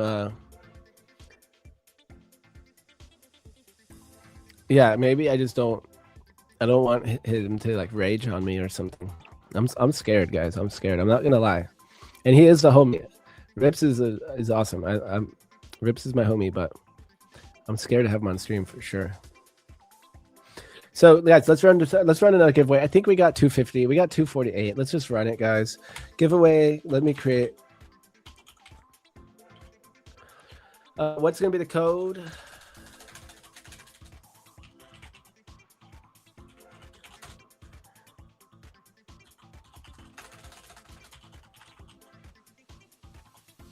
Guys, the code is going to be match. So you can use code match to get the best deal at your favorite prop firm, as well as gathering loyalty points when you have an account on propfirmmatch.com. So I have an account and I gather loyalty points when I use code match. So it's a win-win. You don't lose anything by doing it. It doesn't cost you anything. It's free. And yeah, let's run this giveaway. We're short 2 likes. I don't care. Let's run it. And what I'll ask, if you guys will go subscribe to me on Instagram, I want to drop that in there. And I'm trying to build my Instagram. We're doing more like IRL content. So I'm just taking videos when I'm doing stuff. Like you're going to get some food pics, some gym, some disc golf, whatever. I'm going to try to start posting more on there. And also, if you're not already, I feel like most of you guys probably are, but go ahead and subscribe to on YouTube if you want. There we go. There's my YouTube. That's actually my most important channel, is my YouTube. So I appreciate your guys' support personally. And then though, just as important to me, or more important, is subscribe to the Prop Firm Match channel, guys. If we get 100K subscribers, I'm going to get a YouTube plaque on my wall, a play button, and I'm going to be so stoked. I don't even know what to do. I'll cry on stream, and I'll play guitar on stream. How about that? So Rips is coming. Rage tilt. We'll get some feet pics, guys. I'm not Cami Capital, okay? If you want feet pics, go over to Cami Capital's stream.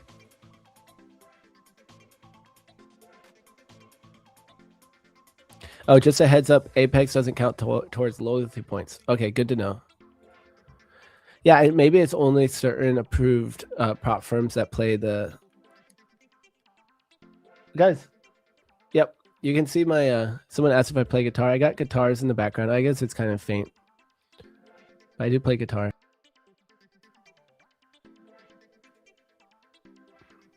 So let's run this giveaway, guys. It's in the Discord. Enter code match, and you already know the deal, guys. I'm going to run this one pretty quick here, so don't hesitate. Get in there and do it. And then we'll do the next giveaway at like, let's try to get 260 or something. So enter code match.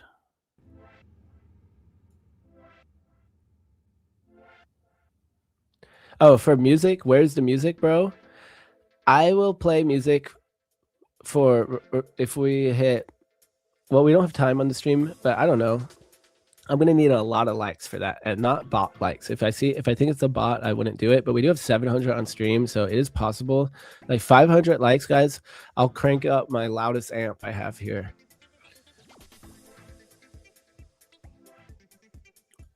All right, guys, we're gonna run this giveaway. Let's do it.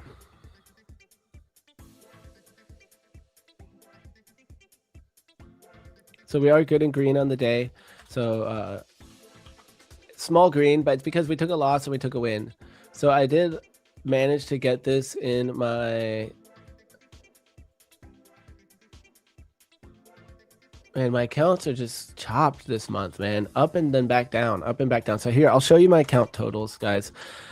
I'll show you my totals. Here's where I'm sitting right now. It's annoying too. My Apex were up more. Then I had like a bigger losing day, and now blah, blah, blah.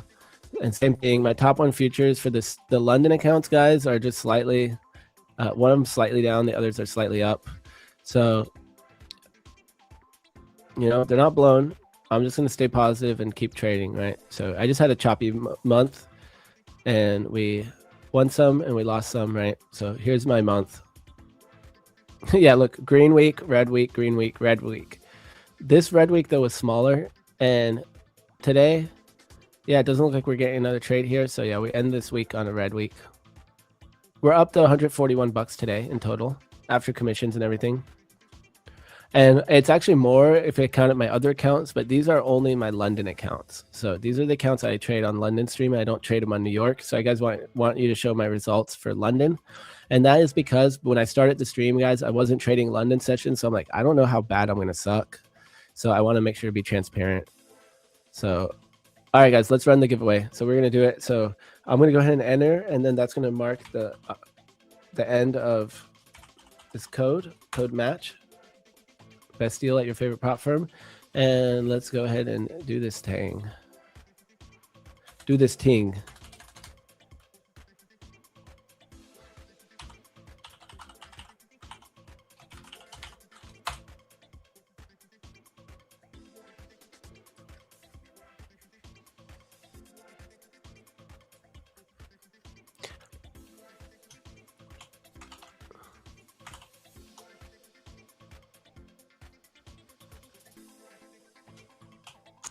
Guys, I just shouted out Prop for Match, but I have to do it again. Shout out Prop for Match for making the best show here, guys. It's been so fun. Chat's awesome, and we've had the most amazing guests, and they work really hard to get good guests on and to really curate the vibe, you know? Like, that's one thing I've just noticed is that, like, I watch certain other shows sometimes and tune in, mostly with certain traders I like to learn from. But the vibes have just been so good, and we're going to keep it growing and getting better. So I just want to shout out Prop for Match for doing a great job and making the stream really fun and giving us a lot of giveaways to do too. So that's the other thing. I think we have some of the most giveaways, and everyone's been trading really well on stream. I mean, Zach's been just absolutely destroying it. So I'm super inspired by him to trade discipline, to follow my plan and keep working hard at it, you know? And then we're going to have Teammate on, not official announcement, but they already did it. They talked about it yesterday. So I think I can talk about it. But Teammate Alex, dude, I forget how much he said he took out this month, but this was like a bad month for him. And I think he's like up like 16K or something. So I don't know. These guys are amazing, and I'm trying to get on that level myself. So I am copy trading now. I've pretty much only taken single payouts. I've never like copy traded groups of payouts. So now I'm copy trading. So my goal is that my next payout happens to be a bigger one as I add more accounts weekly to my stack. So every week I'm buying I'm trying to spend about 250 bucks worth of accounts every week and adding to my stack. So guys, let's run this thing here. But you already know I have to do it. Once I start, I don't stop. Party police are on their way. We're going to run this thing in 3, 2, 1.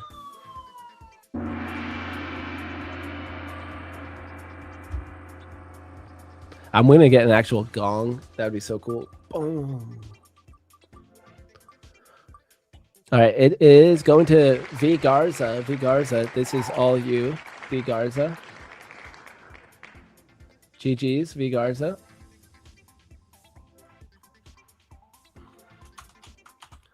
Congratulations. And I don't know, how many, should we run another one?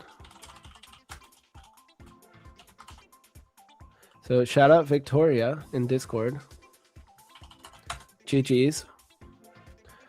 You have won a free account from Top 1 Futures, Top 1 Futures, Lucid, or Aqua Futures. Lucid has evals that you only pay once and can keep them as long as you want. No monthly rebill.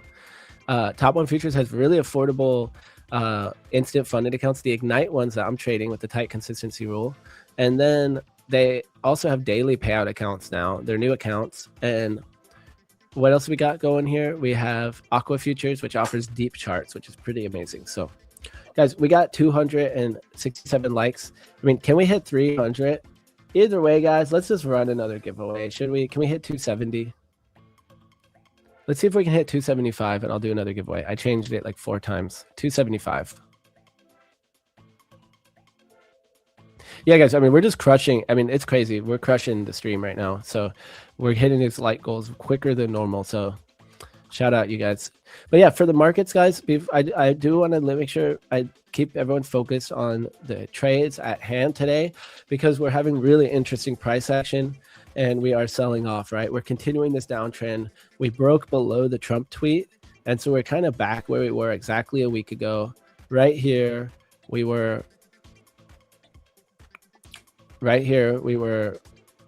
we were on stream, sitting here talking to our guest Twee, and before we knew it, we had a Trump post that blasted off. So I actually posted a clip from that, guys. If you follow my channel, I posted a clip on it on Instagram. I think my social media manager posted it, and I think it's posted on Instagram too. I mean, on YouTube too. But here's my Instagram, and if you guys want to see that trade, it was a good trade. And look, we faded that move all the way back down. So everything's looking pretty bearish here. I'm interested in these fib retracement levels. However, I'm not really much of a bull. So I did take my shot at longing this 30-minute candle here, and I actually cut it for a smaller loss, thankfully. And now we're kind of retesting this IB. I mean, I might actually get another failed auction if we tested the London low here. But because it's 8, we have New York open at 9:30. I'm probably not going to take it. You know, all the market, the Mag 7 looks bearish. The only one that's not is Apple. And I don't know what's going on with Apple. I don't think I have any more shares. I might have a few Apple shares in my IRA. But at one point, I was bullish Apple. You know what? When I bought Apple was after the... I used their Vision Pro, which I know was very unsuccessful, so it wasn't a good call. But I bought Apple after I used the Vision Pro because I'm like, this is pretty cool. But it did not catch on, so I'm not a fundamentals trader. I'm a technical analysis trader. So I just trade the technical analysis. Price action is my main strong suit. So I'm going to go ahead though and put this back to ES. What happened? There we go.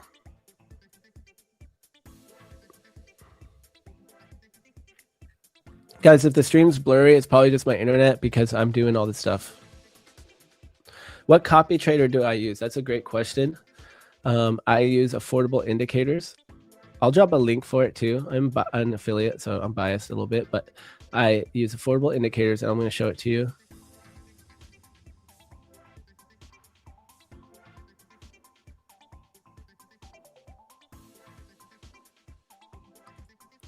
I have the link ready right here, so I got you. And I'm going to drop that. So I'll show you this indicator that I use for my copy trading. I put a link in the chat, and the way I do it is I have 3 tabs here. So I have it on NinjaTrader right here, and I have a tab for each group. So here's my top 1 futures, 100K accounts. So just for London.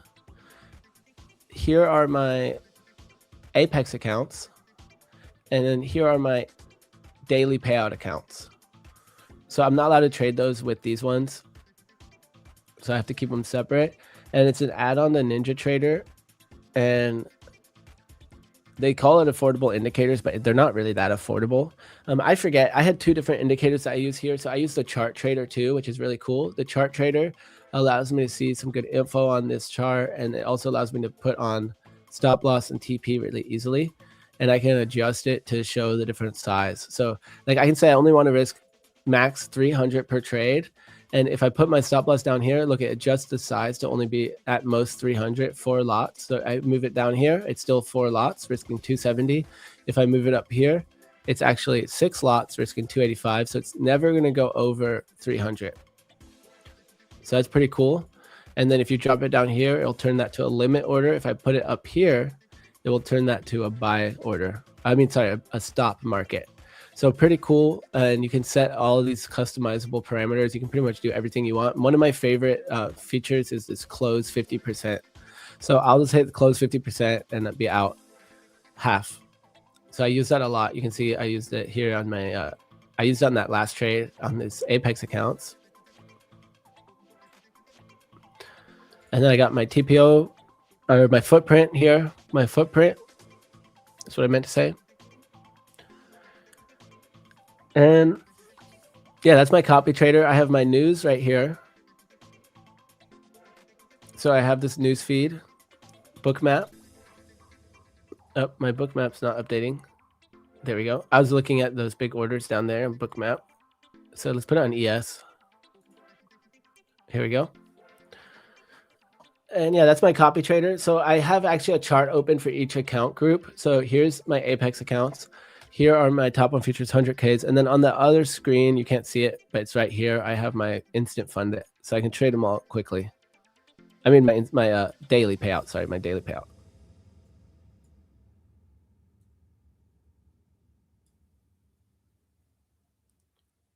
So this copy trader is, did I just post it in the chat? Yeah, I did post it in the chat here. It's called Affordable Indicators. And here's a link. Oh, shoot.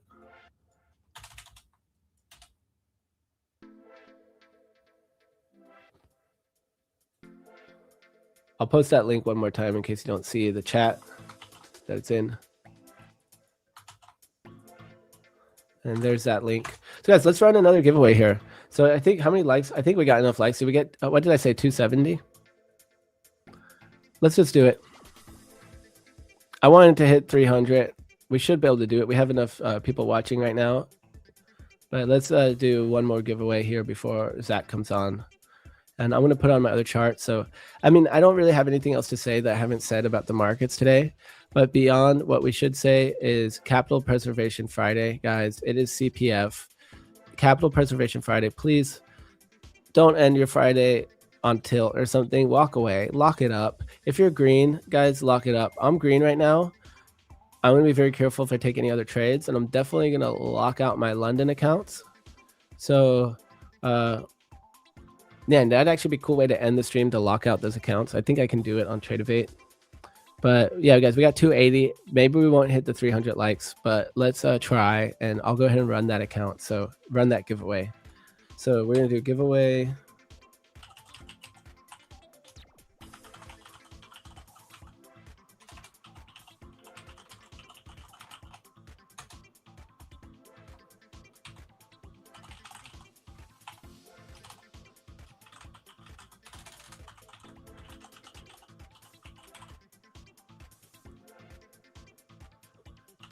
I'm going to make you type it all the way out. I know you're not going to like it. You have to type out the entire thing. Capital Preservation Friday, guys. Please, if you're green, consider locking it up green. And your week green. If you're going to keep trading, keep it tight.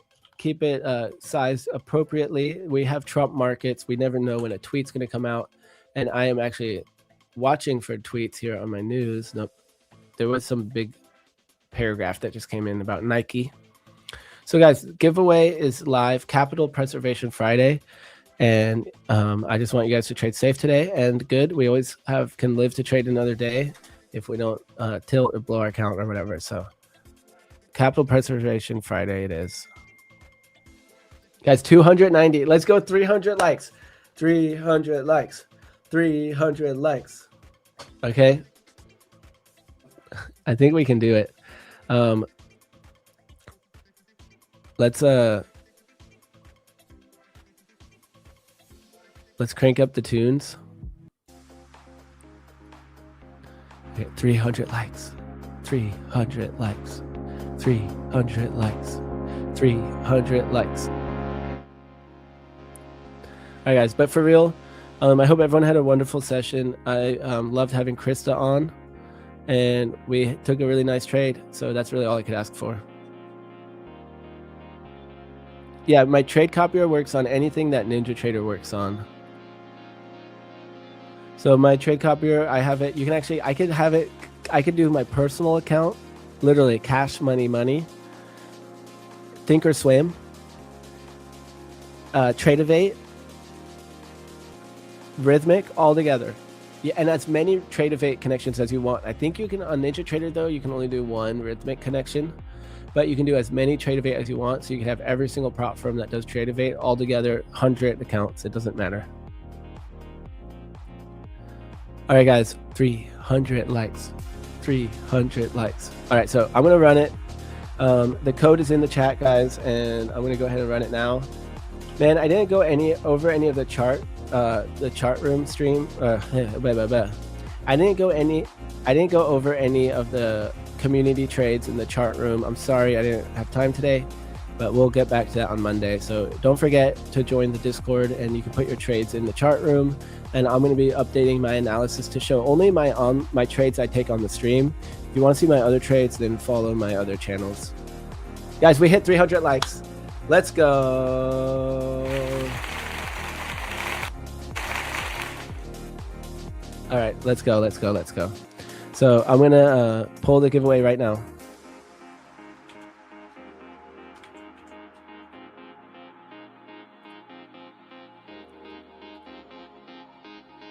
All right, I'm gonna enter it too, because that'd be funny if I won.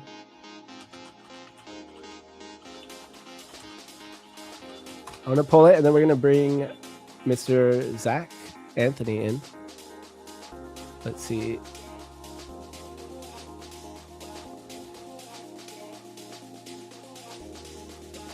All right, guys, let's run it.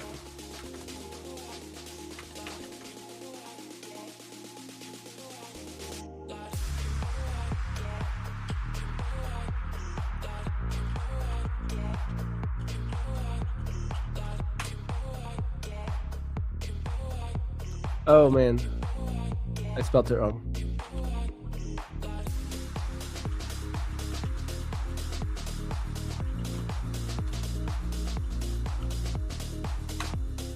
All right, here we go. I got the entries. Good luck, everyone. Good luck.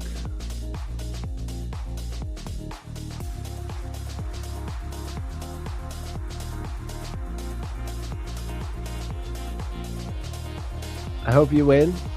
You know who I'm talking to. I'm talking to you.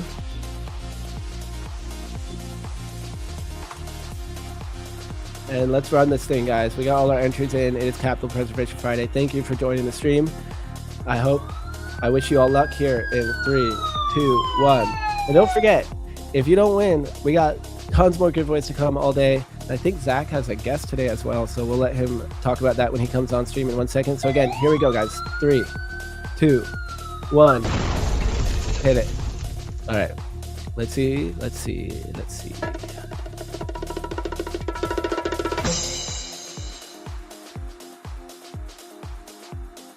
Day Trader Zach, let's go. GG's, Mr. Z. Day Trader Zach, 185. You have won the 6th account that I gave away here. And so shout out, Zach. Say what's up if you're with us in the chat. And you guys know what time it is. Let's bring him in.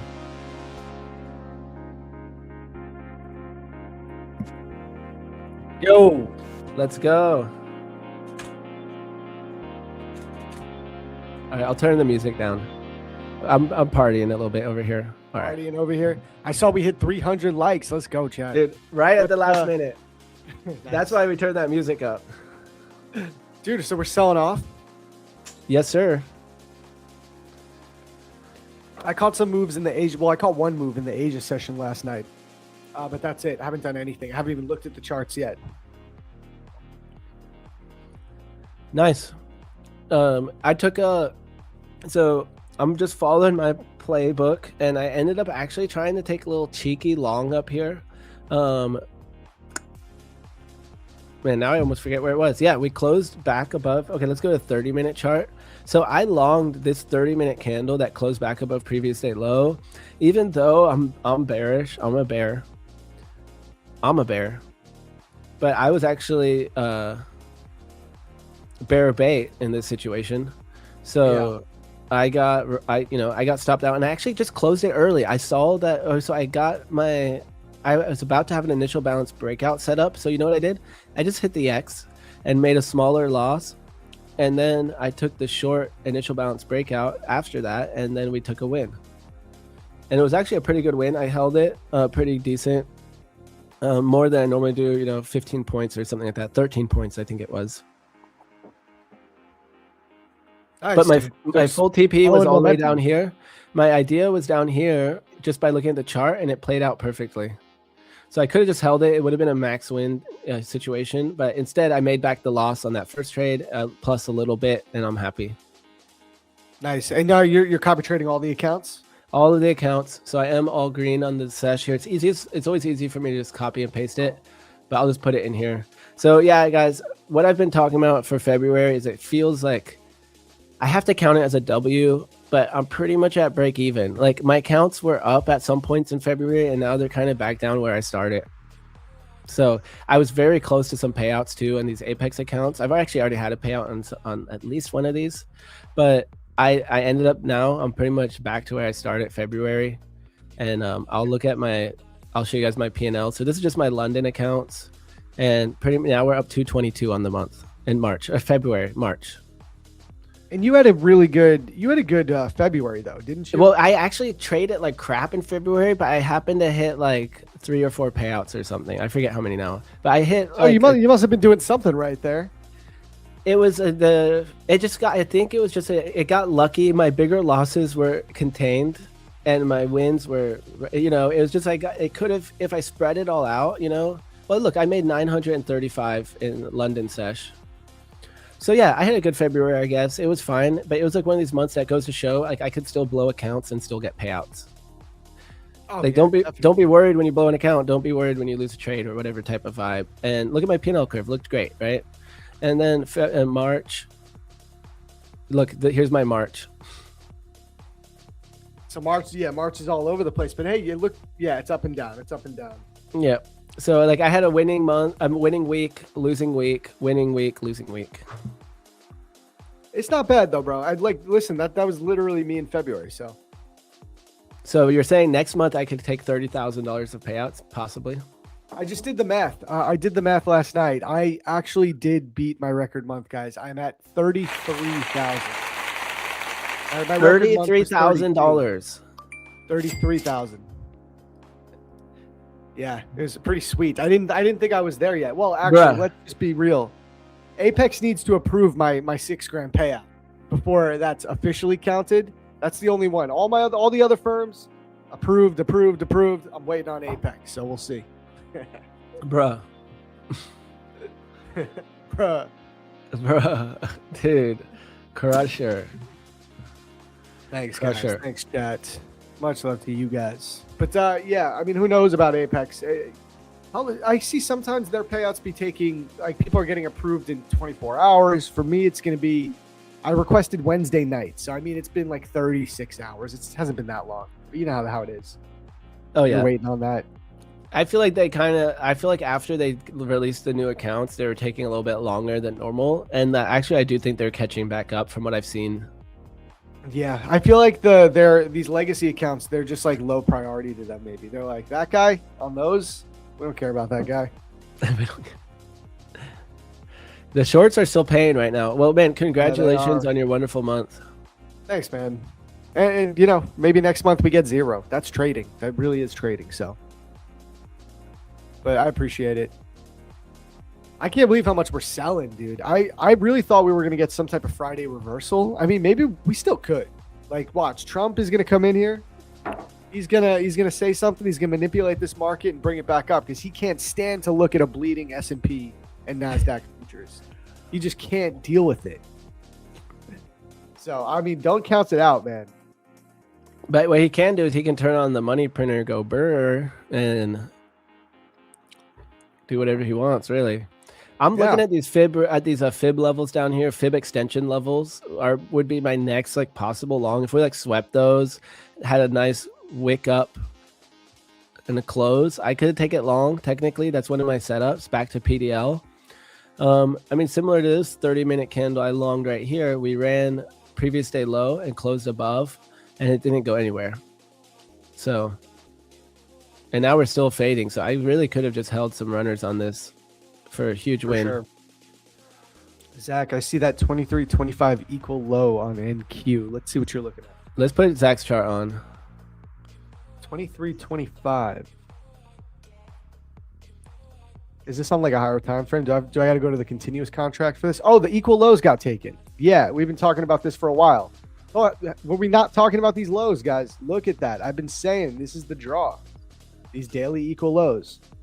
People were telling me I'm crazy when we were trading in this range. I was like, I really think that it's just such a clear equal low liquidity target. Look at that. Finally made it. And this is what I'm talking about. So I've been talking about this, guys, for a month and a half now. This is the type of Friday sell-off that's going to bring fear into people. This is where we begin to get ready to bottom out, in my opinion. Unless we're going into full-blown bear market. That's right where we're at right now. not this exact spot, but we're like beginning to edge into the area where like there's gonna have to be a strong retracement unless we just get like the worst news ever and the market tanks. But I don't really think that's gonna happen. We could see the market bounce. Maybe, you know, we could start considering longs again if we reclaim this daily equal low level, that 23,725. Also, you got this weekly fair value gap. I really think maybe we wick into there. That would cause mad fear into people. If we have like on a Friday, we wick all the way down there, and then just think about it. Can you just imagine this, Luna? 3 p.m., we wick into that gap, and then just immediate catapult at 3 p.m. Like into that gap. I could see it. I could see it from a technical perspective. I could see it from a psychological perspective with men. Like I just see it happening. Something like that. This is the sell-off I'm talking about, though, guys. This is what we need to get people scared. Shake out early longs. That's when we start to, you know, reclaim that trend. Unless we're going into a bear market, then different story. But I don't know if that's happening.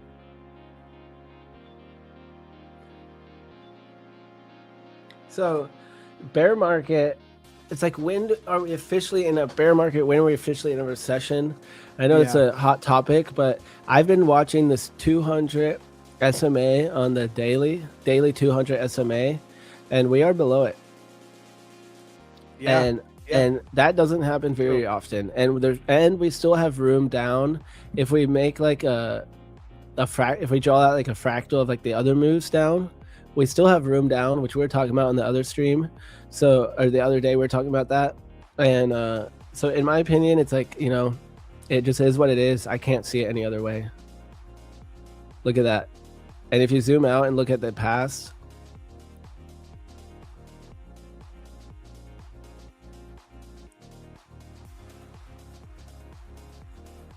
so pretty wild stuff. Oh, I was muted. Sorry. Jesus, I was yapping that whole time. Luna, I don't know if you have like ETFs and stuff. The last time I bought ETFs was when we were below this 200 exponential moving average, because I just feel like those are the best times to buy when there's fear. We only break these key levels when there's real fear in the market, and that's where we bottom out. Look at that. When we hold these, we're just continuing the trend. When we finally have these types of breaks where people freak out, that's where the bottom is for new all-time highs. So we're starting to get there. It doesn't mean it's going to happen today or tomorrow, you know, or Monday or next week. We could go lower, but I think these are some key levels. I really like this weekly fair value gap. I think this is kind of where it has to go. I love that. What ETFs are you going to show us? I just do QQQ. Okay. That's an ETF, right? I don't know shit. I just buy QQQ every time it drops. There you go. Clever. Triple Q cash contract. I literally bought this time last year. Well, a little bit later. I bought in April on that dump, and like I caught the bottom, bro. I caught the actual bottom. It was amazing. Try and buy again. Any VU? I just buy QQQ. All right, so I've done some VU. Zach, do you read X messages while you're streaming? Not usually, no. Why, you're hitting me up on X? I'll make sure to check it. How to trade IB. Well, I've gone over it a bunch on stream the way that I do it, but so you'll have to join back again in the morning if you want me to go over that, because I don't know how much Zach trades IB. But so I use the initial balance, but I mainly just use it for that data set that, like, when we break one side, we're very unlikely to break the opposing side, and that can help inform a directional bias for me. So I do use it. I look at the, like, if I have confluence, let's say there's some type of, like, we break the IB low and I'm looking for shorts, and it pulls back up to the IB low, right? Like a key level on the initial balance. Maybe if it's also paired with a fair value gap or something like that I like, I'll be like, oh yeah, I'll trade that. So I look at it. I bring up the initial balance every day, but I'd probably trade it a little differently than Luna. I don't know. Yeah, I trade it as like a systematic entry exit type of thing. So when we break the IB and I have my confluences and we break it on both NQ and ES, I have a trade that triggers. And I actually probably went over it when I took my last trade I took on stream. If you rewind, but of course, wait till the afternoon, go back. And you can see my last trade was an IB breakout, and I walked chat through my thought process on it. So guys, check this out. This is interesting from Electricate, which great Great username, by the way. Factoid, a first indicator of going into a recession is looking at the 18-wheeler truck sales. About 4 months ago, we saw a decline for the first time from a fundamental, maybe, basis. That's really interesting. I've never heard of that.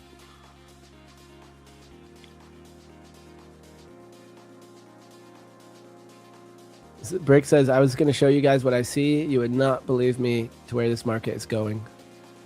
Well, I trust Brick's level, so I believe you. Damn, Brick.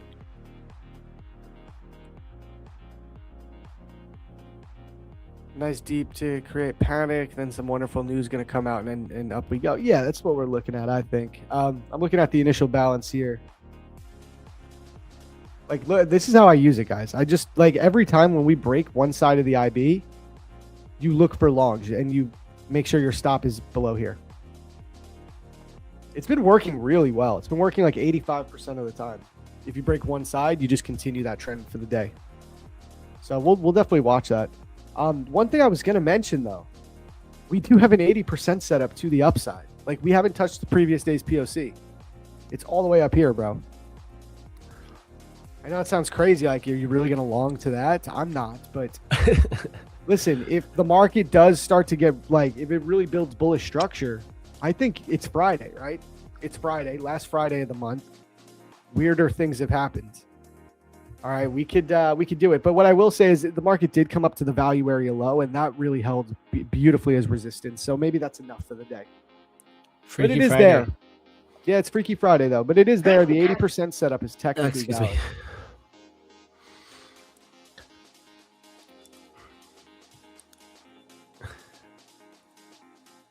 Zach reads XXX messages while he's streaming. Yeah. I'm caught. So, yeah, remember, we can be in a recession and the market can go up. Sometimes they don't have to be in sync. The economy and stock market doesn't need to be in sync. That's very true. So, guys, I guess I'm going to head on out. Man, chat, great stream this morning. It was fun. We had Krista on. You have a guest on today? Yeah, we got Thrax Trades coming on today, guys. He was on a few weeks ago. People really liked him. He's like an Orderflow footprint trader. Nice. Yeah, That's it's awesome. super interesting stuff. I think he's like definitely watched a little bit of ICT too, because he knew everything that I use, and we kind of talked about how, like, a lot of the concepts are actually similar narratives, just different tools. It was an interesting conversation. So I'm definitely excited he's coming back on. He's seems like a really good dude and solid trader. Nice. Let's go. That is exciting. Yeah. I'm going to be watching while I make a little omelet over here. Nice. And I'll be tuned in. I might send you some XXX messages to try to distract you while the chat is boy. Chat will be like, what are you looking at? I don't know what that. Yeah, that's you'll see. He'll be like, no. Chat saw my message history. It's over. Yeah, chat knows. It's all my history.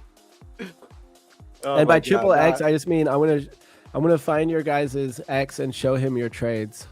Yeah, that's what he meant. That's what he meant, chat. Also, quad witching. Is it quad witching today?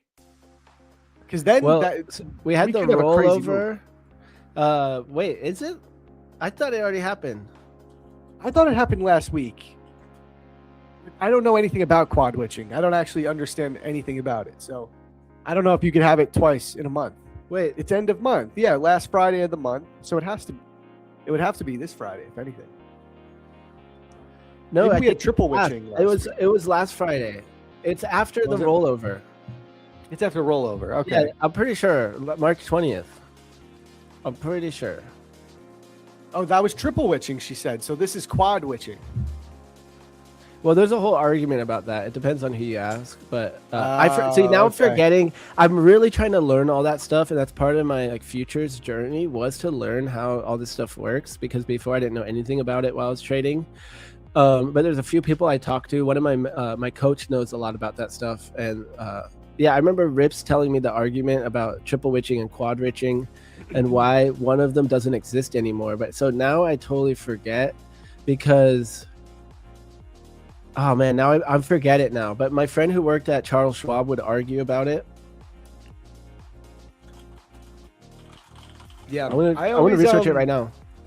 Like, I really should learn how actually, Kate, you're like our resident, like, you're like Wikipedia to me lately. You know so much about the market. Can you explain? Do you have an explanation of how options actually affect the futures market?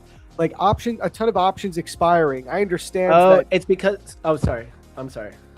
No, it's fine. But I want to ask this question to Kate. Then let me know. But I'm just saying, maybe Luna, maybe you know, like, what are the actual mechanics of how and why the options markets affect the futures market, the price of the futures market so aggressively? Like, what is that? I don't understand options because I've never traded them. I have no interest in trading them, but I don't even understand the mechanics of like how they play up their role in, the price and volatility of the market, because they have a major role apparently. So the quad, I was trying to remember the quad one. I just had to look it up. Is this because we have single stock futures? So I think we used to have single stock futures. So in the past it was quadruple witching, and then we had only triple witching because there were only 3 derivatives. So it has to do with the expirations, and that's why it was last week when the contracts roll over. So we have the stock index futures, the stock options, and index options, and then the stock options. And before we used to have single stock futures, and then we didn't, and now we have single stock futures again. So I just looked up which ones are quadruple, and that's a single stock, but I'm pretty sure we already have single stock futures again. Yep, right.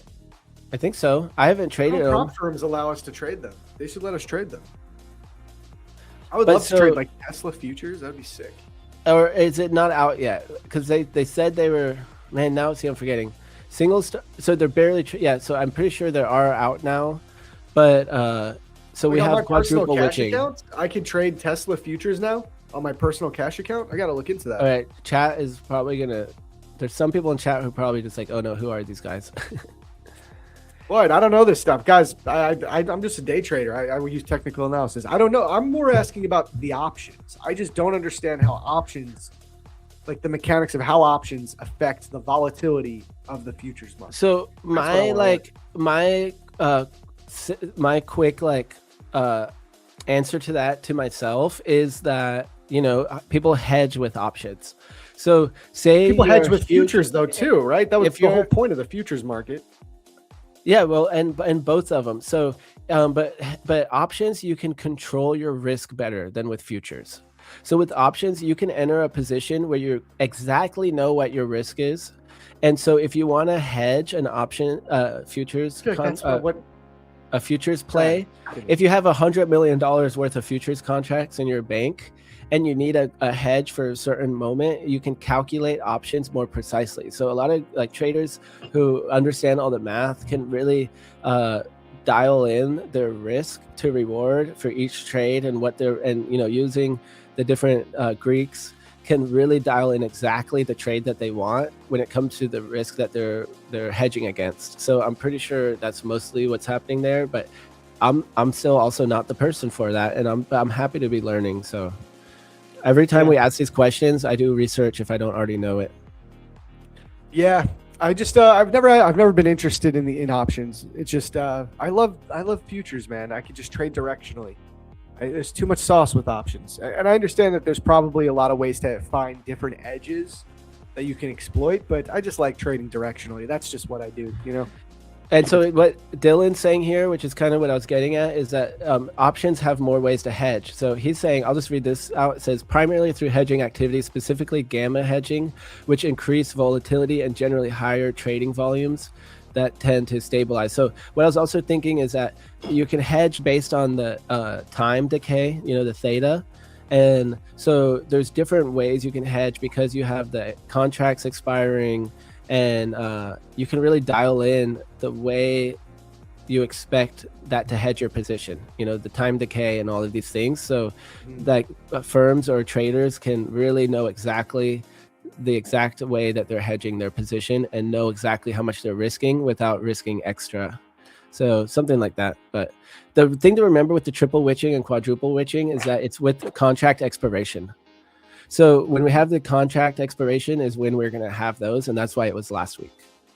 Got you. That makes sense. That makes enough sense. And thank you for that answer, Dylan. That helps. I do get it now. I get it to a certain degree. Guys, I could keep going here. I already streamed 4 hours. Yeah, get out of here, bro. Shout out chat. Shout out Zach. I want to be listening from the other room, guys. Love you. Happy weekend. Please stay safe out there, guys. It is Capital Preservation Friday. If you're green, keep it green. If you're red, keep it small and don't do anything super crazy. And I will see you guys next week. Peace, brother. Have a good weekend, man. I'll talk to you Monday, if not this weekend. Sounds good. Peace. See you guys. What's good, chat? What's good? What's good? What, did I embarrass myself asking how options work? As a futures trader, I don't use them. I don't use options like that. W Luna, man. This market really is selling. Yes, Zach, come on. Hey, man. What can I say? I'm like a simpleton with what I do. I keep things very simple. Like, give me the NQ, give me some liquidity, some fair value gaps. I make my money. Maybe there's a revelation in that. This man doesn't even know how options works, but he's doing pretty well trading futures. Just keep it simple. I'm not using the fisheye today. I feel like my camera lens though is too zoomed in, but I can't unzoom it. I think I'm gonna go buy a good camera this weekend. I'm going to buy a better camera. Because I think I'm getting tired of the fisheye. Can you explain your setup? I have a ton of different setups. What I would say is watch me stream, watch my YouTube, join my Discord.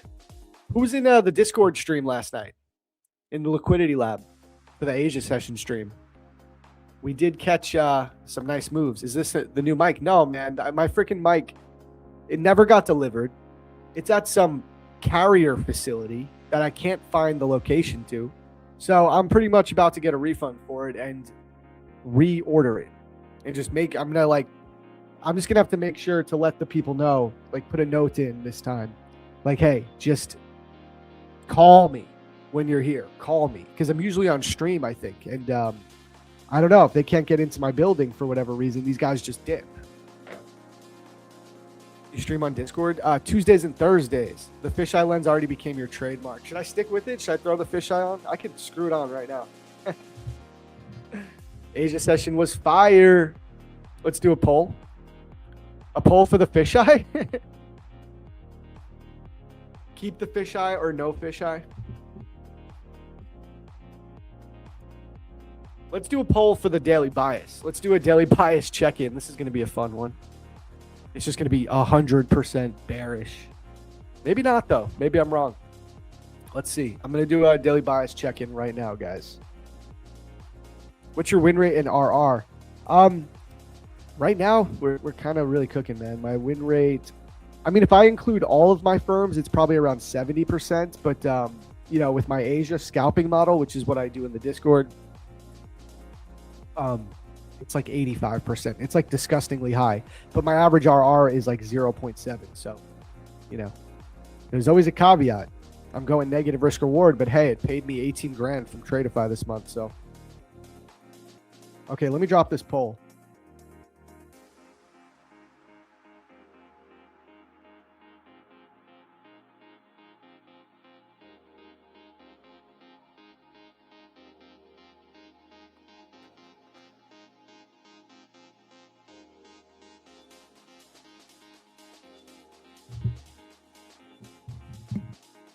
All right, I just dropped the poll. Daily bias, bullish or bearish? Let us know. Yeah, I know. This lens crops the green sun. I know. I gotta listen. I would be putting so much more into this studio if I was gonna not move, but I'm moving in July. I'm moving in July. Like, I'll probably be moved out by end of June. So I don't want to put any more into this like studio. This is just rigged up. In July, we're going full force with a brand new studio, new vibe. It's going to look amazing. Cameras, more lighting. It's going to look fire. I got so many ideas. I've been doing some research. But right now, we're just kind of, we're slumming it because there's just no point in investing into this studio because I'm going to move. But yeah, I stream on Discord Tuesdays and Thursdays, 8:30 p.m. Eastern. So next week, we'll be back on there. Everyone's saying bearish forever.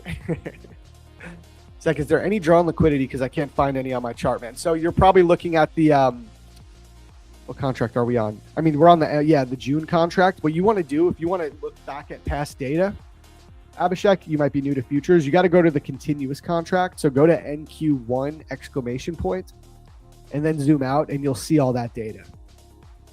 If you zoom out. Oh, where is it all? Go to the daily. There you go. See what I mean? So like here, I have both of them on my watch list at all times. So I have the continuous contract so that I could see the higher time frame, like the daily time frame, and look at some of these levels. But if you see here, the M contract, you're not going to see this data. And this is what we trade on because this is where all the volume is. But the continuous contracts will show you all of the past contracts data so you can, get a full picture. What exchange do I use? I mean, I'm trading props primarily, but when I trade my personal cash accounts, I just do it with Tradeovate. Guys, we're really still like just pushing lower. I wonder if we are going to come into this daily fair value gap this week. Today. That would have to be today. I really don't see why we slow down until we tap into this level. I know it looks far away, but hey, that's the type of Friday fear move that could give us that final inflection point, that capitulation move to go higher. For real.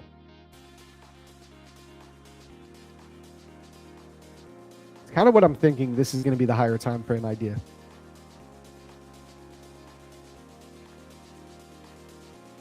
What's up, Zach? Happy Friday. We may see some fundamentals again till 6th of April, I hope. Some fundamentals again? What do you mean by that? Like where you're waiting on news and stuff? New to watching you and Alex shenanigans. Hey, welcome, man. Guys, how sick is it that Alex is going to be on in the PM session soon? I think it's not going to be next week. I think it's going to be the following week that begins. Let me know in the chat. Do you guys think we're going to hit this weekly fair value gap today? I think we're definitely going to hit it, period. I think we're going to hit this gap. I think this is where we bottom out, if anywhere. That's where we're going to bottom out. I don't think we're going to bottom out right where we are. We could bottom out where we are for the rest of the day. But I'm saying higher time frame. I don't think we bottom out here. I think we bottom out on this weekly gap. We can't not tap that weekly gap. Need to rebalance the market before making an uptrend. I agree, Dylan. I agree. I think we have to rebalance this gap. But we can make a bottom intraday.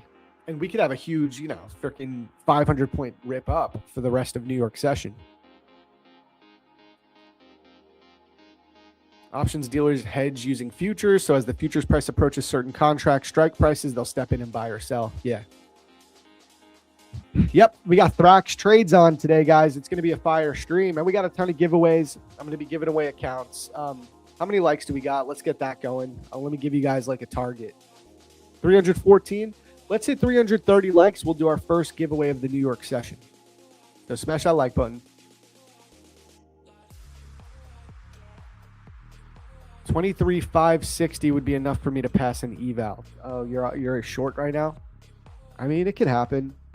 We're free falling. Is that 20%? Like 20% from the all-time high? Let's see. I haven't measured that actually. I don't know if that's what you meant, Kate, but this would be like a 13% leg down to this weekly fair value gap.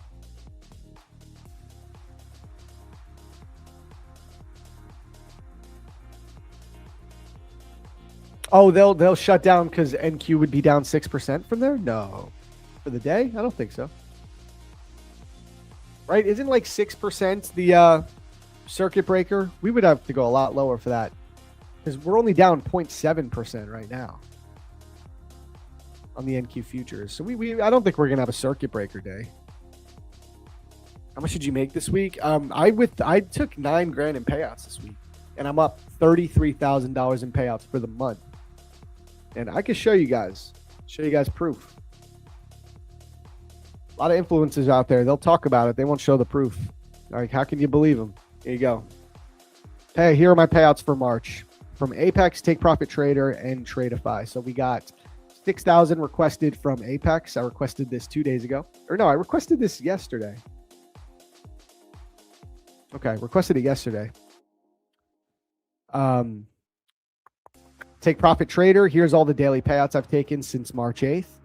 This totals to about 9.8 thousand, something like that. And then here's all my Tradeify payouts for the month of March. Here, starting on March 11th, 3, 6, 9, 12, 15, 18. So $33,000 in payouts. Also, I've pretty much purchased no accounts this month. I've been trading all of these accounts since February. So the only accounts I actually bought were a couple of Apex evaluations. I did blow my Lucid accounts. Full disclosure, I talked about that yesterday, but I did get those for free pretty much. I think that's why I blew them. I think I didn't respect them the way I should have because they were pretty much free. So, hey, it happens. But yeah, we cooked in March, man. This is my best month of the year, and my best month ever previously was 32, which I did last summer. We did $32,000, so we actually beat my record month by $1,000. So we're chilling, Chad. Good start to the year, man. How do you trade with trailing drawdown? You take profits more aggressively, or you trade smaller size. Those are the only two options you have when you're dealing with trailing drawdown in the beginning. Okay, you trade small size so that you can hold your trades and look for big R if that's the type of style you want to do, or you trade aggressively. You take profits aggressively. You look for base hits, and that's how you do it until you get through the trailing drawdown. Trailing drawdown sucks. You just need to use micros. Yeah, just use micros. I mean, I don't know, guys. It just doesn't bother me. I've been trading futures for almost 4 years now, though. I started with crypto and FX, so I remember when I moved over to futures, I was like bummed about the trailing drawdown too, but I got over it, and the scalability you have with futures is just unmatched. It's so much better. So, and the execution, no spread, no slippage. These are major keys to an edge. And it's also why futures firms need to have a little bit more restrictions, because the futures market is just a much more efficient way to execute on the lower time frames. You're not going to deal with any spread or slippage. People underestimate how important having virtually no spread or slippage is for a day trading exploitable edge. I've always said this. If you compare two traders, right? Let's say two traders take the exact same trades for a month. One trader is trading the NQ futures and taking all their trades there. The next trader is taking all of the exact same trades at the exact same time, but they're taking it on a NAS 100 CFD. In theory, you would think these two traders should have the same P&L, but they're going to have very different P&Ls, because trader B, the one who's trading NAS 100, the CFD, is dealing with spread and slippage on every single execution. Every time they hit buy and sell, they're getting slipped and they're dealing with spread. That can be the make or break of an exploitable edge. So that is why futures firms, it needs to be a little tighter with certain things. Because if it wasn't, these firms would be out of business. Because it's the execution you get is just so clean. Can you explain your scalping setup? Yeah, we'll go over it. I mean, I'm kind of keeping that exclusive for my Discord. So I would say if you really want to learn it, you got to join the Liquidity Lab. But, I go over it. I mean, it's just a very negative risk reward, high win rate scalping model that's traded in the Asia session. Zach, in the Discord general chat, I posted my chart. Mine shows that equal lows on the daily NQ haven't been taken out, but yours shows otherwise. Can you please take a look? Let me take a look. In the general chat on the PFM Discord. Someone's saying, I think we found the bottom, ladies and gents. You think, Kenny? Please, can you tell us where to get free accounts? Yeah, in your dreams. Just dream about it, and it'll eventually happen. Just wish really hard.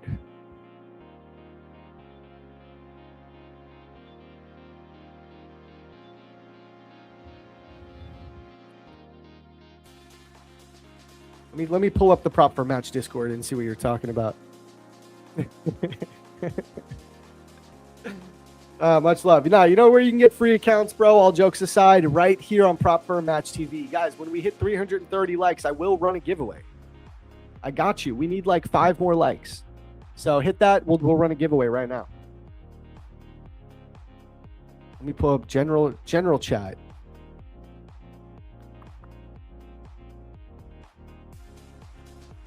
Why is my chart different than yours? It's tripping me out. Okay, you're looking at the NQ E-mini. Okay. NQ1, you're on the continuous contract. That's weird. Oh, bro. Are you paying for the futures data? You might not have the real-time futures data. You might be behind. A lot of people don't realize that. Are you paying TradingView for the real-time futures data? It's like $5 a month. That might be why this is happening. I think that's probably why that's happening, man. That's the only explanation I can think. You don't have the real-time data. You need to pay like $5 a month. You do. Dude, that is weird. And we're both on the minis. Okay, Dylan, I just explained it for you at least. You're 10 minutes behind on TradingView because you probably don't have the real-time futures data. Lou Weed, or Bino, I'm just going to call you Bino. That's bizarre. I don't know, man. I really don't know. Maybe refresh, log in and out. I don't know, man. That's bizarre. I've never seen that before.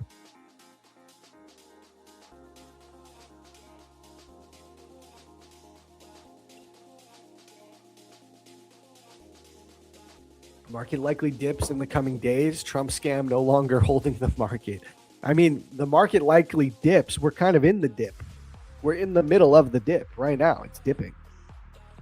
That's a generous thing to say. It's dipping. It's kind of tanking.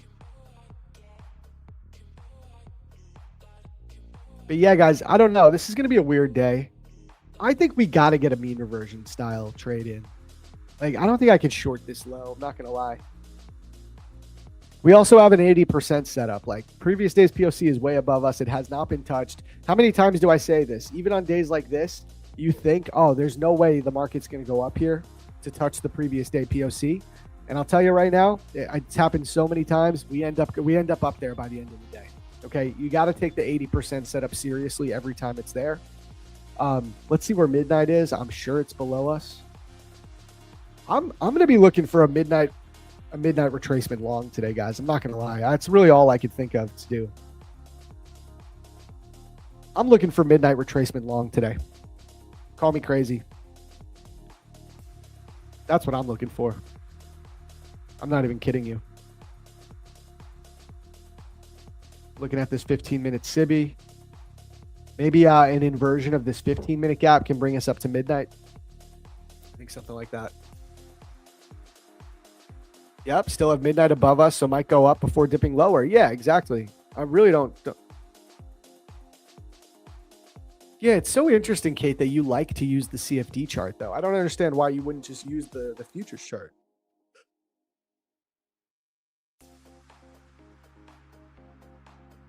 Oh, Kenny, yo, just giving everyone the sauce. I didn't know that. Guys, if you want to save like $5 a month, you could do this. If you already are trading with a futures prop firm, just log in on TradingView there. You'll get the real-time data. That's a nice little flex. NQ, hold my beer. POC target, yo. I'm telling you, you always got to take it seriously. It can happen. There's been too many days that I'd say there's no way that's happening today. And before you know it, market is at the POC by the end of the day. What does previous day POC mean? Previous day's POC is the previous day's point of control. It's a level on the volume profile. I use volume profile in my trading. It's a major component to the way I analyze price. A volume profile essentially measures the volume transacted at each level. I could show you what it looks like. I'll pull up the indicator. SVP. I have a ton of videos on all this on my channel.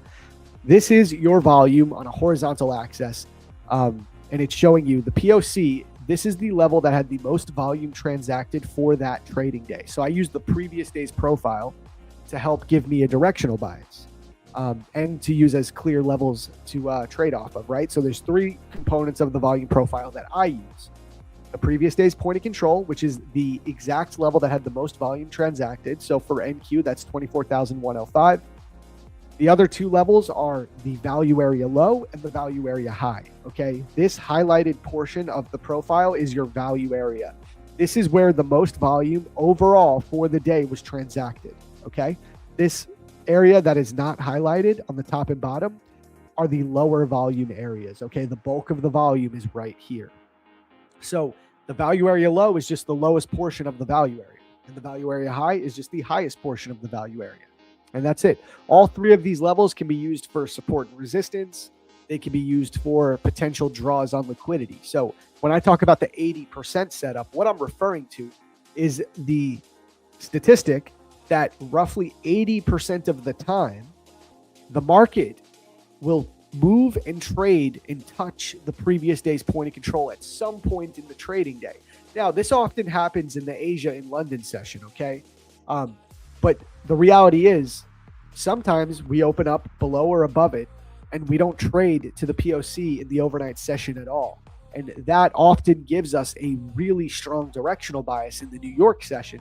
We use the POC as a magnet, okay? Because the market is attracted to coming into where that concentration of volume is.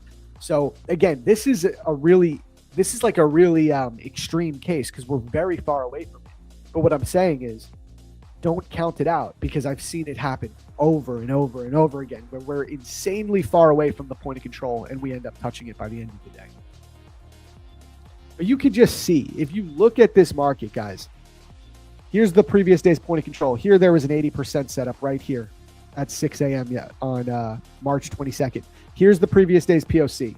Market opens up below it and we trade lower all day. And what do we do eventually? We come up and engage that point of control.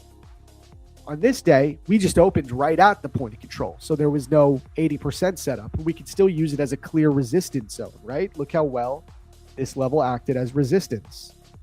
So it's just a really, really key level for me always. Right here, look how well it acted as resistance all day. So it's just one of the most dynamic and accurate levels that I use. It's one of the most important levels on my chart every single day.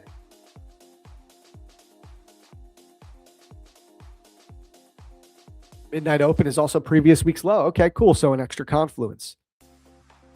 I honestly don't see the difference in the trading. I like futures strictly because they're typically iOS, USB people firms. Yeah, TOF owns the CFD one as well. Zach, are you on the same time frame? Oh, you're asking him, yeah.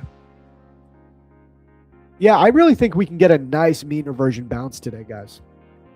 I don't think it necessarily has to happen right at the open. Maybe we drop lower first, but I think if we start to see some bullish structure form, and so we get like a clear IFBG setup, I'm not gonna lie, I'm gonna look for a midnight retracement setup today. I don't really like always looking for reversals. I love trading with momentum, but that's just kind of, I don't see anything else to do just yet. Yeah, I can show you NGL how I plot the POC. Let's see how many likes we got though first. Are we at 330? Oh, we're at 334, guys. Why didn't you tell me? Let's run this giveaway quick.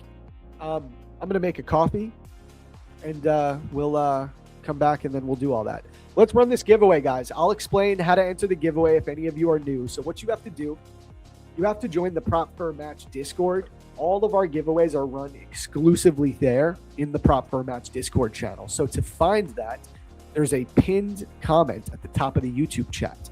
It's right there. Click that link. That's your Discord invite. All right.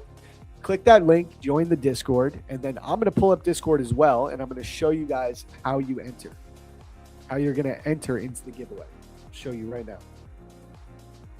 So I'll pull up Discord.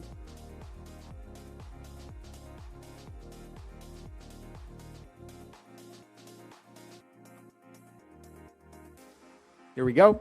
So here's the PFM Discord channel. All right. What you're going to do, if you're brand new, you need to join, and you just joined the Discord, you're going to have to get verified. That's going to take 5 seconds. Once you do that, all these channels are going to open up. You're going to come here to PFM TV and go down here to the stream chat. Okay, click on this, scroll all the way down, and this is what I'm going to do. I'm going to create a code, and let's make the code bearish 27. I don't know. Market's bearish right now. So there we go. There's the entry portal. This just popped up. So what you do now to enter, you click enter and you type the code in here inside the entry portal. Bearish 27, right? It's right here. You can't mess it up. Click submit. See, I was waiting. So Almighty A, you got to do it in the entry portal, brother. Just like I showed. So do that and then throw a fire emoji on there. Let us know you entered. And that's it. That's it. So, okay, let's, you know what we'll do? I'll give you guys till 9 o'clock to get your entries in. And in the meantime, I'll show you guys how I plot my volume profile levels for anyone that doesn't know. Figure we'll answer NGL's question on that. You guys down for that?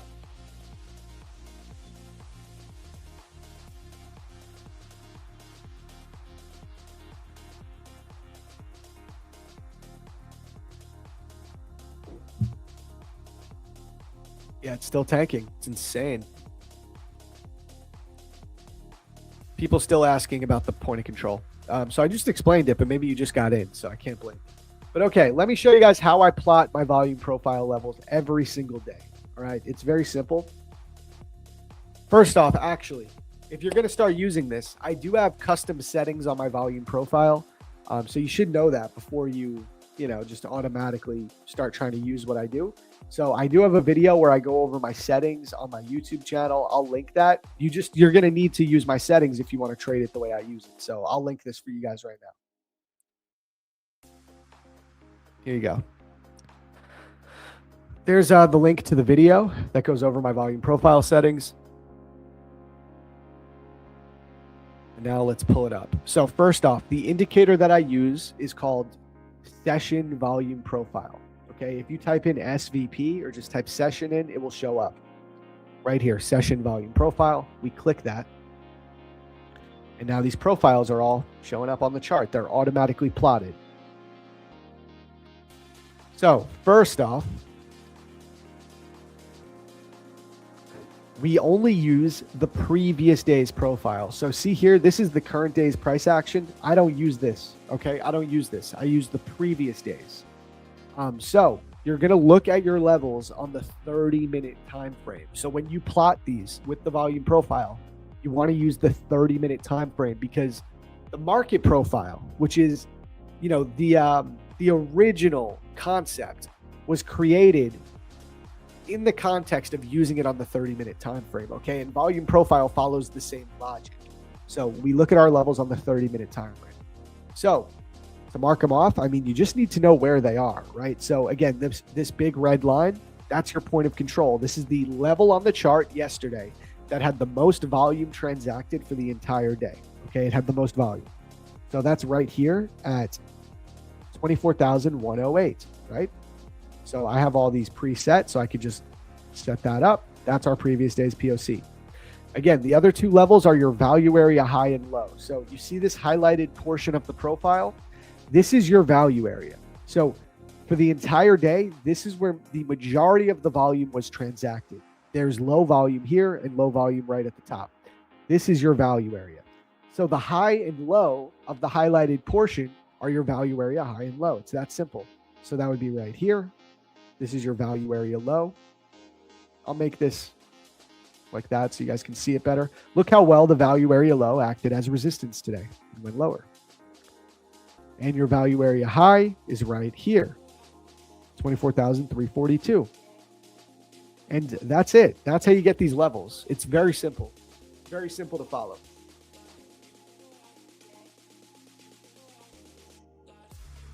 And then, by the way, I'm not looking at this chart with the profile up all day. I just get rid of it once I have my levels. There we go. So I have them all up right now. Dude, I'm so tempted to get long 1 micro and just hold it. I'm not going to lie.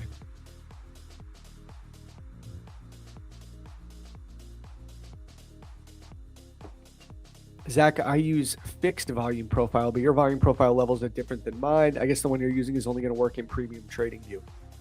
I don't know about whether it's only going to work in premium or not, but the reason why I like looking at the session volume profile instead of fixed is because the session volume profile marks them out automatically, right? Where the fixed range, there's some nuance there. Now the fixed range profile can be really beneficial because you can mark out 4-hour ranges, 15-minute ranges, and get really nuanced and discretionary.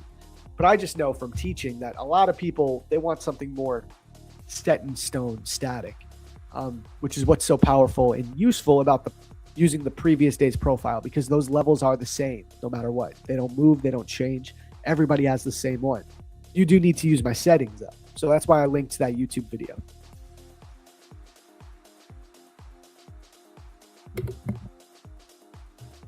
Rees, I only like looking at POC. Hey, that's fair, man. You do what you do. You do what you want to do. I love using value area low and high as well, but POC is the most important for me.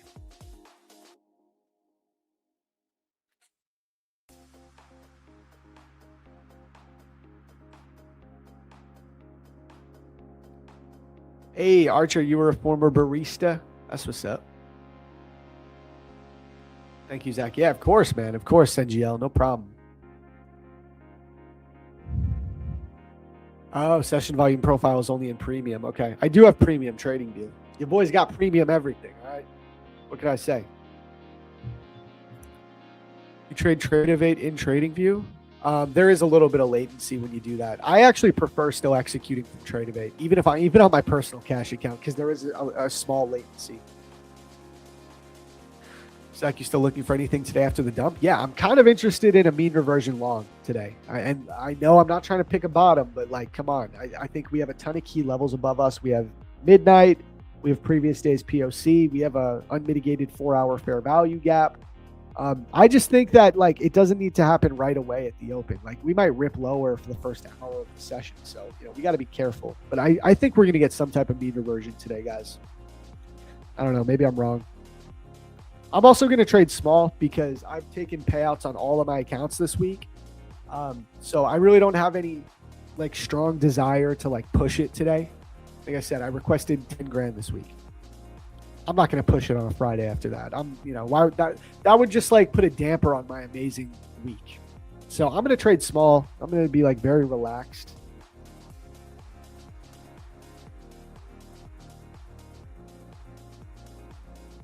But yeah, I really like the midnight retracement setup for a long today. Call me crazy. That's what I'm looking for. He's just a premium kind of guy. What can I say?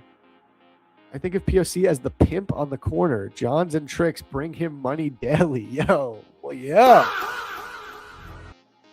We need a Trump tweet. We very well might get a Trump tweet. I feel like Trump is probably crying in the mirror looking at this ES futures and NQ futures stock price. He's probably beside himself on Air Force One. He's probably had to eat 3 Big Macs just to keep himself calm and 4 Diet Cokes.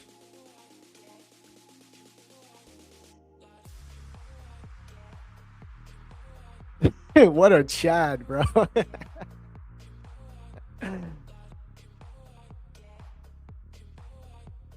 Yeah, Bino, it's very weird that you have totally different pricing. It's bizarre. I don't know what to say, man. Where am I moving? Well, we haven't decided yet. We're just looking right now, but I really like the idea of maybe like moving up to Astoria, Queens. I like it over there because you can get some really beautiful like views of Manhattan from your apartment. It's just, it's positioned really well. So you can get some really good views. That's like kind of what I really want to see. I want to have like a nice skyline view. Ideally, I don't know if it's definitely going to happen. It can get expensive, but in Astoria, you can get some good views and it's not crazy, So I'm thinking there. I'm in Brooklyn right now.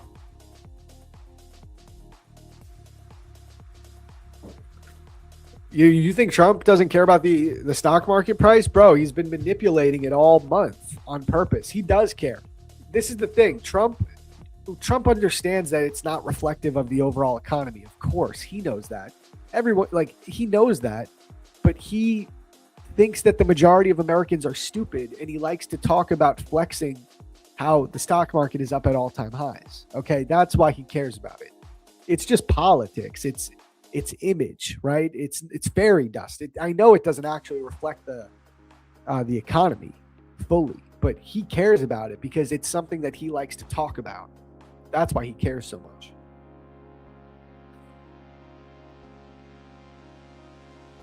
Yeah, everyone's been talking about this negative correlation between crude and the equities contracts. I haven't paid attention to it, but hey, man, if it's working, it's working.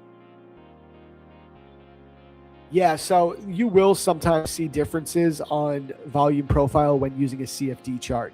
This is another reason why I don't trade CFDs, because when I'm trading the futures contracts, my volume profile is everybody has the same volume profile because we're all getting our data from the CME, from the Chicago Mercantile Exchange. It's centralized.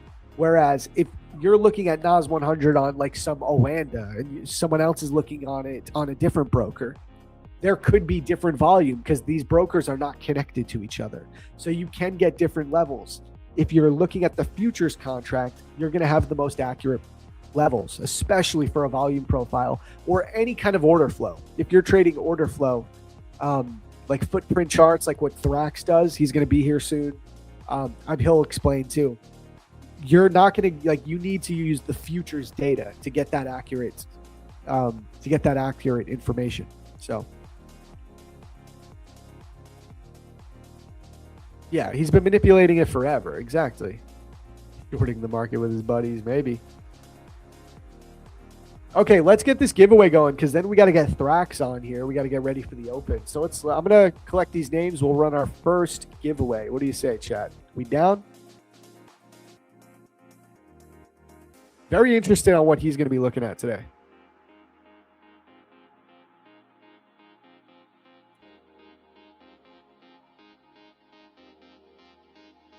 Okay, I'm getting these names ready right now, guys.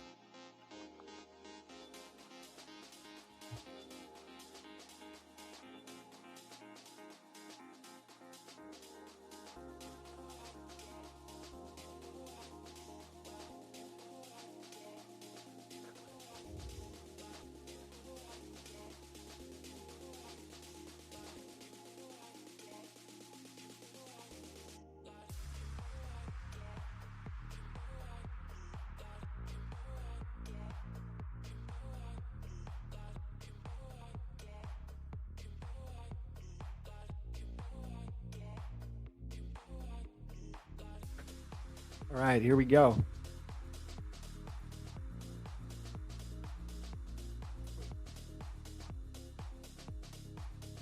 Oh, okay. You have the same data now? Or you're saying it's still wrong? I don't know, dude. I don't know. I have no idea how to help you, bro. Someone try to help Bino here if they know how to figure it out. I don't know what's going on there. I really don't, man. You don't have a scanner that finds your setups for you instead of waiting for the setup? No, I don't need any of that crap. In the end, last night's scenario happened with that low being liquidated once again. I know. We talked about that on the Discord stream.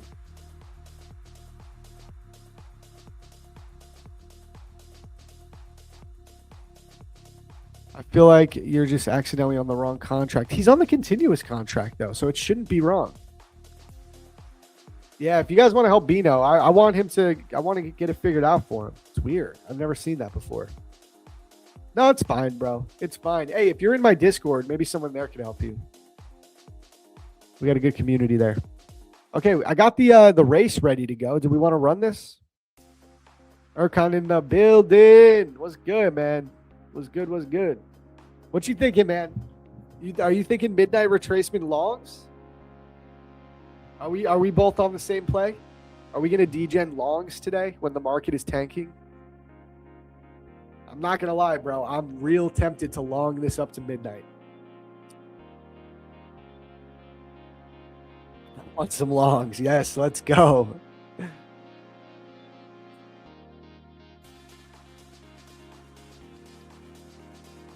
All right. Let's do this giveaway quick. We're going to do this giveaway. I want to make sure Thrax is ready to go. I'm going to send him the stream links on the break. So this is what we do, guys. Instead of like just making you guys wait for 5 minutes, I just run these giveaways. So just chill, watch the motorcycle race, and I'll be back in 5 minutes, all right? I'm going to go make a quick coffee, get ready for the open. So good luck to the winner. Again, our sponsors for these giveaways, we got to shout them out every time. We got Aqua Futures, Top One Futures, and Lucid, our newest sponsor being Lucid. Some really good promos from all of them right now. If we go to prop for a match, look at Lucid, just keeps going up. It just passed Top Step in the ranking. I love to see that. I love to see it. I think they're going to keep climbing too. I'm not going to lie. They're running 50% off right now your first 2 accounts with code match if you're trading the Flex or the Pro accounts. I think after that it's 40%. So only 10% difference. Make sure, guys, if you have traded with Lucid and you enjoy the firm, make sure to write a review on Prop for a Match, because that's how we're going to get Lucid up and up and up. They obviously are one of the top rated firms right now in the industry. They've came out of nowhere and just catapulted to the top. That needs to be reflected here on Prop for a Match, but the only way it gets reflected is from you guys writing your reviews if you have a good experience. Okay, if you have a bad experience, write the review too, but I doubt there's really no one I've heard of having a bad experience with Lucid. So write some reviews. The cool thing about this is, if you compare this to like Trustpilot, I could be an anonymous person. I could have never used their service, and I could just write Trustpilot reviews, like bad reviews. Or good reviews. I could be, maybe it's my company and I just want to like manipulate the Trustpilot score, and I could get a bunch of bots or people to write good reviews for my company. The cool thing about Prop for a Match is we don't do that. We are a neutral entity, and the only way somebody can write a review is somebody has to have traded with that firm. So it's just one of the best ways to get a real accurate view of whether a prop firm is well rated or not. And of course, supports the stream using code match, gives you the best discount possible. So there's my spiel. Okay, there's my spiel. Let's go ahead and do this race. Picked up some Lucid accounts last week. Nice, dude. Yeah, I'm gonna have to get some more. Okay, here we go, guys. Ready? On 3, 1, 2. Oh wait, hold on. Let's get the music ready.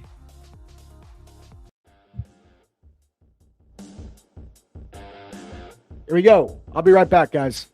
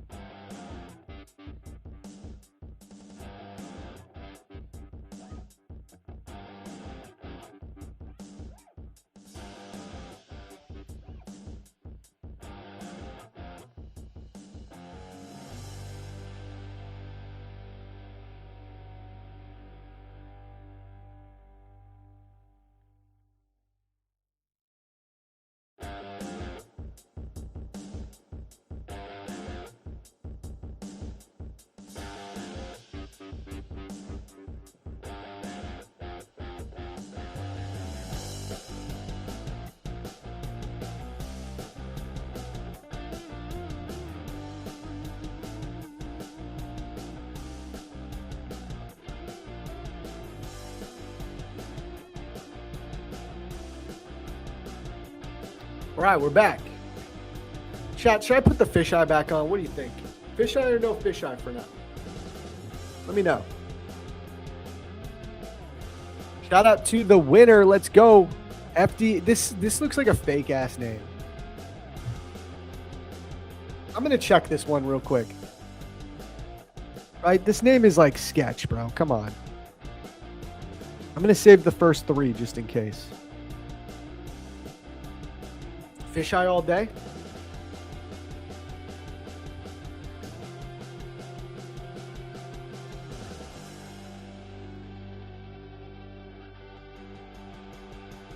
Damn it. People like the fisheye.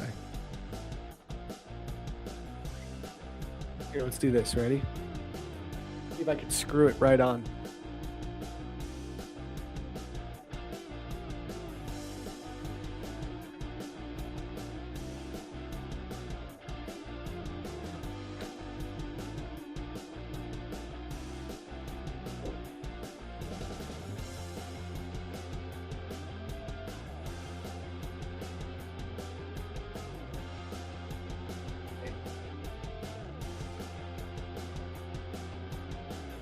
Chat. Here we go. Hold up.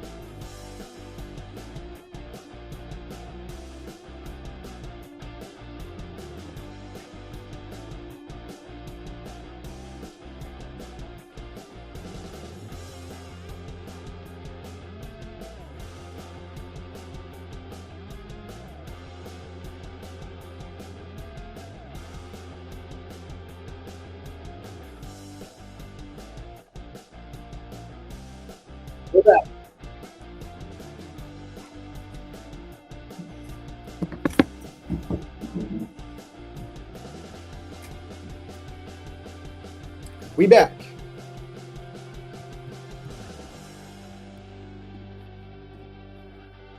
Man.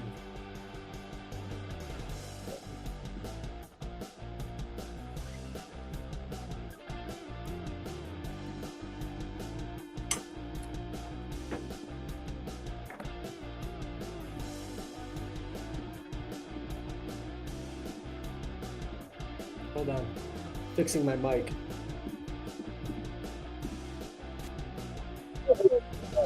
We are so back. We are so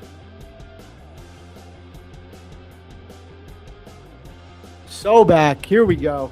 Yeah, true skater vibes. That's the move. Okay, let's get our charts back up. Sorry, guys. Sorry for the little hold up there. Yeah, I do like the fisheye. I don't know. When I get a new cam, we'll see what I do.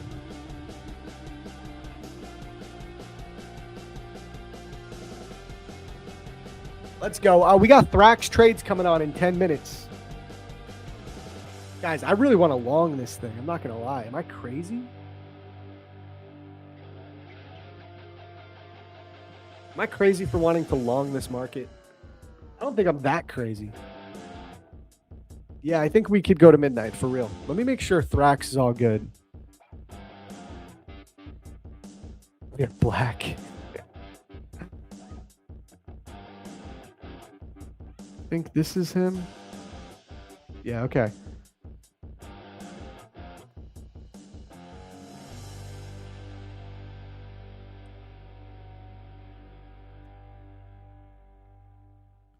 Okay.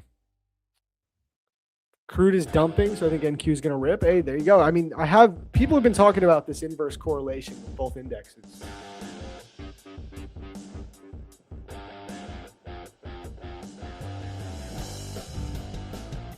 Buy the dip. Okay. Wait, I did want to check that winner of that giveaway. I wanted to see because that name looked a little bit suspect. I might give it to whoever was in second. I saved both. I'm going to check this person's name real quick. Didn't it look like a fake name? No, I guess it's a real person. I think it's a real person. I see him typing. He's here. He won. He won. Guys, we'll do another giveaway ASAP. If you want, I can make another list right now. We can run it whenever. Should we do that real quick before we get Thrax on? How many likes do we got? Damn, I lost like 50 people on that little camera incident. Ah!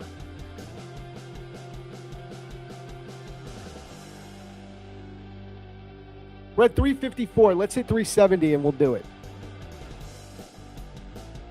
Yo, not gonna lie, this is crazy. I just looked at the poll, 237 votes, and it's almost 50-50 for bullish and bearish. That's crazy. Maybe we're full port longing. I kind of want to long one micro on one Apex account right now. I'm not gonna lie. I think I'm gonna do it.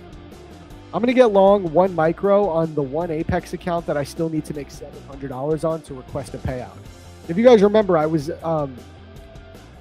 let me just double check which account it is. One of the accounts, I was supposed to withdraw $8 grand from Apex, but I was only able to withdraw 6 because I had an issue with one of the accounts where I need to make another $700 for some reason. So maybe we should try and do that on longs. All right, yeah, let's run the giveaway list real quick before Thrax gets on. All right, guys, giveaway time. Here we go. I'm going to create a code inside the Discord. Let's make it Thrax. Thrax27. All right, I just made a code. Go to the stream chat, click on the entry portal, enter into the code. Thrax27. You guys know the deal. Go ahead, get those entries in.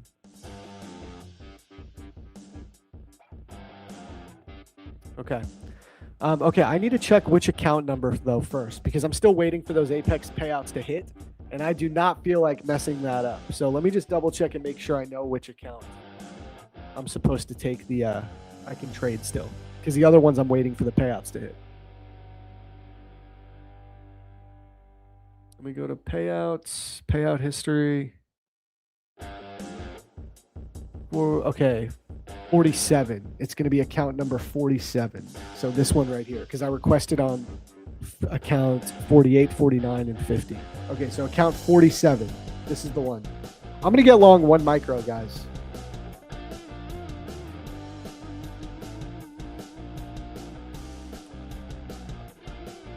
Don't try this at home. One micro long.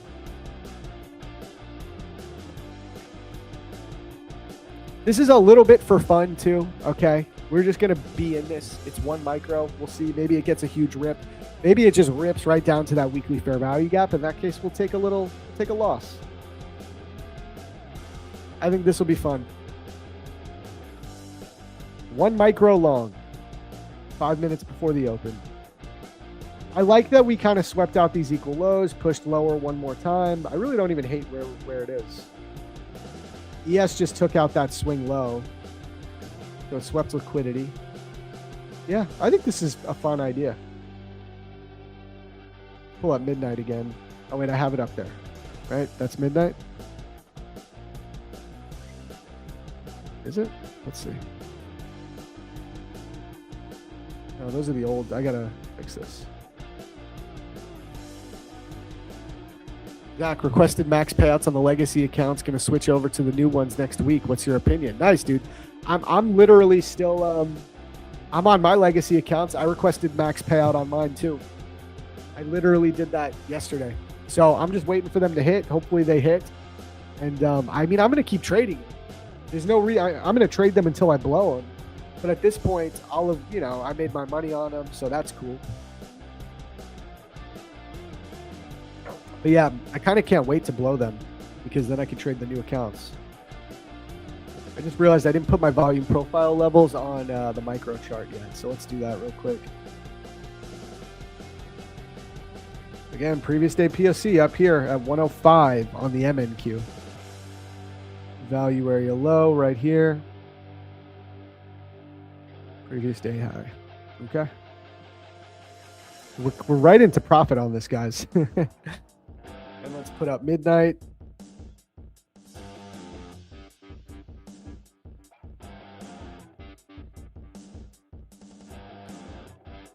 Don't sleep on this idea. I think this idea could be very fun.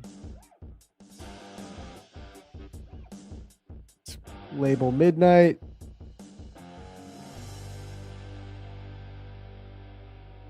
All right. We're in. Thrax will be on at 9:30. Give or take a few minutes.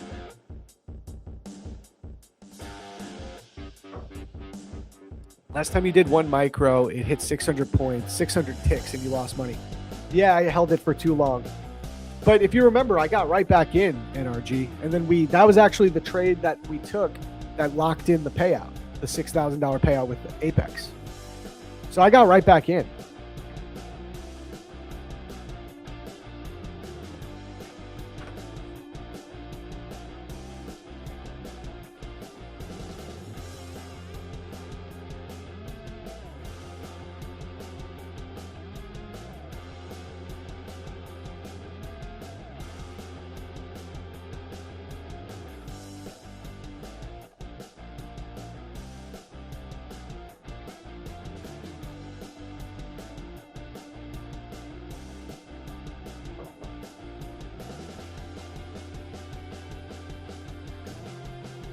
It hit a daily fair value gap.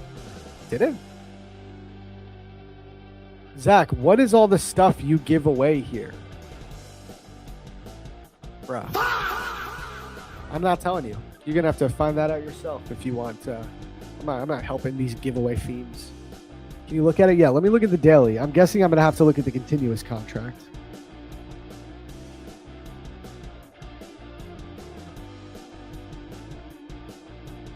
Go to the daily. I don't see a daily fair value gap in here, man. I don't see a daily fair value gap. You might be looking at the CFD. Oh, I got to cut the race music. I'm sorry, bro. Yeah, no, we don't want that.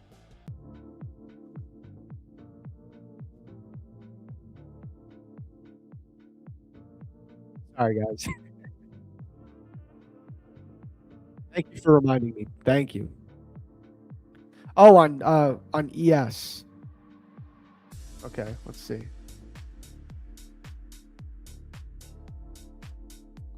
Still don't see a daily fair value gap, man. I don't see any daily fair value gap. Look, this is what makes me think the market's going lower. When I look at ES, I didn't even see this. Look at these equal lows, guys. Look at these equal lows. Perfect equal lows with all of this imbalance below. We're not done going lower. Again, we can get the move I'm looking for today, but I'm saying in general, the bottom is not in. This is going to be the bottom. This is my take. Clip it. Say whatever you want to say. This is the bottom, I think. We will not bottom out until ES takes these equal lows and fills some of this imbalance here. That's my take. Also has the weekly fair value gap. That's the bottom. Clip it. But yeah, I don't see a daily fair value gap. I just see a weekly. That doesn't mean we can't go to midnight, though, here. You know what I mean?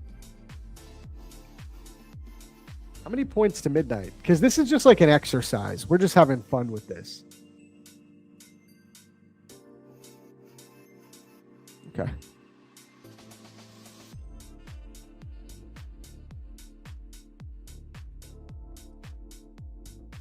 Bro, can you help me please? Just past Apex, the new intraday one, 50% consistency rule. Is that 50% of the profit you withdraw cannot be more than a single day's profit?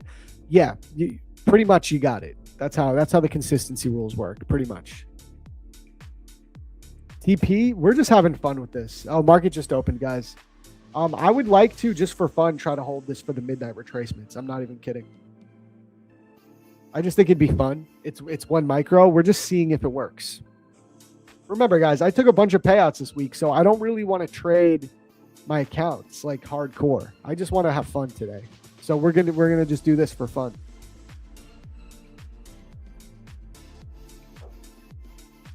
We could get one more push lower too. Don't think it has to be the bottom right away, but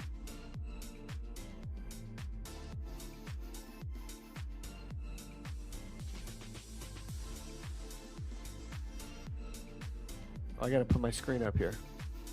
Oops. Looking good so far, though, I gotta say. Oh, I'm gonna jinx it as soon as I said that.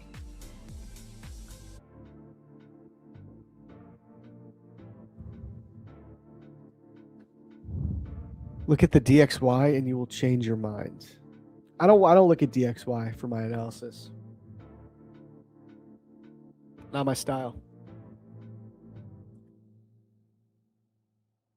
Oh, we got Thrax in the building. Let me pull him up.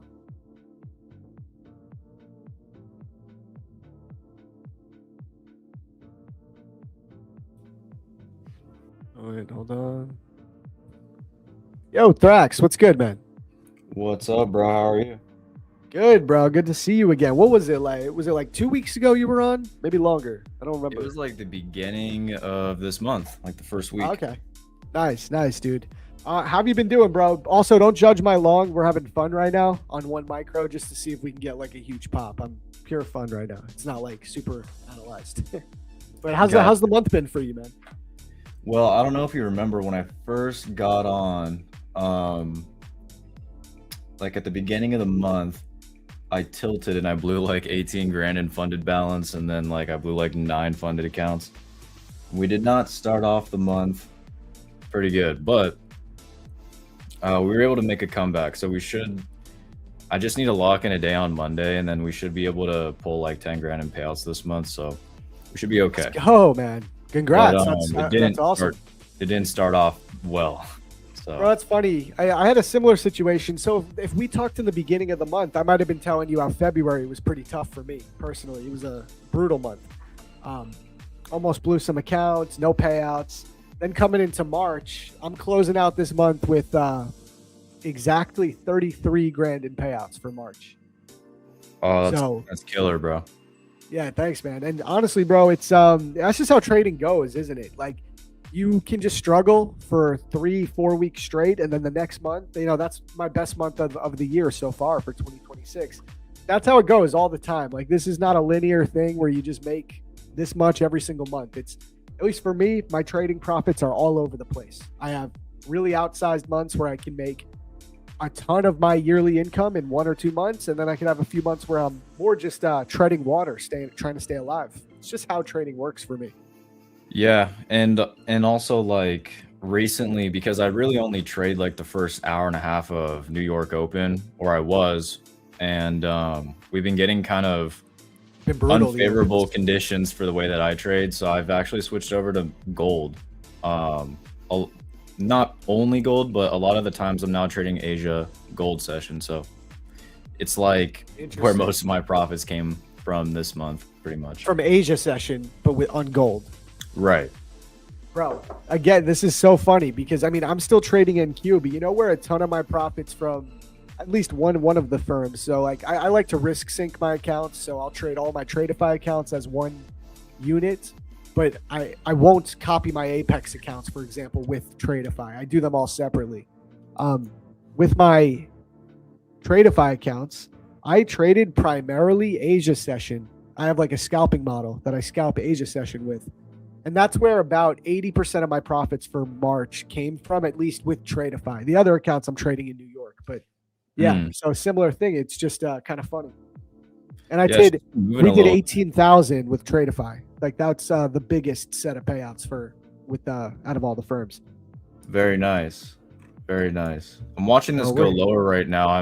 Yeah. I wanted to try and get into an entry for shorts, but it's kind of just dropping and it's not really offering me an entry, and I don't really want to chase it. But if we continue down, I'm trying to see if we're going to take out those lows at 481. Yeah, where we my go to the eyes are continuous right now. contracts. Yep, I think they're coming, guys. So what we did here, Thrax, I just decided to get long one micro as more of a fun thing on just one Apex account, because my other 3 Apex accounts, I'm waiting for a payout to hit. This one I needed to make like a few $100 more for whatever reason. I don't know why. You know how Apex is sometimes. They're just like, I don't know. I don't even know why, but I need to make, they're saying $500 more. So I was like, we'll just get long one micro for the day, because I'm just hoping at some point we're going to get a mean reversion from where we currently are. So I'm just kind of chilling in this. And again, it's more just fun because I don't really want to trade the rest of my accounts. I feel like I had such a good month and a great week too. I'm just like ready to kind of chill and have fun. So we're just gonna hold this micro for a little while, you know? Yeah, I mean, I'm not like today. My plan is I'm not really trading any prop firms. I actually just have like a small live account that's got like $850 in it. I'm just gonna try and trade one micro if I see anything. Bro, you can triple that account with one micro these days. Oh yeah, no, you just get a good entry, you hold a micro, you let it run, and you can easily grow small accounts. You just got to use decent risk management and not blow it up. Yeah, absolutely. What is your risk profile on that type of thing? What do you risk per trade when you're doing that? Usually, I mean, you got to be aggressive when you're using a small account, because, I mean, you're not going to get away with risking 1%. I mean, let's be honest. So when you're doing like a $500 account challenge or whatever. Yeah. So I'm usually just trying to go one micro, and I'll risk anywhere from, depending on the volatility of the day, like 50 to $100. And then you got to be right the first few times, and then I'll start sizing up once I get past maybe 1,000. But the way that I size into winners. So if there's a move that has a lot of momentum, right, I'll basically add in with stop orders so that my average entry can remain like where my break even is. Basically, I just move my break even. So I can trail your stop up with price. Right. So I can put more risk on the table contracts wise, but I'm not necessarily risking more of my money, just because if I'm managing if I'm pyramiding into a position properly, then I can basically keep my stop at break even. Yeah, I love that, man. I've played around with pyramiding and adding into winning trades. The amazing thing about it is, like you said, I mean, you can risk a very small amount and the reward can be outsized if you pyramid in properly. The problem is it's like a sweet science, man, figuring out how to add into winning positions and trail that stop with price. It's an art. Yeah, you can do it too much. Like, you can keep trying to add in. Next thing you know, you just took yourself out of a winning trade because you just basically ruined your average entry. Yeah. So my question for you with that is, what's like the time horizon on those trades? Are they still are they very low time frame scalps? So you're kind of playing with momentum and you're only going to be in that trade a little bit longer and you just size in quickly before a target? Is it that type of thing, like scalping, or is it you're sizing in and you're holding that trade and looking for some type of expansive move? Well, I'm trying to hold it, right? But it just depends on what the market's doing. Like, let's say we were dropping right here, right? And as we're dropping, I'm on a lower time frame and I'm adding into a position as we're dropping, and I'm trying to anticipate basically that we're going to go towards the lows. Well, if we snap back like we just did right now, that's going to take me out. But if it keeps running in the direction, I mean, I'll just keep holding and adding and holding and adding until I'll start scaling some out. And then if my target hits, then I'll just like get out. So in terms of time horizon, it really just depends. Like, I'm pyramiding into a lot of momentum and pressure. So as long as that pressure and momentum is continuing, then I'm going to continue to hold it, if that makes sense. Yeah, no, it does. It does. Do you want to get your charts up actually and show us what you're looking at? Now, you're more of an order flow footprint trader, right? Primarily? Yeah. Let me see if I can share my screen. Give me a sec. Yeah, no problem. Yeah, the chat was they really liked your style, man. We don't get a lot of order flow footprint traders. We get a lot of people on here who use Bookmap. That seems to be the more popular order flow tool, at least from like with people that I see trading futures. But I've always been really interested in the footprint charts personally. Yeah, Bookmap. I mean, I use a heat map as well. It's actually on this side right here. But I used to use Bookmap when I first started using Orderflow. But I don't use it anymore because I think the platform that I'm using right now, ATAS, is way better. I mean, it has a heat map if I want it. I have the DOM levels if I need it, and I'm really looking at footprint. So, like, for example, what did we see in this candle right here? Well, we were attempting a push down. We were pushing down pretty hard. We had large sellers step in, and they all just got absorbed, and now we're coming back up into the opening range, basically. So I'm just watching what's going to happen. Are buyers going to continue the pressure back up, or are we going to roll back over and make another attempt to start heading towards these lows? So the absorption, from what I'm seeing, is that the concentration of red at the bottom of that candle? Is that the No, like, those are just sellers stacked absorbed? balances. So Okay. when we're talking about bid times ask footprint candles, you basically read these numbers diagonally, by the way, and then anytime there's a 400% imbalance, they'll light up in like these bold numbers. So it's just showing me that there was an imbalance of sellers over buyers in this area, but that happened because there was this large order here. This is MNQ, by the way, so 670 Okay. contracts on MNQ in this area. But And what's the significance of the imbalance? Is there any, do you pay attention to that? Does that mean anything to you? yeah, because at the end of the day, when you're looking at order flow, what are we really trying to understand? We're trying to look at effort versus result, right? So when you're seeing aggression or you're seeing effort, well, what is the result of that effort? Are we having follow through from that effort, or is that effort failing? Or what did we see right here? The effort failed, right? And so now we're coming back up. Now we're in an area where we got to be careful because they failed the first time. We'll see if they try and push down again and if they're successful. But I mean, dude, I'm so suspicious about market opens like this entire month, ever since I blew my accounts the beginning of the month. So Yeah. I'm kind of a lot more passive in terms of the open. And that's why I didn't want to chase it either down here, because I have like PTSD of New York open Yeah. chop at this point. So we're just The cleanest setups for me in New York session lately have been like 10 a.m. You know, give 30 minutes for the open to shake out. 10, even 11 a.m. I've been finding good setups in New York. But it's true, man. New York session has been very difficult to read for just about everyone I know. I mean, everyone I know is having a hard time right now. Yeah, I mean, there's no point in trying to force. I mean, like last month, or like a month or two ago, we were having those opens where it would literally just like open and run, and then you wouldn't get an opportunity to get in unless you just had to jump aboard the train. And then right after it hit its target, it just started chopping. Now it's Yep. doing like the opposite, right? A lot of these days we're opening up, we're just failing to move in a direction towards a target, and we're kind of just like whiplashing back and forth in like 100-point range. And then later towards lunch, we end up making an actual move. Like this move right here that we're currently in is it's over 100 points, right? So this is like a dangerous area for me to try and take a trade, especially if I'm using this like you see this account. This is my live account. It's got like $850 in it. We're down $8 from a pre-market trade. Yeah. And then it's dangerous for me to try and risk any trades in here, basically, because my stop is going to have to be huge. And I'm worried about whiplashing in this area. So we're kind of just sitting on our hands at this point.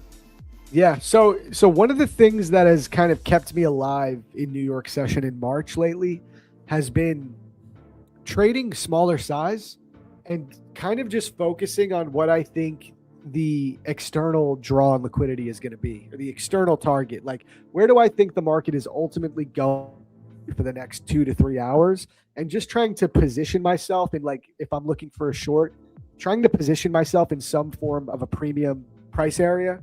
And honestly, bro, using a wide ass stop and just letting price shake itself out.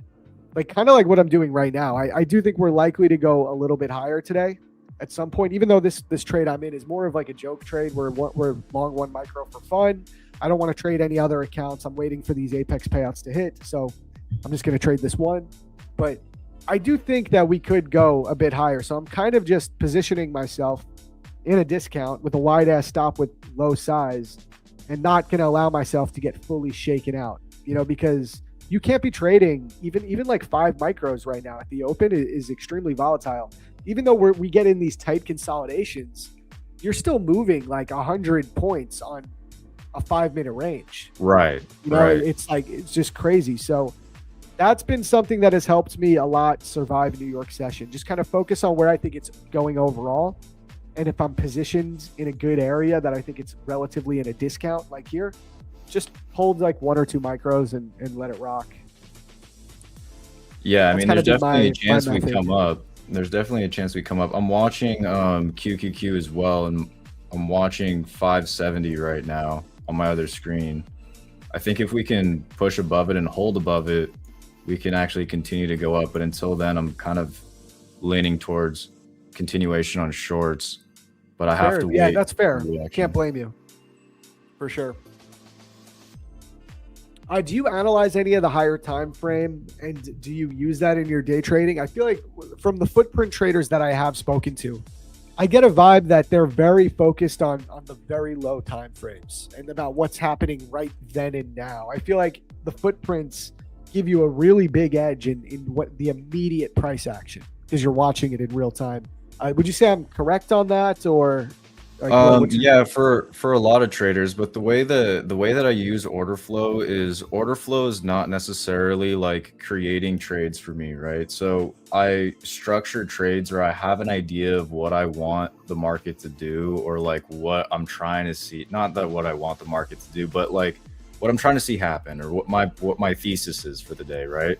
And it always has an invalidation point, but it's always based off of higher time frames. So like, okay, let's say we're looking, I always start and frame my days based off of like 4-hour time frames and 1-hour time frames. And I'm just trying to understand, where is it that we're likely drawing to? Well, my mindset right now is that we're likely drawing towards these lows. Now, just because it looks like, we're making very simple market structure of lower highs, lower lows, and where does it look like we're going down here, that doesn't mean that I'm just going to necessarily chase it.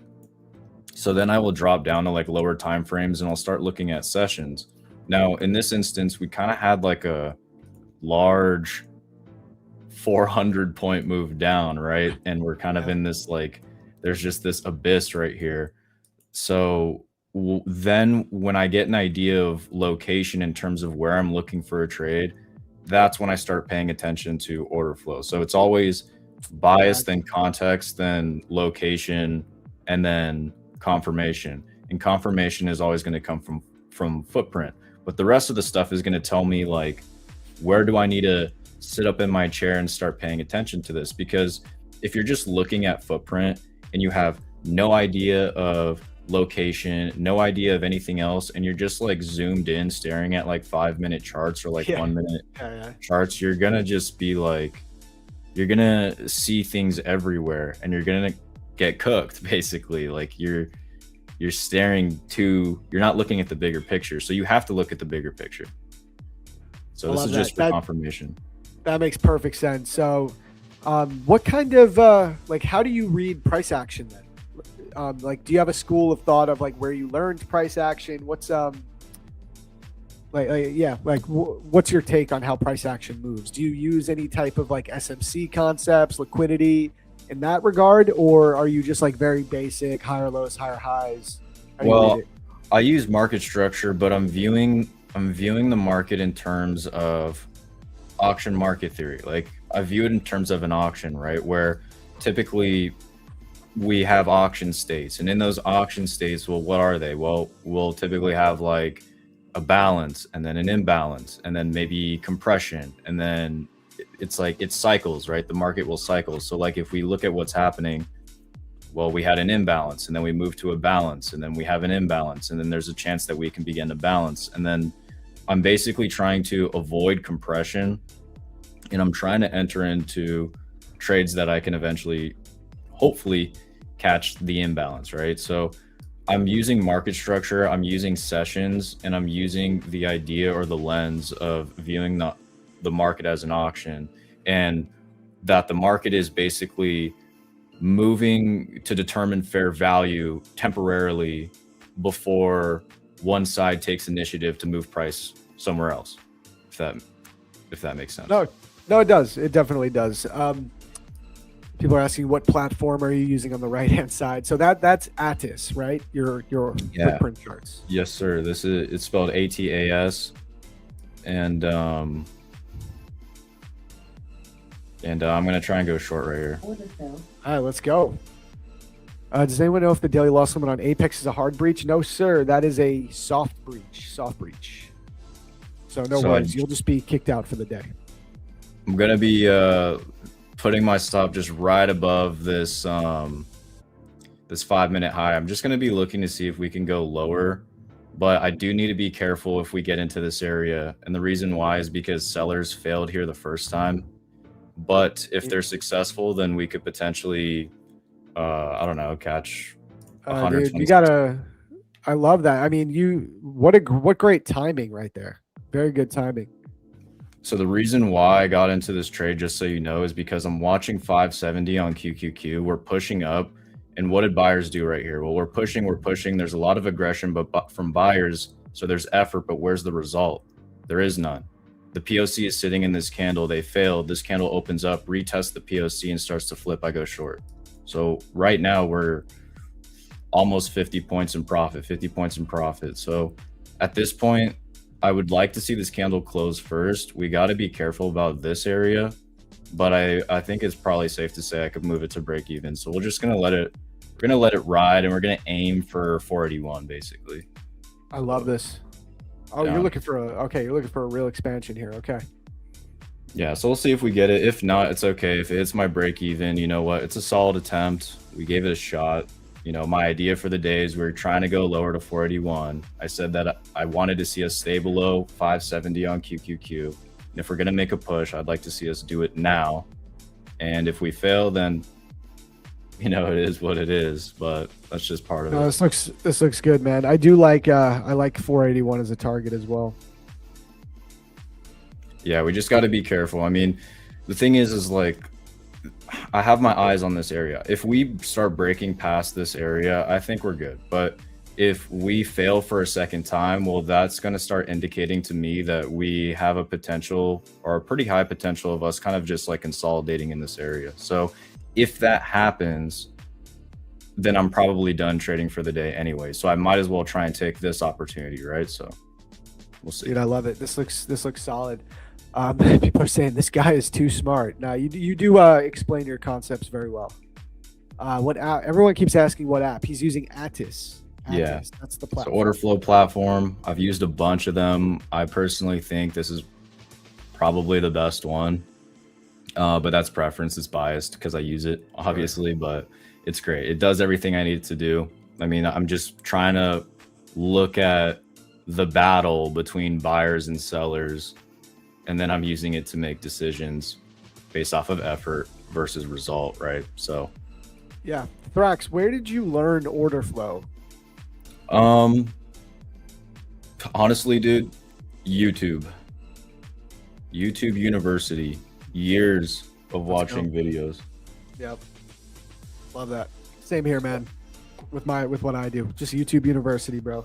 YouTube University. I mean, it's tough though, because when I first started trading Orderflow, now there's a bunch of Orderflow videos on the internet, and I participate in that, right? I make videos about Orderflow, but in the beginning, it wasn't as common for people to be making videos about Orderflow, so it was a little bit more difficult to try and learn it, because the guys who were making videos on Orderflow were really smart, but they weren't really like good teachers, if that makes sense. So it was difficult. So it took me a while to get a hang of Orderflow, but once I did, I mean, it really helped out with my trading. I mean, my trading got way better ever since I started using Orderflow. But that doesn't mean that like you need Orderflow, because Orderflow for a lot of people may be bad for them, because you know what? If you see more information, if you see more information, there's more things to be wrong about, right? So you have to be careful about seeing stuff but not really understanding what's happening, and then you're making decisions based off of something you don't understand, so you can actually end up hurting yourself trying to trade order flow. So you got to be careful. We're stalling well out said, here, man. which is not Yeah. good. I need to see us basically get another push and see the numbers on the left side of this start lighting up in bold like that. Oh, So there you go. we need, What for a us, beauty. we have orders sitting at 500. We're going to see if we take them and push past it. I'd like to see us snap past it, but we'll see what happens. If we can get down there, I think from the entry, where did we enter? Up here, 614. So what would this be if it hits TP? Let me see. 484. I'm front running the low just a little bit, just in case. So basically 130 points. The moment we take these orders, though, I am going to trail my stop because I don't want us to like take these orders, fail to take lows, and snap all the way back. Yes. Yep. There you go. So at this point, we're just going to lock in 173 bucks, which, to be honest, I'm trading one micro. I started this trade at an $850 balance. If we make 173 bucks, that's killer. So Yeah. It's Yeah. not- Absolutely. you know what I mean? It's like, and you were risking, what was it, $70, $80? So I mean, it's Yeah, about $70. very positive risk reward right there. Right. I just NQ recently has been doing this thing where we get to like these points of interest, And then we before rip it back. we turn around and then we go hit it later. You know what I mean? So it's kind of Hey, you know what? You're preparing yourself for it, man. Here you go. I think you're golden right here. yeah, we'll see. But here's the thing, right? Like if my idea was this trade, okay, and my idea is that we were coming lower to take the lows, the moment we do this right now, look, what? All right, there we go. There you go. Now that this happened, like the way that I think about this is I had a plan for the morning. We were able to try and execute on the plan. We hit the target. I'm done. Like what? Like we're not trading anymore. Like this was the Yes, this move of the day. that's the best piece of advice out of all the technicals you just said. That's the best piece of advice that people Yeah, should take because- note of. Someone sitting here would be like, oh, there's a lot of traders that sit here and go, oh, well, now that it took the lows, maybe we can like do a sweep and come all the way back. It's like, chill, bro. Like we just caught a trade, right? And this is the way that I think about this is typically during a New York Open, we're gonna get usually 1 to 2 actual solid moves, and the rest of it is kind of just like it's just kind of noise. Like if the target for the day was for if the business that needed to be conducted basically was us to drop down, take lows, and it happens, well, mission accomplished. Like why are you going to continue to trade? Your idea worked out regardless of if you got into this or not. Like if this morning I didn't catch this entry right here and I watched this play out, well, the moment that it takes these lows like this, I can't sit here and be like, oh, well, 30 minutes in the open, let me try and form a new plan. Like, no, just stop. Yep. Like tomorrow or like Monday, there's always another day. You can't just like, I make a pre-market plan and then I follow that plan. I can't just like start making new trade ideas or trying to structure a new trade in the middle of a session while price is moving a million miles an hour. It's like, I don't think it's a good idea for me. I love it, man. I love it. That was a beautiful trade, guys. Yeah, W's in the chat for Thrax. That was perfect. And I was going over the same thing. So I've been streaming my Asia model because that's the model that's been printing a lot this month for me. And I said the same thing. So what I'm doing with the Asia session model, Thrax, is I'm trading a negative risk reward, high win rate model. So I'm risking usually 1 to make 0.5 or 1 to make 0.4. It has a high strike rate for this month. It's been 85%. It's been doing well. But I was telling people because we caught our trade. We caught a W in the Discord like within the first 20 minutes. And then I had people saying, okay, so Zach, where's the next trade? What's the next one? Let's do another.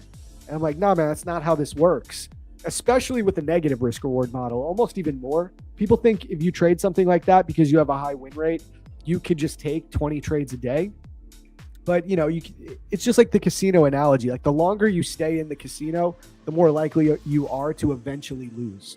And that is very true with trading. So the key is to pick your spot that's high probability, get in, get out, and do it again tomorrow when your mind is refreshed, because you'll start to experience, decision fatigue or just, chart fatigue, and you're going to make less optimal decisions the longer you stay on the chart. So just like what you said, same thing, man. Catch your win. With my model, maybe you can find two, but it better be if you are going to take a second execution, it better be a damn good trade, because that first one is really what we're looking for.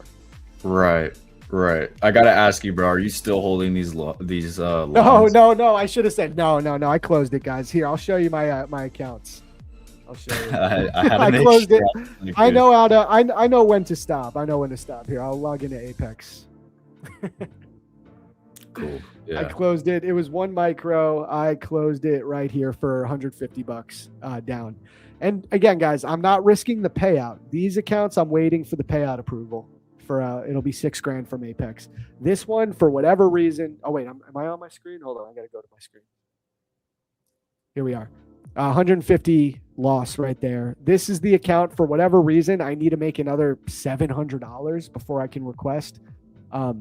I don't even understand why I didn't look into it, but the other accounts I was able to request $2,000 each. So these I'm not risking. I'm chilling. I'm waiting until the money gets taken out of those accounts. I'm not touching them. This one, it was more for fun. We got long 1 micro thinking maybe we can get some type of mean reversion bounce at the open. It fails, but no, I didn't hold this. If I was still holding this, I'd be down like $400.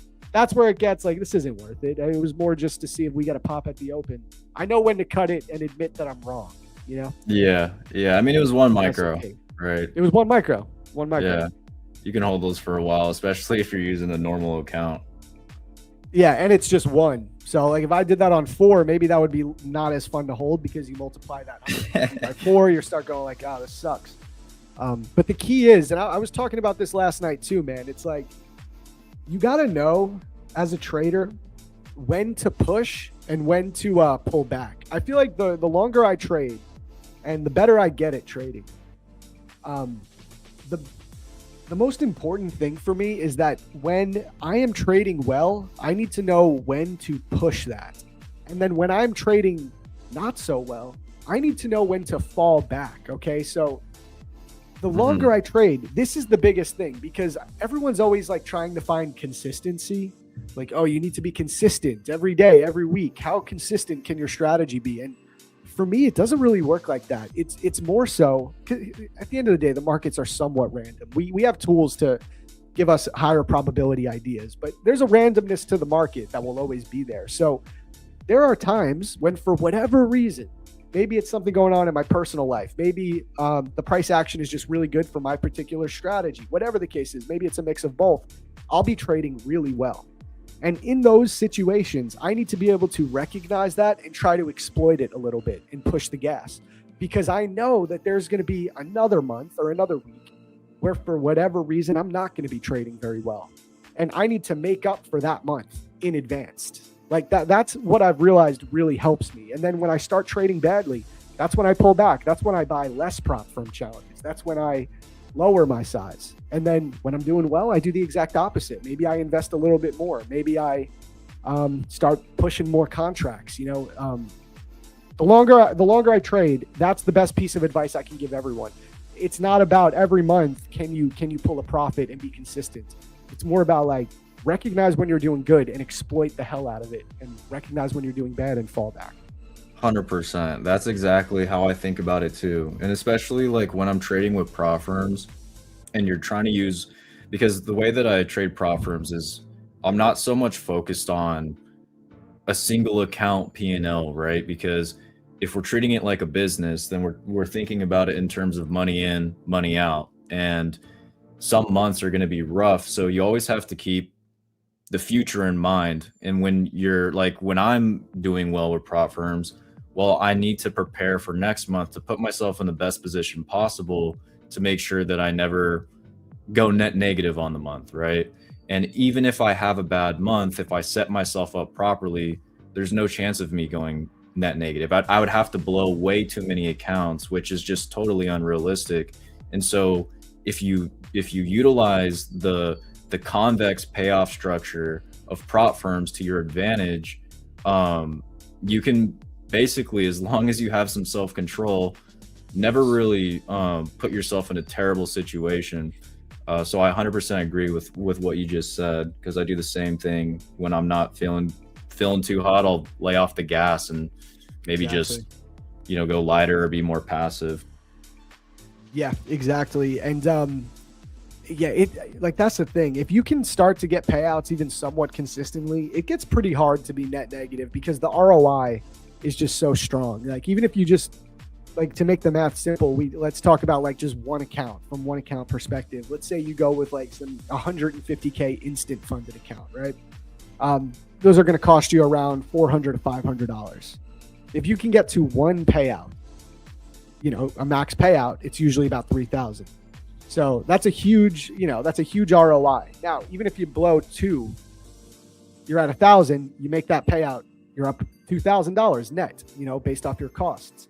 Now, the key is, from my opinion, I always tell people, you really want to do your best to be able to secure at least 2 payouts from the same set of accounts. I feel like once you do that, your ROI goes up to an insane level that it's almost impossible to be net negative if, on average, you're securing 2 payouts on one set of accounts. Because if you do, like a lot of people, they're focused on just getting that first payout. Like a lot of people love 50K accounts, right? Especially with instant funding. And their thought process is, it's only a $3,000 profit target. It's the easiest way to get my payout. But they're a little too short-sighted, in my opinion, because yeah, it's easy to get that first payout technically. But what happens once you withdraw that money? Most people are withdrawing the max amount, which is $2,000. They're leaving themselves with $1,000 of drawdown. Okay, now it is very likely for you to blow that account. Most people do that. Most people get one payout, take the full amount on a 50K, leave themselves with virtually no drawdown, and blow the account. And if you catch yourself in a loop like that, maybe you'll have a small profit. Then you account for taxes, bro. Account for your costs and your taxes. Right. You're maybe break even or even still net negative. So, but if you just get 2, that ROI goes up to such a high degree that it's very hard to not be net profitable. Yeah, prop firms are probably like the best thing to happen for retail traders. I mean, the opportunity there. I mean, and I don't want anyone to take this the wrong way, but you really don't have to be the greatest trader alive to consistently make money with prop firms. If like an account, let's just say with no activation fee, is $100 and you can pull $1,000 out of it, it's going to cover like 9 or 10 blown evals. You know what I mean? It's crazy. Yeah, it's amazing, man. And yeah, and that's the thing. And even still, with that opportunity, probably 90% of people trading props are net negative, which really to me is just purely a discipline issue and trying to force things in a time frame that's a little too quick. Like we had AJ, the CEO of Lucid, on, which is like one of the top firms lately. Love that firm. And I asked him, like, what is a commonality you see among like payout maxers, people that are taking multiple payouts and who are net profitable from trading with Lucid? And he said, the biggest thing I see is that they're not trying to hit that profit target in the shortest amount of time possible. Like, because so many people do that. They go, oh, I have a 30% consistency rule, which means within 4 days, maybe I could take a payout if I hit my profit target in 4 days. And they do that math, and then they try to force that. And they might have 3 good days, and then they're like, all right, day 4, I need to get this payout today. And before you know it, they pushed it too hard. They forced a setup that wasn't there. Now they blew their account or hit their daily loss limit, and they set themselves back. Where he said the people that are taking consistent payouts, they're almost never getting it on the first day that they would be eligible based off the rules, right? It might be 10 days in, 12 days in, but they get there slowly and surely, and they're just not rushing the process. I feel like 90% of blown accounts come from just rushing the process and forgetting about your rules and just, throwing caution to the wind and trying to make it happen. Well, in my opinion, when it comes to people who are struggling with making money with prop firms is, in my opinion, in the way that I trade prop firms is I trade evaluations and I trade funded accounts in 2 completely different ways, 2 completely different mindsets. And what do most people do? Well, most people will actually end up buying a prop firm, They'll go on the challenge. They'll try and trade it normally. Usually they'll try and trade like, normal risk management. It takes too long. They blow it. And then maybe they get lucky on 2 or 3 trades where they just like go heavy and then they pass the account because they got rewarded for that. And they go, oh, well, I just passed my account by using heavy size and going aggressive. And now that I'm in the funded account, let me try and trade it the same way. And their eyes are set like on the profit target the same way that they were set on the profit target in the eval. And they're trying to force it. And basically, like you said, they're thinking too much about speed. Like, I need the payout, I need it. The next thing you know, you're just going to blow the account. So yeah, I mean, I trade evals in a way that I wouldn't recommend a lot of people trade evals. I basically full port them, but it's because I know I can get payouts, and I know due to the payoff structure and the ROI that I can afford to full port evals, right? I can full port and blow a bunch of evals and still make money, but I trade the funded accounts. The point is I trade funded accounts totally different, and people treat it as this like continuous process, which if you're trading the right way and you're taking your time on evals and then you're taking your time on the fundeds, that's fine.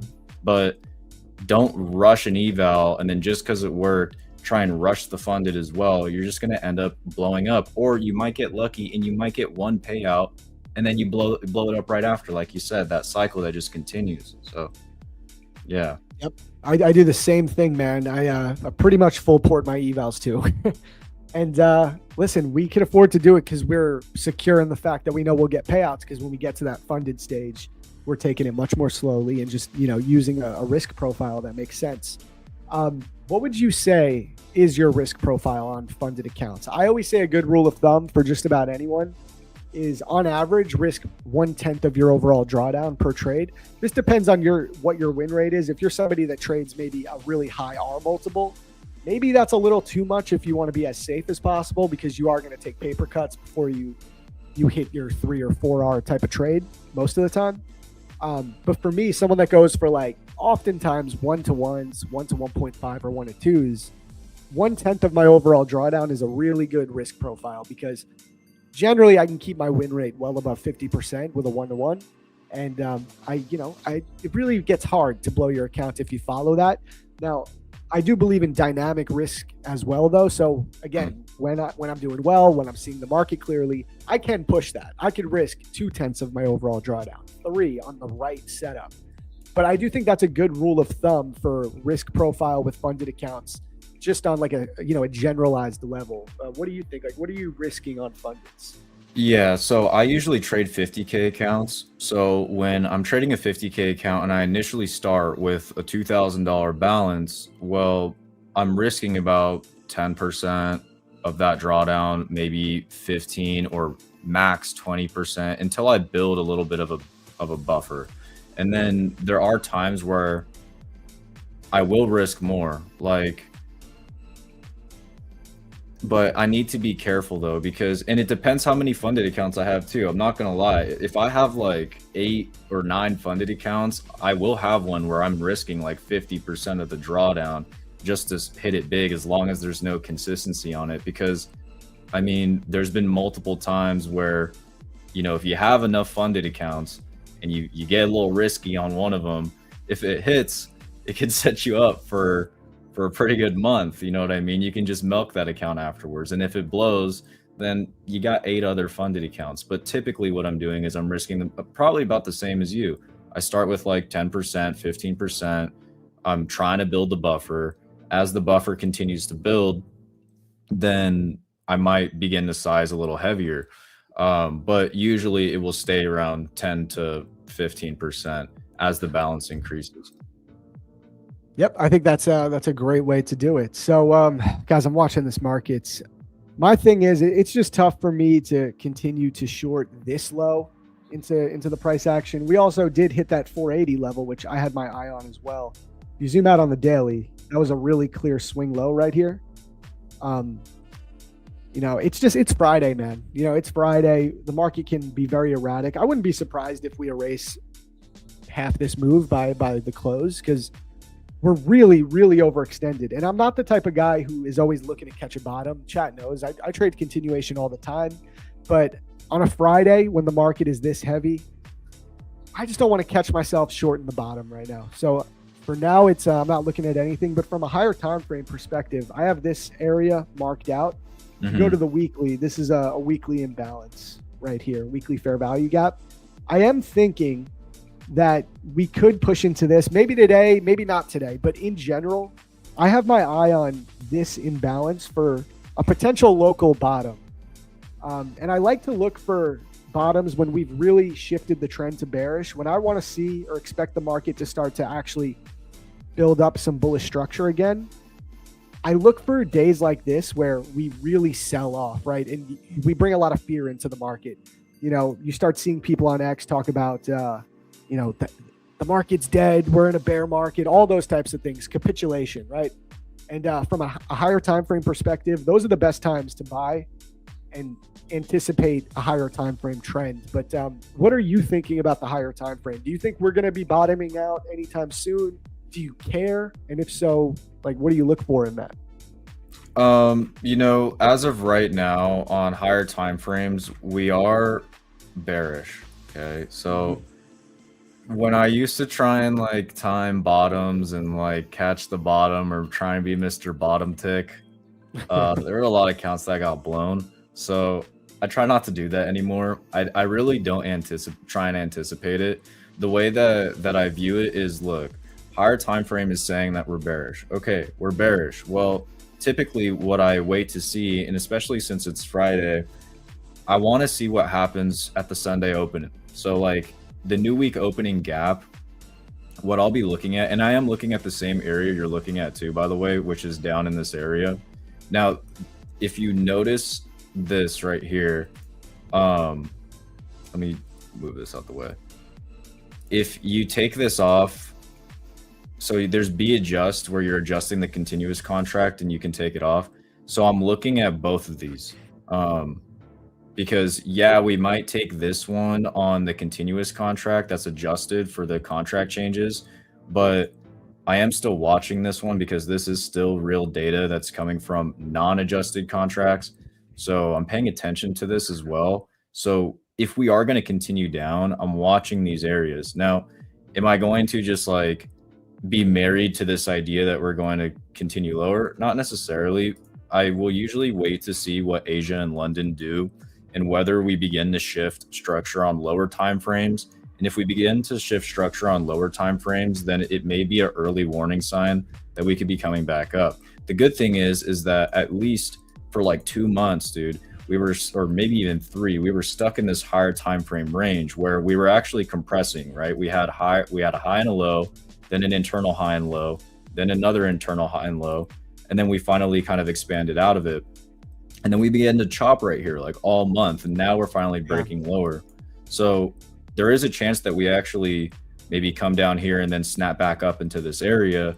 But at the same time, like if we're thinking about higher time frames, we also got to take into account what is actually going on fundamentally too, because there's a lot of crazy stuff going on right now. You know, there's tweets that can get sent out that will push the market, as we saw, 800 points. You know, it's crazy. So we got to be careful. And I just will wake up and I'll see what I see, and it is what it is, and we'll try and trade it. I'm a day trader. I trade 1 hour of market open. Do I need to know what the market is necessarily going to do next month? No, I don't really care. You know what I mean? I'm literally trading a singular 1 hour candle or a singular 4 hour candle. I just need to know where the closest draw is at. That is it. So love that. I don't know what we're going to do, honestly. It's, to be honest, I don't know. Yeah, 100%. I like to look at those higher time frames just to get some context, but I'm the same way, man. What matters to me is 4 hour expansion, 1 hour expansion. Where's the closest draw on liquidity? That's about it. Right, exactly. So I'm doing the same exact thing. I'm using higher time frames to understand direction, but not necessarily trying to use higher time frames to time a bottom or anything like that. Totally. Yeah, I like this 480 level. I think if we did move into that weekly fair value gap today, guys, that would be pretty insane, but it is a Friday, so don't count it out. But I am watching that 480 level. I mean, we kind of, we engaged the zone, and now we're getting a little mean reversion. So I have this 5-minute bearish fair value gap marked out. It's just a tough read. I mean, if you're just trying to continue to short to hell, any bearish PD array will work if that's what you're looking at. But I think the shorts here where you took Thrax made sense because you had that draw, that 480 draw, right? Now that we've taken that level, could the market continue to rip lower with all of this momentum? Definitely. But I've noticed that the lowest probability short or long continuations are right after we take a key draw in liquidity. Because even if we're going to be bearish for the rest of the day, we can get a stronger pop here because we've taken that draw. So I got no interest in a short here personally, and probably not a long anytime soon. Maybe if we inverse this 5-minute gap, I could consider an idea to maybe take out this swing high for a scalp.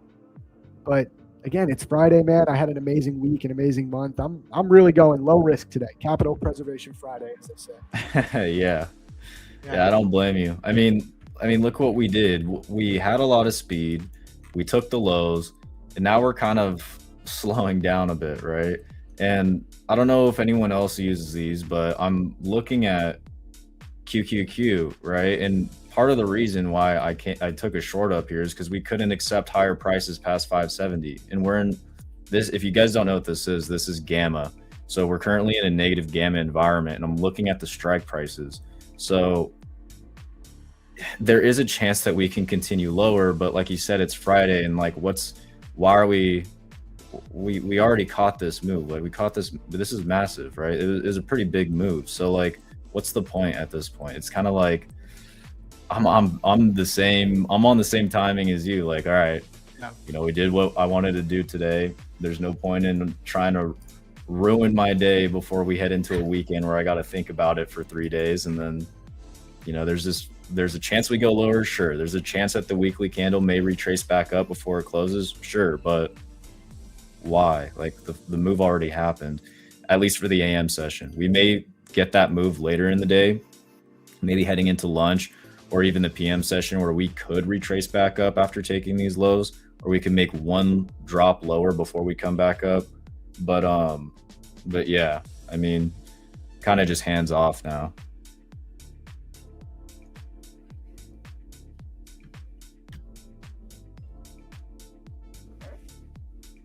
All right, I'm back.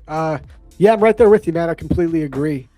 Guys, before Thrax gets ready to go, I know 10:30, if you have any questions for him regarding order flow, maybe community. Do you have a community? I know we linked to your YouTube channel in the description of this video, guys. I'll throw it up in the comments here too if you want to check out and learn from Thrax. But maybe let us know, where can people find you, man? Do you have a Discord? Yeah, so anything like that? We have a Discord. It's called Never Flat. If you go on my socials, you'll find it. And we got like about almost 1,200 members in there. It's pretty cool. There's a lot of people who trade different strategies. A lot of them do trade order flow. But there's a lot of good information to learn, and it's free. There's no paywalls for anything. I'm not charging anybody anything. You could just join it. There you go. Kind of just like a hangout spot.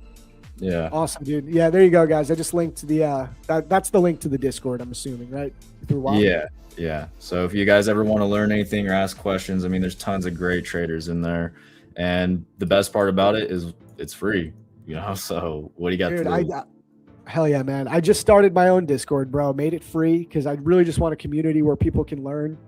Was surprised by how many people wanted to join. People really need a community. That's what I've realized. Like, you need friends in this space. Well, trading is a lonely game. It's a lonely game, dude. You can't talk about this type of stuff with your friends. Even friends, I have, family and friends that they think they're interested at first. Like, they go, how is that going? You're doing so well. Like, teach me about it. Is it something I can learn? And they get interested for a moment. And then you start actually talking about it, and it's just like their eyes just go lifeless because nobody wants to hear about this crap, even if they think they do. It's so niche and specific to traders. Yeah. So you need friends in this game, man. You just do. I think that's why people love, they love. No, 100%. And communities, honestly, I think communities will help tremendously regardless of whether you join a free one or a paid one, just a good one, right? Like one where you can actually talk to other traders and see what people are doing that is working and what people are doing that's not working. I mean, one of the most valuable things that can come from a community is watching other people fail, and you can learn from their mistakes without having to put your money on the line. I mean, I think that's amazing, because what do you see online? You don't see people always posting their losses. You just see people always winning. And so you think to yourself, like, Yep. am I the only one losing? Like, what is going on? But that's not the case. Most people are actually losing. So when you join 100%. these communities and you see all the other traders that are struggling, well, there's information that you can pick up that you can actually use to your advantage. And I think it's really powerful. Not just bad, like saying everyone's bad, but like even the good traders. You know, there's guys out there that you guys don't know their names, and they're ripping $100,000 months on prop firms, and they're just so low key, and they're so nice, and they're so willing to help people out. I mean, it's great to find those types of people. It really is, man. Yeah, it really is. That's the beauty of trading. I thank God that we have the internet to do this. I can't imagine people that got into trading in, like, I don't know, 2014, because it was still there, but it was nowhere. Like, the communities were nothing like they are now. I mean, anywhere you go, if you want to trade SMC, if you want to trade Orderflow, if you want to trade VWAP, like, there are so many communities to choose from, and all of these concepts can work. It really is dependent on the person. I think there's a lot of good ways to trade. There's also a lot of bad ways to trade too, but there's a lot of good ways to trade. And it's really about, you know, you have to find what fits your personality, man, and what makes sense to you. And there's a lot of options, thankfully. Yeah, absolutely. Someone's asking, where, if I want to start learning order flow, where should I start? So we kind of went through that. I mean, I would assume your Discord is a good spot, but you yeah, can where go else? on the Discord, you can watch YouTube, and you know what I did is I took weeks of my time and I created a massive PDF that basically brain dumped everything I know pretty much into like 120 pages. So if you're a reader and you want to learn about what I'm actually looking at and how I view the market, well, there you go. There's a PDF in the Discord. You can just download it and read it and ask me questions. I'll answer them. So that's a good place to start. Awesome, man. There we go. There we go. All right, Thax, I don't want to keep you too long, bro. We got to get you on more often. I'm glad you came on a second time. Do you do any streaming on your own channel as well, or you always I do. I stream every morning, market open, in the Discord, also on YouTube, and I'm happy to be back on. Like, I'm just happy that last time I was on, I didn't catch a trade. We were kind of done for the day, but we caught a banger today, so I'm pretty happy about that one, and we did it on stream, which is cool. So I appreciate you having me on, Zach. It's always a good time on here. It is, man. I love talking to people that I just know are for real. You know, you're one of those people. There's so many. Again, not to hate on a lot of other people, but there's so many people in this game that, like, they just don't know what they're actually talking about. They might speak confidently, but you hear them start talking and you're like, oh, you got nothing going on, bro. And I appreciate when we get, you know, this stream is very important, that I only speak with traders that I think really got it. And you know what? Sometimes that makes it hard to find new people all the time. But I'm not going to compromise the stream just because someone might have, like, 20,000 Instagram followers or something. You know what I mean? Yeah. And you got a great read on the markets. It looks like you make me interested in the footprints, man. I'm not even gonna lie. You know where I first learned about footprints was Chart Champions. It was like a crypto trader. I don't know if you heard of those guys. They're big on footprints though. Okay.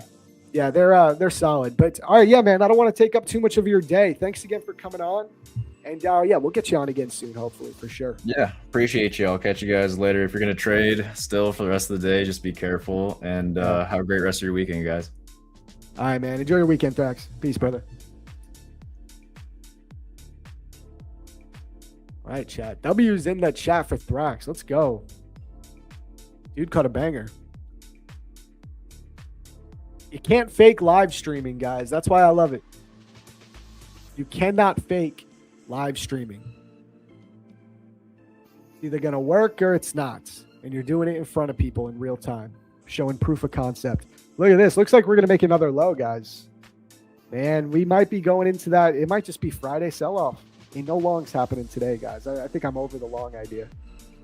Because listen, I mean, maybe the only scenario I could see where we get some type of mean reversion long is At this point, maybe we take the low one more time and then we push it up, because we are at a daily level, right? If I go back to the daily, like those 480s that Thrax was targeting, that was the clearest, most low-hanging fruit draw on liquidity on the higher time frame. Could we come for these lows and tap into this weekly imbalance today? Do not count it out. We can. How far is this? It's another like 700 ticks, almost 200 points away. That's nothing for the NQ on a Friday, guys, when we're selling off. So can that happen? Absolutely. But also, we just swept some really higher time frame liquidity. So can we get a deep mean reversion bounce first? I think that's very possible too. Something that takes out these swing highs, because you got to think from the market's perspective, they want to wreck as many people as possible, right? So do they really want to reward people that are still holding shorts from the open? Because their stops above here. So if the market wants to be in some type of seek and destroy profile, stop out the most amount of people possible, they're going to push this up. And then if they want to drop it again, they will. It's unlikely most of the time that we just hold the 930 high or low and just rip forever. So again, that doesn't mean I want to get long again here, but what it does mean is that I want to be very cautious about continuing to short into this momentum once we've swept liquidity. That's kind of the thought process that I'm going over here. Yeah, wait for initial balance. Let's take a look. What's the initial balance looking like? We just set it. So here's the high, here's the low of the initial balance. It's been formed. The size of the initial balance is 200 points. The high was formed first. The low was formed second. Neither side has been broken yet. So yeah. Let's see what happens here. Let's see if you get a close, like if you actually break this IB low today.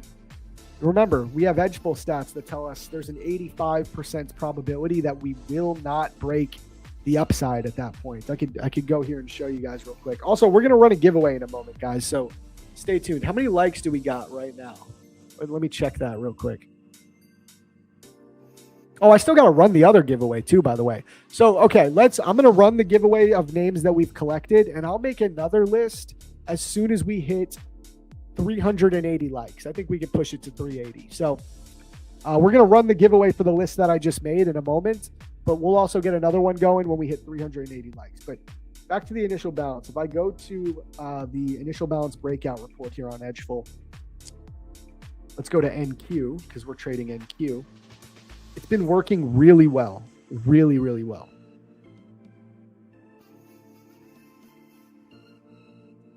Okay, we got an 80% probability for the last 6 months that we're only going to break one side of the initial balance. So again, how do we use that here? Here's our initial balance. If we break this low right here, this is our IB low. If we break that, there is a 80% probability that we will not come up to this high again and break the opposing side. Meaning we know that the high of day is set in most likely if we just follow the data. So if we break this low, then looking for a short on some type of pullback, maybe it pulls back up and takes this swing high, and sweeps this liquidity, but holds this 5-minute fair value gap, something like that. We could take a much more confident short here with our stop above the IB high, because the data tells us that the high of day is set with an 80% probability. That's enough probability to take an informed trade decision, right? But we got to wait. We got to see which side the IB breaks. Imagine, what if we push up here and we actually break the high of the initial balance today? Imagine we do that. Imagine we leave this low and we break the high. Well, guys, then we actually could look for a bigger mean reversion long up, because there's an 80% probability that the low of day is set here at the initial balance low. So we got to take that into consideration. All right. I think what I'd like to do is wait for a break of the IB before we try to take an informed trade decision. That's what I'm going to be looking at.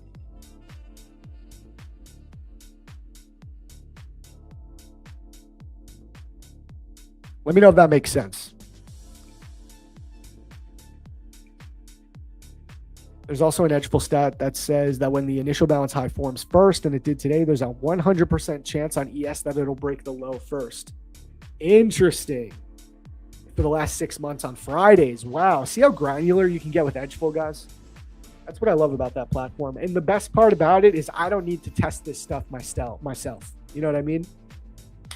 I just let someone else do all the testing. Where do you check that data? On Edgeful. Here, I'll drop a link if you want to check it out.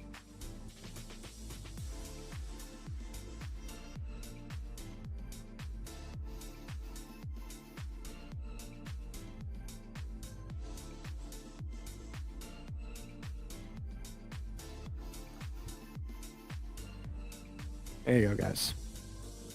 But okay, I think we should run this giveaway while we're waiting for the initial balance to break. I think that's the move right now. We should do a quick giveaway.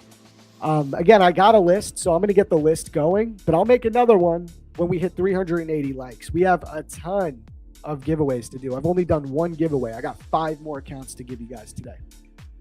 Isaac, how much do you risk per trade on your Tradeify 150K? Do you just let the profit run if the market is good, or you have a particular number in mind and once achieved, you're done for the day? Good question. So it depends how much my buffer is. Like right now on my Tradeify accounts, I have a $10,000 static drawdown buffer in there because I've been trading them for almost 2 months. I've built the account balance up, right? So I have a $10,000 buffer in there. So I could risk a little heavier. Like I often am trading 2 minis on those accounts, especially when I'm doing my Asia scalping. I'll easily risk $1,000 on the day to make 300 or 400. I'll trade negative risk reward. Most of the time, if I don't go above $1,000, like if I make 400, I might be inclined to take another trade. But once I get to like 800 or $1,000 on the day, I just stop. And I really think that's my biggest strength, is being able to stop once I'm up. And this is where risk sinking comes in, because I trade multiple different firms, but I'm not copying them all together. So I'll make, let's say I make $800 on my Tradeify accounts for the day. I'm done. I'm not going to keep trading those. I'll just rotate over to a different set of accounts. And then if I'm red on that set of accounts, at least I still have my Tradeify profits locked as green. You see what I mean? So I could be green on one set of accounts, red on another, and boom. I'm, it doesn't sting as much that I took a loss because I didn't risk my profits. Do I ever pay monthly fees on evals more than once? To be honest, bro, never. Because again, I'm like Thrax. I trade them quickly. I try and pass them quickly. So it's very rare that I'm still trading the same eval 30 days later. Hey, Luna's in the chat. What up, bro? That's why you like TOF Ignites. 15% consistency rule keeps you honest. Yeah, man. Those accounts are pretty popular. Yeah, we're gonna do a giveaway right now. What if your first loser is down and you're down $1,000? It's very likely if that happens that I just accept it and I move over to a different set of accounts. Sometimes I'll try another trade and try and make back some of the loss if the setup still looks good, if I see a good one, but it's got to be like a damn good setup. It's got to be A++ for me to do that. The key to holding on the prop accounts, guys, is following your risk. And if you do hit that risk protocol, you got to stop. But this is, again, why I love risk sinking, because it doesn't mean I have to be done trading necessarily. If I hit a daily loss limit in one set of accounts, I can still keep trading. I just move over to a different set of accounts. I rotate. I risk sink. That's what I call it. So, but yeah, sometimes you hit that on the first trade. You might be out of the pocket. You might just need to move over to different accounts and lock those up for the day. How many accounts do I trade across all props? So right now my funding, I have a couple of take profit trader accounts. I have a couple of Apex accounts, and I have Tradeify. That's what I'm trading with right now. And like, that's what's crazy. It's not even an insane amount of accounts. I have 3 accounts with Tradeify, 2 with Take Profit Trader, 4 with Apex. And with all of those accounts, I've withdrawn a total of $33,000 this month. It's not even an insane number of accounts. I know people trading 30 accounts. I'm nowhere near that. I got I have 9 accounts. And with 9 accounts, I've withdrawn $33,000 this month. Here you go, guys. We just broke the IB low. Okay, so 85% or 80% probability that the high of day is in. Keep that in mind, okay? Keep it in mind. One thing I'll say, though, I would like to see a 5-minute closure below it. I've noticed sometimes you can wick below the IB low, but if we close back above, I hold a little less weight as a break. Bro, that's what I need to do. It makes so much sense. Yes, sir. No Lucid accounts? Oh, dude, I've said this a million times. I blew the Lucid accounts, guys. I blew my Lucid accounts this week.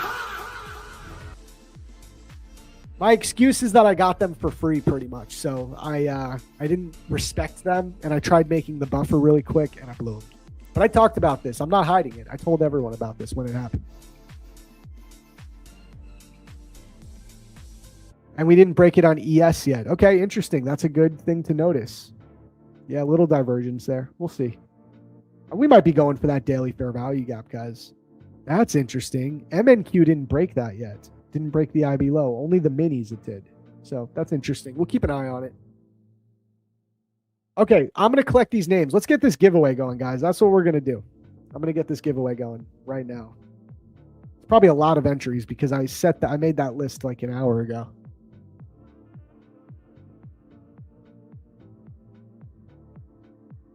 Austin Silver's doing that right now and killing it. Hey, shout out Austin, man.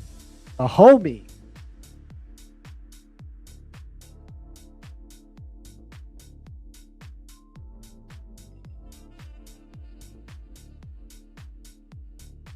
Okay, I'm just getting these names into my list, guys, so just bear with me.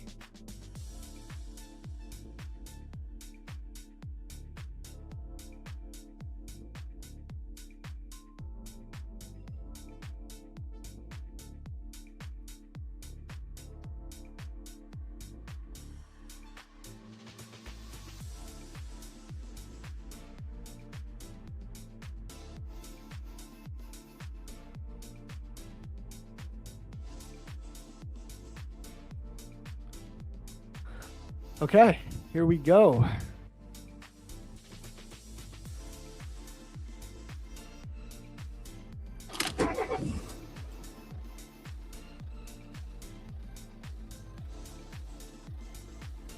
Only 4 Apex. Why? The reason I only have 4 Apex is because I was trying to get more funded, and then they moved over to those new plans, right? So I'm trading the legacy accounts. So something about that, I just don't want to be trading legacy accounts with the new account plan. So I'm just waiting until I blow them before I try to scale back up with Apex and get more accounts. That's why. I just requested $6,000 from them yesterday, so that's going to get approved, and then we'll see what happens. We'll see. If I keep trading them and get more payouts, I'm going to continue doing that until I blow them. But if I blow them after I got a set of $6,000 payout, that's cool. That's a good ROI. So we'll just see what happens. But that's why I'm only trading 4 Apex right now. I mean, if you're a profitable trader, what makes not to try scaling, get 20 accounts or more? I mean, I am scaling. I'm trading 9 right now. That's pretty decent.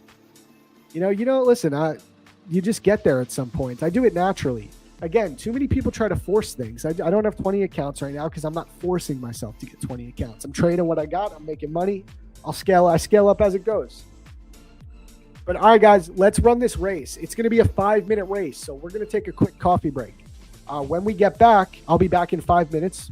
The race will announce the winner, and we'll keep it going. Like I said, if we hit 380 likes, let's see, did we hit it actually? Oh, we hit 380. Beautiful. So we're going to do this race, take a quick 5-minute coffee break. When I get back, I'll make another list, and we'll get another set of giveaways going because I still have 5 accounts to hook you guys up with. So stay tuned. More trading to come, more giveaways. We got a lot of stream left, so don't go anywhere, guys. We'll be back in 5 minutes, and enjoy the race. Good luck, everyone.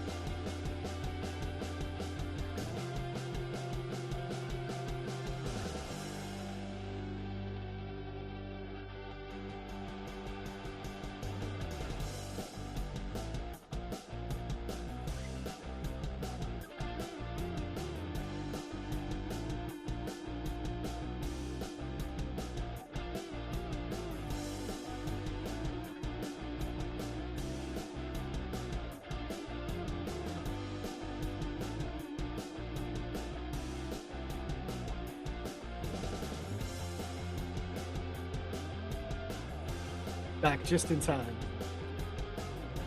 Hey, there we go. Butcher 2022. Let's go. Congratulations.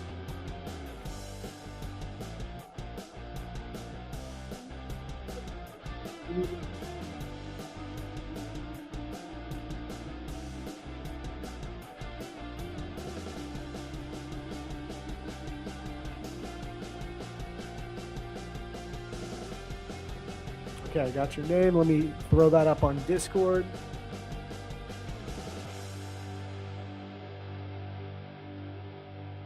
Oh, it's Dave Butcher. Dave the Butcher. What's up, man? Congrats.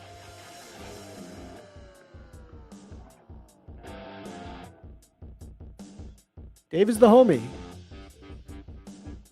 Love when that happens.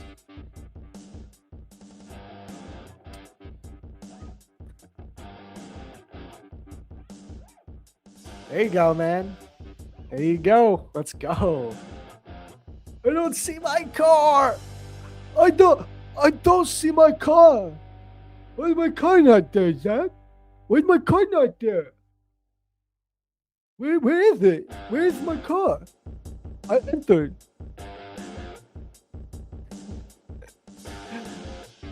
Yeah, we're gonna do another giveaway.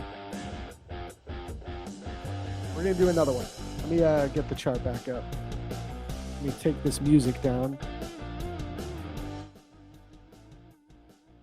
Ooh, we're popping, guys. Nice little pop here.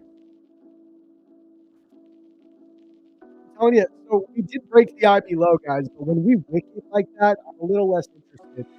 I don't automatically think it's going to be a reversal there. It's hard. When we get a strong 5-minute closure, that's when I'm thinking, okay, look, the high day is set in. When we get these wicks, I still kind of think you can get that move. It could be a day where we break the high.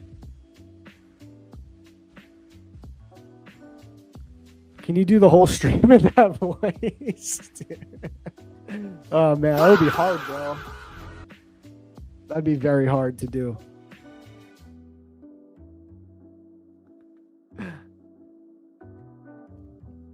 Yeah, fuel's expensive, man. Got to go electric. All right, let's take a look at these markets. I did promise I'll do another list immediately, so this is what we're going to do. We hit 380, but what I want to see, I'm going to run the race when we hit 400. So I'll collect names for a new list right now. We'll get that done quick.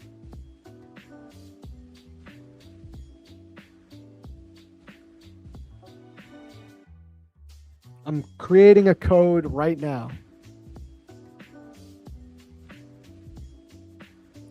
The code is Friday 27. Friday 27. I'll show you guys real quick. Remember, guys, if you want to enter into our giveaways, you got to be a member of the Prop Firm Match Discord channel. Okay, so there's a pinned comment at the top of the YouTube chat with the link. Click that link, join the Discord. You got to get verified. Takes 5 seconds. Once you're verified, you can come down here into the stream chat, and here's the entry portal. So you have to type in here. So you're going to click enter and just type Friday 27. It tells you what the code is right there. Click submit. Let me try that again. Too many people are probably entering at the same time. There you go. Yeah, we got a cat in the building. What's good? Fire.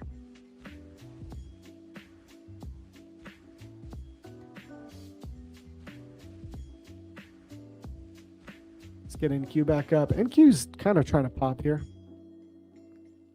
Do we have bicycle race? We do. We can do a bicycle race.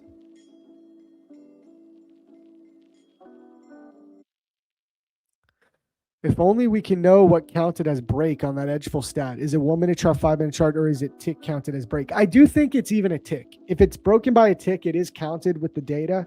But this is just an anecdotal thing for me, Tendra. Like, if we don't get a 5-minute closure, I just hold less weight to it.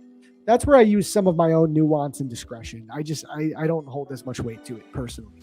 But the data is just going by a tick, I believe. You just break it.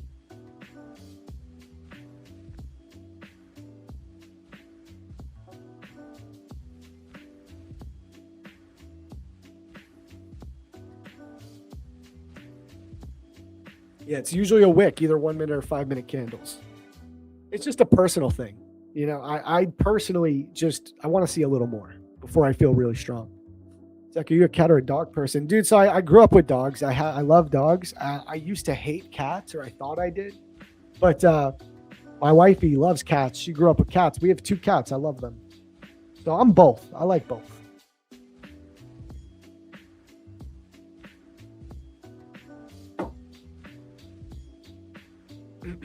Minute timer on the stream chat? Really? Yeah, you got to do what you got to do. Gold is flying. What's gold doing? Oh, gold is ripping. Damn. Chat. Bro. Nice pump here on gold. What's gold? What's crude? Crude is ripping too. This is that inverse correlation that everyone's talking about. Also, we left a bunch of stacked highs up here on crude. Yeah, crude is probably likely to go higher. I don't know about it needs to be just today, but this makes me once again continue with the thesis that the bottom is not in on the higher time frame. I really think the draw on liquidity for the week is going to be that weekly fair value gap. I just feel it in my gut. I feel it in my bones. You know what I mean, chat? I just know it's not done yet. This helps with that idea, because if NQ is going to keep dropping, it's due to war, right? And that's also going to make the price of crude go up. So when you also incorporate technical analysis and you see these equal highs, it just helps you even more with that thought process. Yeah, what a sell day. This is like just, we got a classic Friday sell day going on right now. This is really going to be your line in the sand, this 5 minute gap. Tapped into it again, rejected immediately. Is there a bullish SMT at the lows? Is there anything? Nope, no SMT. Yeah, I got no interest in this at the moment.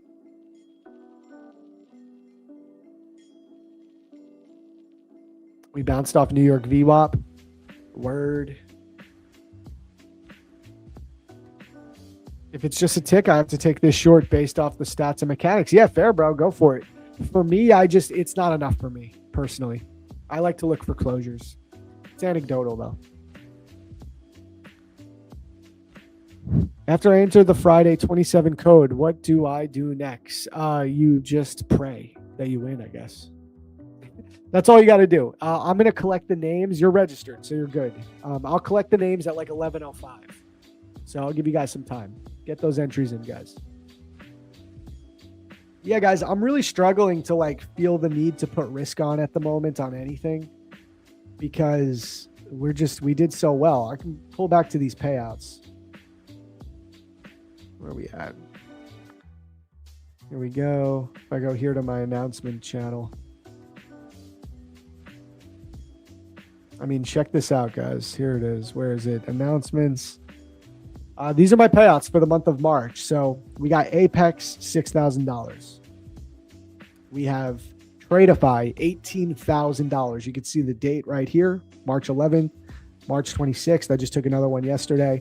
3, 6, 9, 12, 15, 18. So that is 18 plus 6. That's $24,000. And then on Take Profit Trader, here's all the payouts starting from March 8th. So this is about $9,000. So I'm at like whatever that. I did the math. I think I'm at like 33,000 for the month in payouts, like actual money hitting my bank. I'm not talking about, sim profits. I'm talking about payouts. So it's been a great month, but that kind of makes me like I don't feel the need to put risk on in this, guys, on a Friday. I just don't have the desire to put a bunch of risk on. Like, I'm totally cool with chilling, hanging with you guys. What are your best prop firm recommendations for a first-time discount? Good question. I mean, once again, this is Prop Firm Match TV, so I'm going to talk about Prop Firm Match. I think this is the best place to compare all of the top-rated firms. Cool thing about Prop Firm Match is that they don't just list any firm, right? So if you want to get listed with Prop Firm Match as a prop firm, then you have to show proof of profitability and that you actually pay your traders out. It takes a lot to get listed with PFM. They don't just accept anyone. So number one, look through the list at Prop Firm Map, because if you just start there, you're going to avoid any scam firms. You're going to be able to trade with firms that are actually going to pay you out. So that's step one. After that, what you do here is you compare what makes sense for you as a trader. If you're a brand new trader and you're trying to learn, and you're trying to learn with prop firms, there's two routes that you can take when you're choosing a prop firm, in my opinion. And that's, you can be focused on price and you want to go with the cheapest account possible so that you don't break the bank learning how to trade, right? Or you can go with the most simple and clear-cut rules, okay?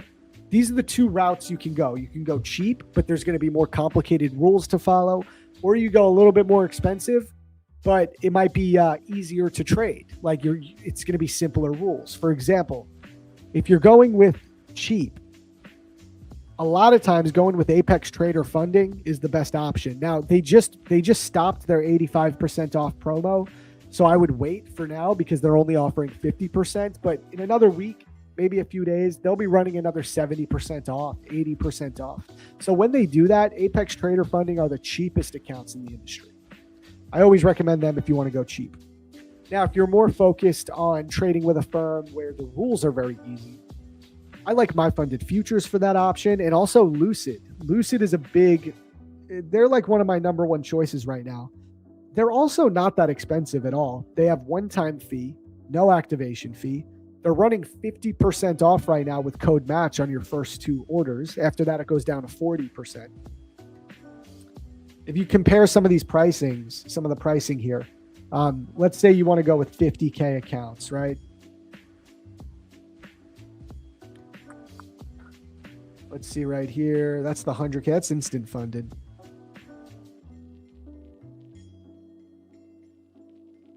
I want to find the 50K. Here's a 50K account. 50K Lucid Flex accounts. This is what I think is one of the best plans out there, especially with Lucid. 50% off means you're going to pay $65 with code match. $2,000 max loss limit, $3,000 profit target. You're allowed to trade news. You're allowed to copy trade. You're allowed to use an EA if that's what you do. You have no daily loss limit. You see what I mean? It's just very easy rules. 90% profit split, payout frequency every five winning days. You can take a payout. I think they're a great option. And again, they're $65 all in right now with code match. So the last thing I'll say is once you decide which firm, make sure you use the discount. There's no reason to ever pay full price for a prop firm challenge. They're almost always running discounts. If you use code match, you will always get the best discount that is currently available. And it also supports the stream, right? If you like watching this stream every day, using code match goes a long way and allows us to keep doing this totally for free. So that would be my recommendation. Congrats, man. That's awesome. Lots of toys and spoils for the baby. A whole lot of diapers. We got a lot of diapers to buy. That's for sure. I'm confused as well. Trying to figure out if I'm going to buy TOF, Tradeify, or Lucid. Kate, I would say, well, it depends. If you want to go daily payouts, I think you got to go with Tradeify Select or the Top 1 Futures Elite Daily account. The Top 1 Futures Elite Daily account is good because it's really simple. I think it's a little easier to get to the payout than the Tradeify Select. But you know, Tradeify is tried and true as well. I love Tradeify, and they have a good select plan as well. Both of those are good options. You'll obviously save money on Top 1 Futures because they just run better discounts. I think the discount right now on a daily account with TOF is like $90 if you use code match. Whereas Tradeify, I think it's like like 100 or something. But if you go with Lucid, now I think Lucid is great, but they don't have a daily payout plan. So if you don't care about daily payouts, honestly, I think the Lucid Flex plans are probably the best out of all three evaluations. For newbies, go with strict rules. It will for sure help with your discipline and patience. That's a good way to look at it. It can. Are there any futures prop firms that do normal fee instead of subscription? Yes, Lucid. Lucid only does one-time fee. They don't have a monthly fee, and there's also no activation fee either. Whatever the cost is, that's your one-time cost. So I would highly recommend Lucid in that case if you want to go with only one fee. And again, 50% off. If you've never traded with them, your first 2 orders are 50% off. If you've traded with them, any accounts after that, it's 40%. So still a really good deal. So I would go Lucid in that situation. Apex 50K, only $24. Yeah, but I think they just ended their 85% off promo. So I think the price went up. Prop for Match is saying they went back down to 50% discount. So they just ended that big promo. We're popping up here a little bit, guys. Getting a little pop.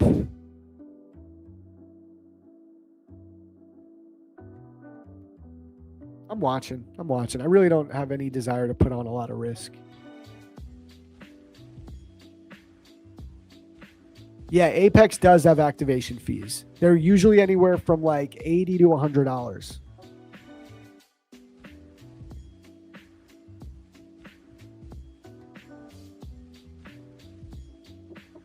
See what I mean, guys? I just feel like it's too low to short here. You got to wait. You're in such a deep discount.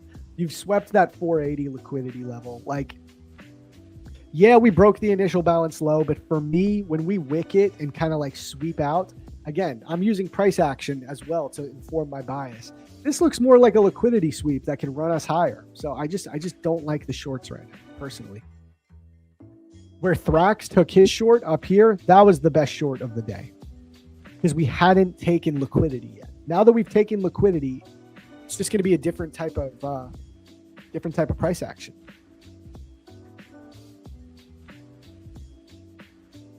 No, so with futures, you're never going to, like, there's no firms that you continue to pay monthly once you're funded. It's only during the evaluation process. Once you're funded, it's done. You're not paying any monthly fee. Sup, bro? Appreciate the advice and gems provided. What's your recommendation for sizing on a 50K? How long does it usually take you to reach buffer?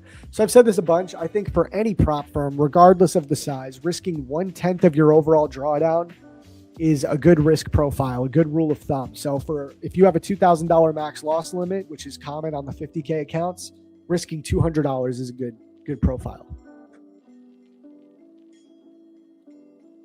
What would need to happen for me to entertain a short play? Dude, we would need to pop a lot higher, like maybe sweep some liquidity to the upside and then create some type of equal lows internally, something like that. I really don't like the shorts at all right here. That's just me, though. Listen, this market could sell off all day. I just don't see anything I like for a short. Is 930 on NQ not topped? 930. Well, do you mean the 930 high? No, we haven't taken the 930 swing high. No. We've taken the 930 a.m. low, but not the high. Which again, it's most of the time we take both sides of the 930 candle. So again, I just don't want to be short in this personally. It could go lower. I'm just not into it.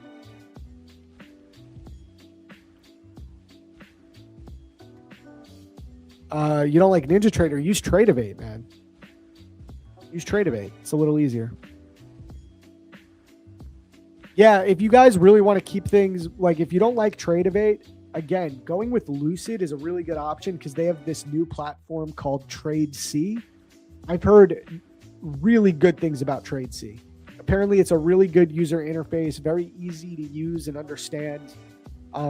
So if that's like a problem for you, I would say check out Lucid and go pick the TradeC platform on the Rhythmic connection. I think that's a good option.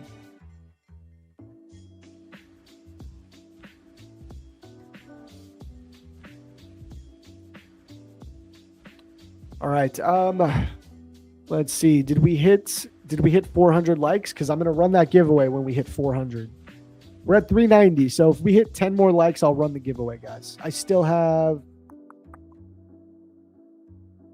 I have 3 accounts to give out. So might as well run them giveaways. I got 4. Excuse me. I have 4 accounts left to give away today. Top Step is very simple and easy too. Yep, they're just not my favorite these days. Yo, T-Made, Trader Made, what up? What up? Our newest PM stream host is in the building.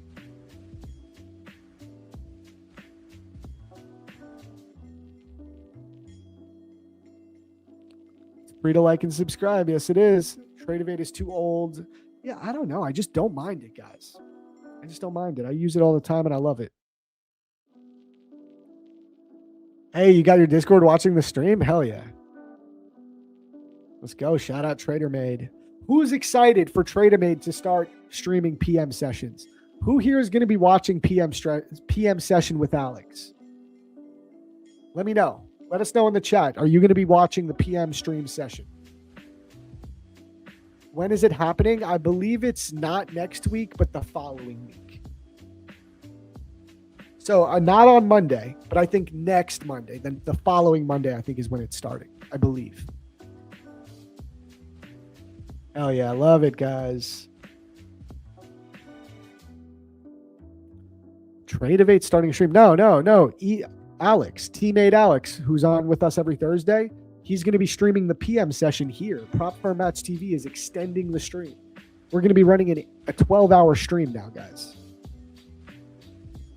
And he's got a specific model to teach everyone. He's going to be doing the lunchbox model. It's his PM session model. It's going to be dope. Bro's going to kill it. He's going to kill it.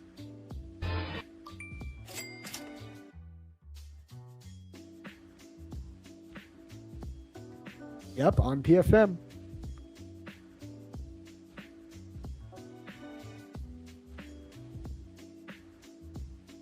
Eat a goat, eat a goat.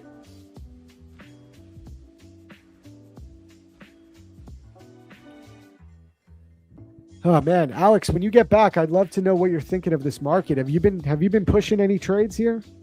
I haven't done shit. I'm not doing anything right now. I'm always giving this lesson, but I'll hook you up, Jedi FX. I'll teach you. Yeah, it's 12 p.m. to 4 p.m., Josh. Correct. All right, let's do the Tradeovate lesson again.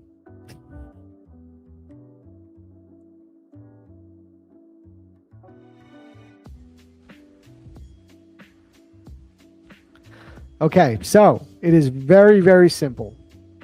To set a take profit and a stop order, let's say we wanted to short the NASDAQ, okay? Let's say we wanted to short, we were short up here, okay? Right? Let's say we were short from right here. Or no, why am I doing it like that? Let's do it like this. Let's say we wanted to get short NQ right here, right now. We would enter short by hitting sell market, right? Simple enough. To set your stop order, you would obviously place your stop loss above because you're in a short. Let's say you wanted to place it above this high. You literally just click on the screen at the price you want to set it. And if you're in a short, you're going to be setting a buy stop, right?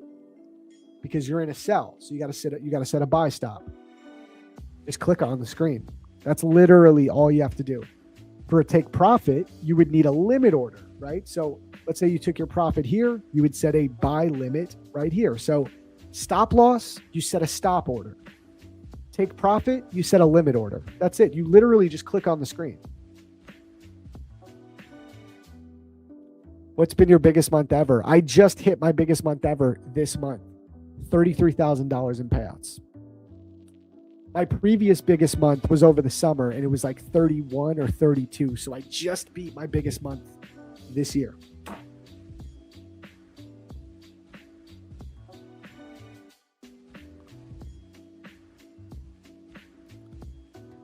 Up nicely on all the accounts and pass some top step. Let's go, man. Let's freaking go. So was the point of getting into trading to not have a job? Don't these streams consider job because now you have to do it? Yeah, obviously. I mean, I love to stream. I would be doing it anyway. Before I started doing it for Prop for Match, I was doing it for myself. Yeah, I trade and then I like to make other sources of money in the trading industry because why not? That's the whole point of being an influencer, guys. Or, showing all your stuff online. Newsflash, you make extra money.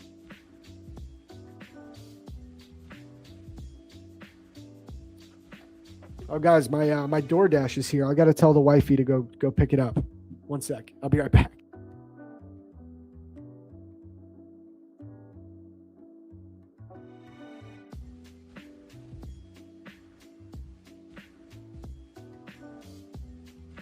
Yo, chat. Sorry, I got to go grab the DoorDash. My wife is with the baby. Give me literally 60 seconds. I'll be right back.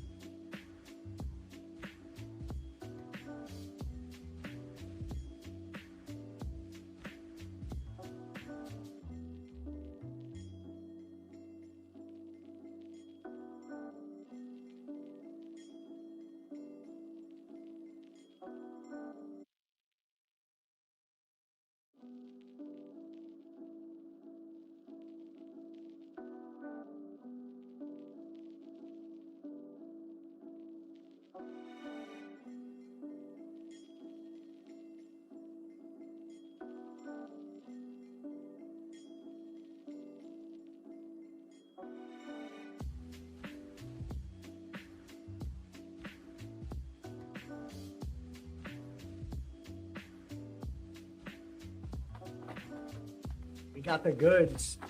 One thing about being a trader from home, bruh, I order too much food.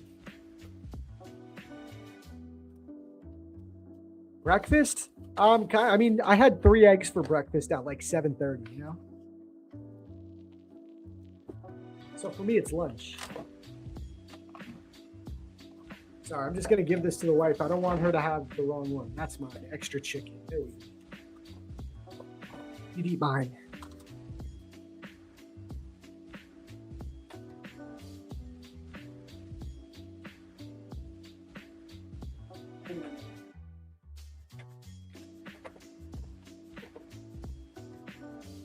Hey, this is real life, guys. This is real life.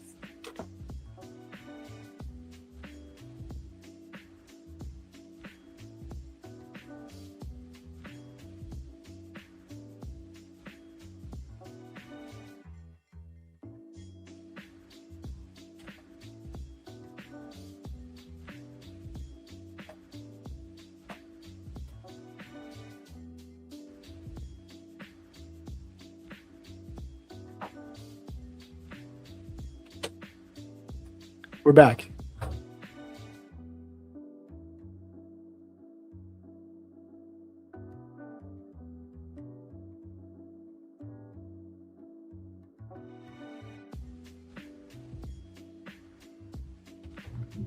All right.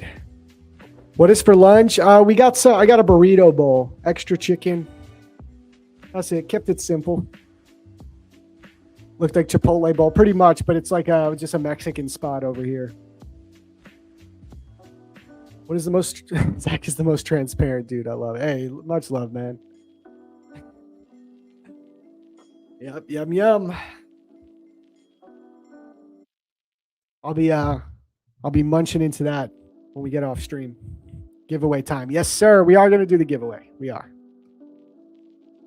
Let me collect these names. Guys, not much going on here in the markets. It's Friday. Let's do a P&L check for the week. I'm going to drop a poll. Hold up. I want to know who's green, who's red this week. Also, if you want, give us the amount that you're green or red in the chat. But I'm going to do a poll too.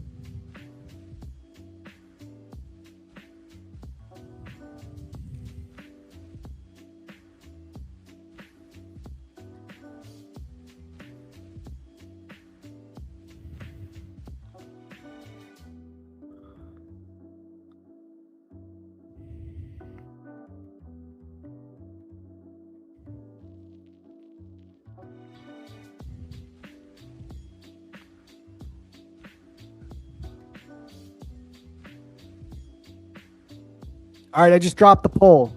Where are you guys at for the week? Green or red?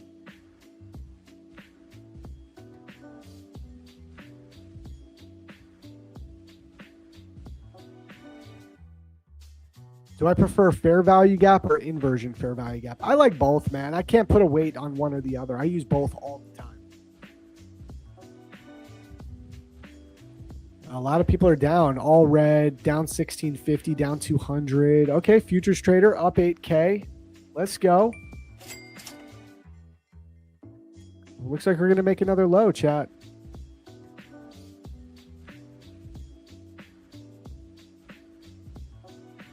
Okay, I'm going to start copying these names while I have you guys do the P&L check. Let's copy these names. Oh, wait, I got to make the list, don't I? I got to make a list quick. Did we hit 400 likes? Let's see. We must have. 397. You guys are having me do the giveaway. We didn't even hit the likes. We need 400. 3 more. So far, it's 50-50 on the poll. 50 votes in a minute. 50-50. Down 200. That's not bad. That's good. That's good risk management. One account up, one down. Risk sinker. Let's go, Tarak. Up 800 today. Where are you at on the week? Let's talk about it. All right, let's talk about it. Let's talk about it. Where you at on the week? Up or down?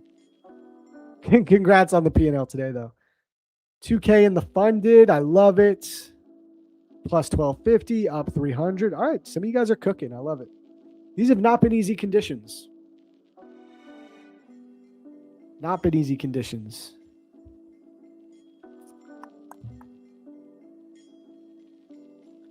What's the highest number of likes on a live stream you had so far? Guys, did we hit 500 or am I bugging out? I thought we hit 500 this week. Maybe I'm wrong. I think we hit 500 once. Once this week. Plus 350, passed some accounts. Nice. $13 green. Hey, do not be sad about that. That is a W. Oh, was that you? I did see that. I got a comment on it. That's what's up, dude. Congrats. Tarak here got a payout from Alpha Futures this week. My man. My man. Passed a giveaway account. Congrats. Took a Tradeify payout yesterday. Blew an eval today. Up 1,000 on a new combine. So in my view, it's a mixed bag, but happy for the payout. That's a risk sinker right there. Risk sinking. That's the way to do it. Okay, we hit 400 likes. Let's make the list. Let's make the list. So guys, go over to the Discord. We're going to do a new list. I'll pull up the Discord too.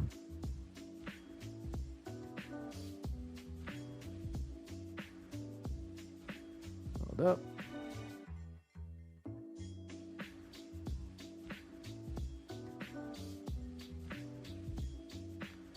Okay, to enter into the giveaway, we're gonna do a code. Oh wait, I already have the code. It's Friday 27. My bad, guys. I gotta save this right now.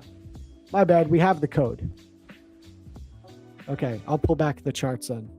I didn't realize. My bad. My bad. Let me copy these names.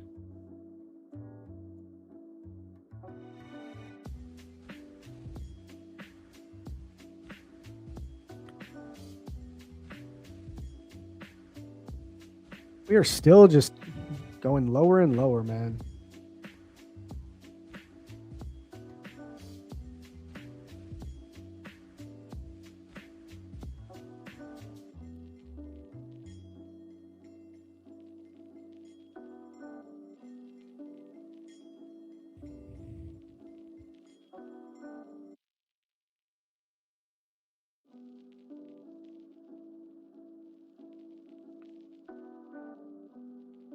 Okay, we're going to do a 1-minute race.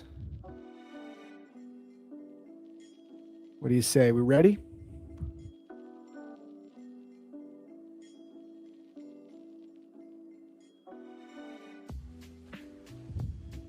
Someday you blew them accounts. I did too, and started a new top step today. Up 800. Nice, dude. Needs to get recentered. Hey, man.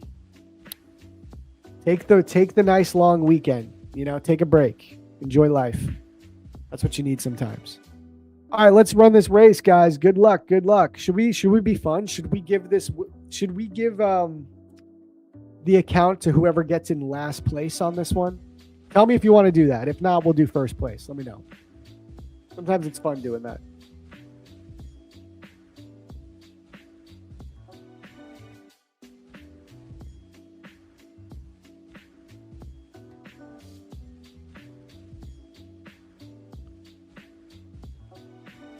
There's some lows way down and a daily fair value gap. Not sure it will tick down. No, I mean, I see there's a weekly fair value gap below. I mean, it's possible. But it'd be very overextended. First and last. What time is it? It's actually, we could do first and last because I've only given away 2 accounts so far. I got 4 more. We'll do first and last. First place and last place. I got you guys. Here we go. Good luck. Good luck.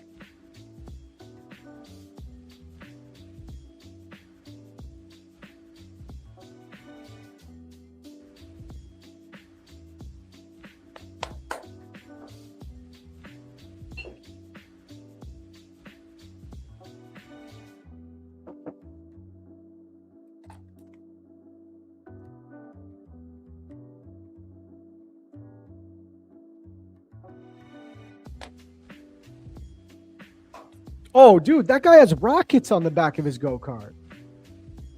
Oh, wait, they all do. They all do. I thought only one of them had it. Look at ES. Oh, we're pumping. I told you guys that's why I don't want to short right now. That's what I'm saying. No reason to short right now. But trust me.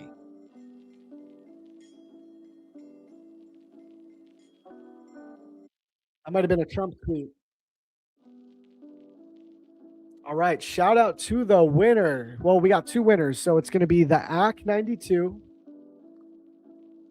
the AK 92, and who's in last? Let's see. So AC 92, you're first place. You win. Let's go down to the lows. Trade with DK. Trade with DK is last place. So you 2 are the winners. Let's go. Congrats, guys. We got to look at these charts. I'm going to put those names in Discord, okay? So give me a sec. And then we got to watch these charts because something's happening here.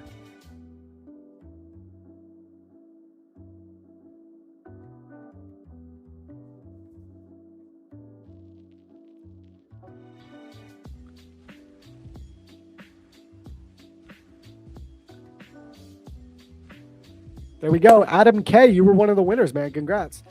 Guys, I still have 2 more accounts to give away before 12 p.m. So stay tuned. We'll do another one very soon. It would be great if we could hit, let me see.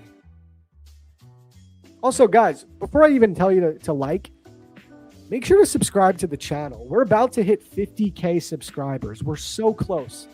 If you guys probably don't keep count of the subscribers, but when we first started streaming on Prop for a Match here, I believe Prop for a Match had like 32 subscribers, 33,000. I could be wrong by a little bit, but it was around there. And now we're about to hit 50K.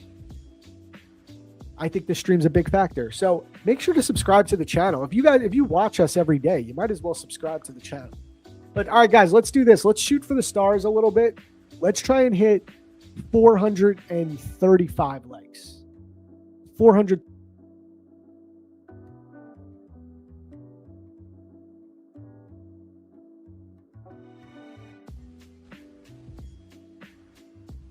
I think we can do it.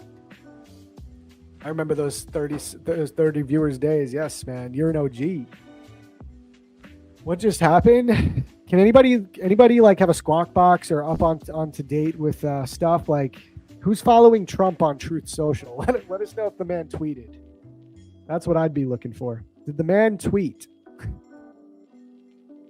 Bro has the most dangerous Twitter fingers on planet Earth.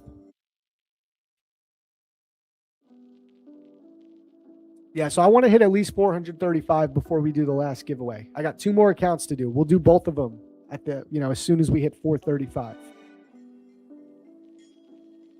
No tweet? Okay, that's good.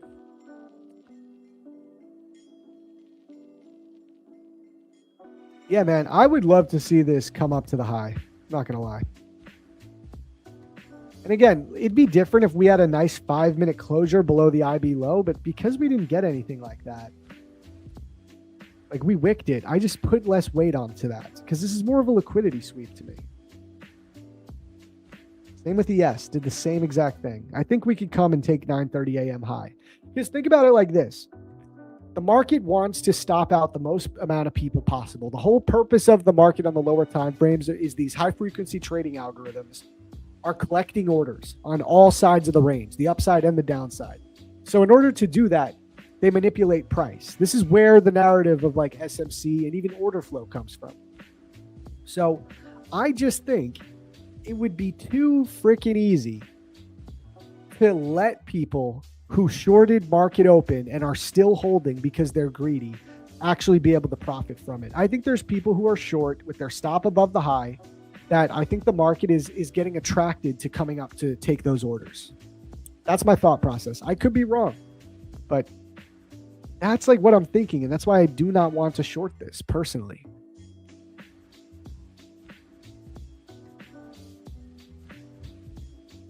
Massive growth. Imagine the growth by next year. I know, man. It's going to be huge. It's going to be huge.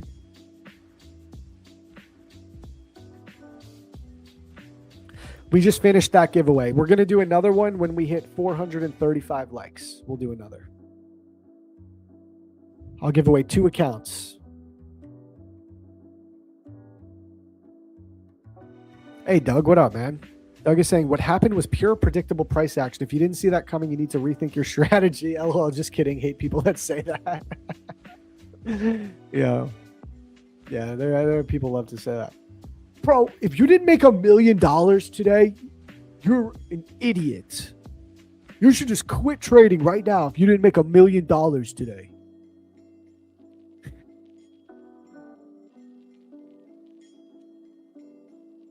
No, they don't say it like that, though. They try to be like cute with it. They're like, I'm just going to say it. I'm just going to say it, guys. All right. If you didn't make money on those shorts today, you really need to rethink your strategy. I'm just going to, someone has to say it. Someone has to say it, guys. Cringe, Lord.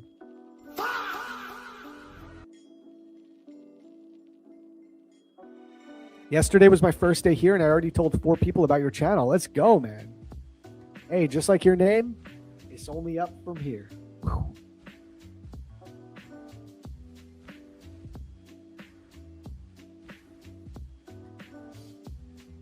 SCI is the best? Who's that? What's that?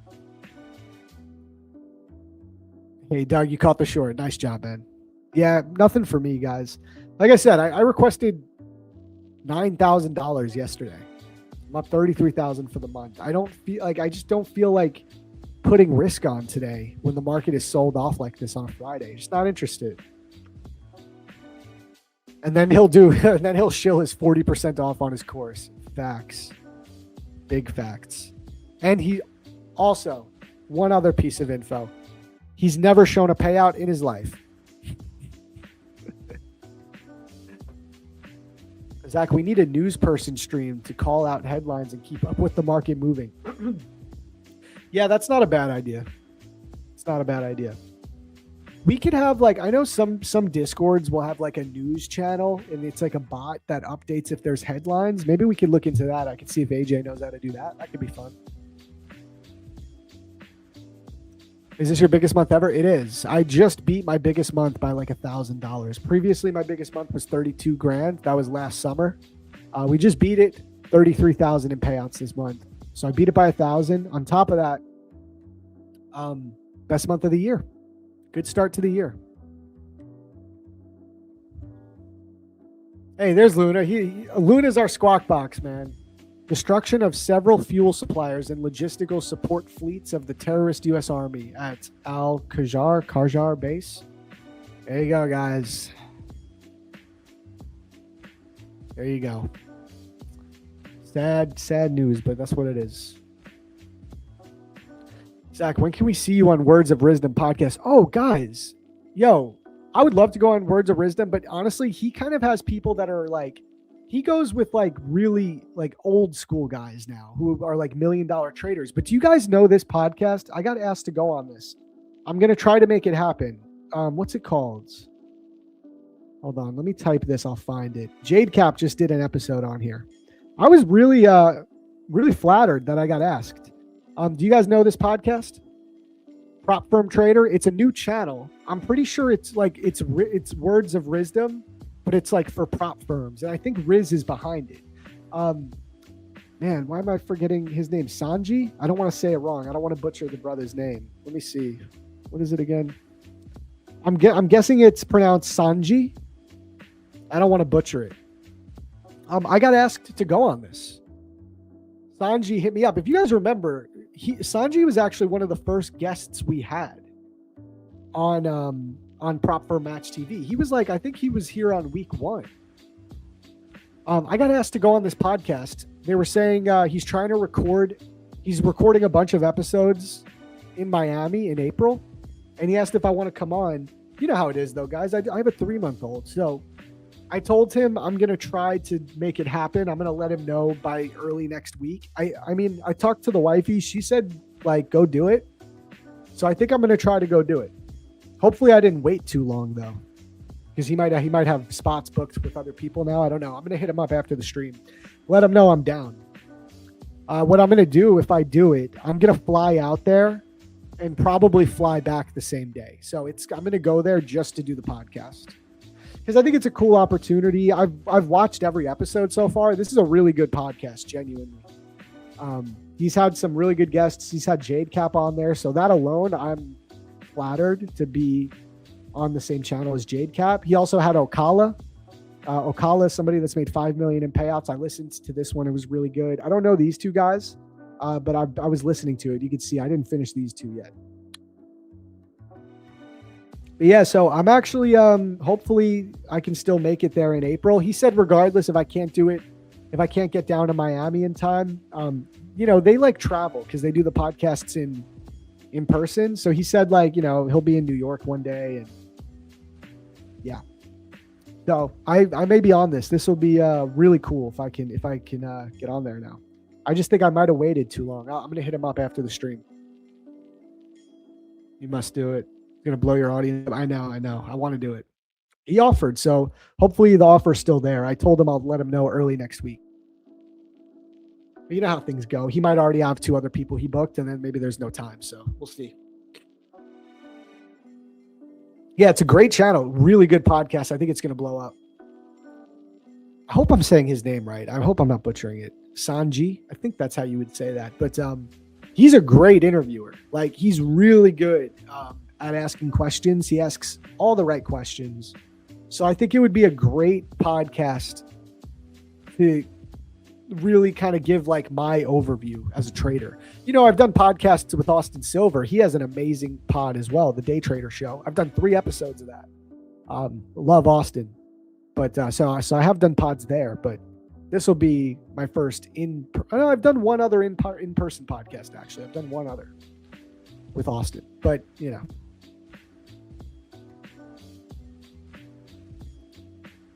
Chart Fanatics are all Riz's network. Yeah, that's what I thought. I would love to go on Chart Fanatics one day too. That would be sick. I feel like I'm just getting to the point that I would be considered for these things.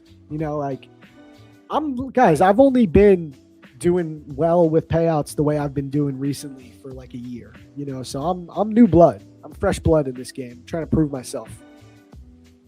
I got a long way to go. So I was flattered. I didn't think I'd be getting asked to do that anytime soon. I thought, yeah, of course, maybe one day, but any idea why Lucid has spread on futures? I don't know. I've heard Trade C has some spread sometimes. This is another reason why I hear great about Trade C, but this is why I left Tradeovate. There's no spread, guys. Like, I have something that works. It's very important to me that I don't like switching things if it's not broken. I do well with Tradeovate. That's why I'm not going to move over to Trade C anytime soon, but I know people are loving it. So I'd say give it a shot. I don't know. I've heard some people say there's spread. Don't forget about us when you're on billboards and Pepsi commercials. Dude, hell no. I wouldn't do a Pepsi commercial, man. Too much sugar. I'd have to do diet. I'd love to do a diet cherry Coke commercial. That's my drink. Now that I'm on my health kick. Diet soda is a lifesaver, bro. Because I'm someone that has a sweet tooth. I'm on my health kick. I'm working out, trying to lose weight. And bro, like what I realized, one of the biggest culprits to me gaining weight was obviously the baby and, not having time to like be active. But food wise, bro, I love sweets at night. I love eating ice cream at night, chocolate, whatever, dude. I would go to the bodega and get freaking 2 Kit Kat bars like a glutton. and eat 2 Kit Kat bars at night in bed. Like, disgusting. So what curbs those cravings is diet soda, bro. It's been a lifesaver. Yeah, zero sugar Pepsi, but I love the cherry, man. The zero sugar cherry Pepsi or Coke. Oh, it's fire. They say diet is worse than regular soda. I think like there might be worse chemicals, but for the purpose of losing weight, Diet Pepsi is way better because there's 0 calories and there's no sugar. So, you know, you can't drink it all day, every day, but I drink like maybe 1 a day. Yeah, I got a big sweet tooth, man. That's my problem.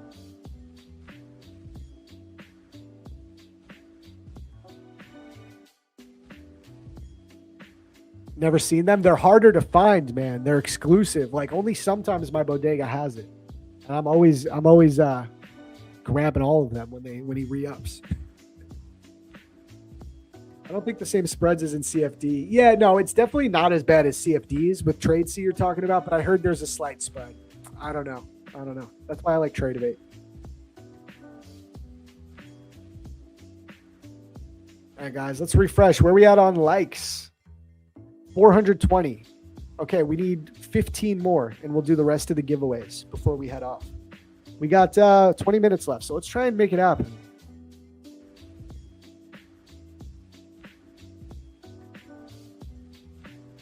How do we understand the future value that Kodak's pharmaceutical and battery business will generate? What? I have no idea what you're even talking about. Frozen dark cherries, like chocolate covered cherries. That sounds fire. Or just frozen dark cherries, you mean? Candy bombs. I might have to try them, man. That sounds pretty good.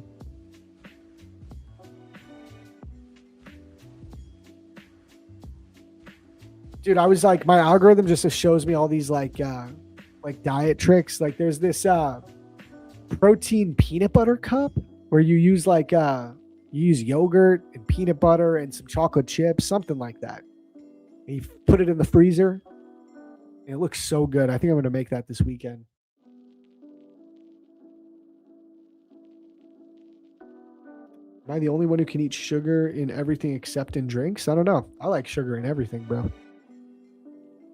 Frozen wild blueberries? Yeah, it does sound fire.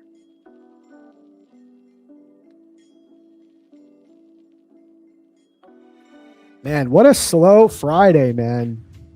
Really not much opportunity here, guys. I will say, if you're somebody that's trying to follow this IB break, this is the spot to short, right? Because what happened? We swept liquidity. We have broke IB low.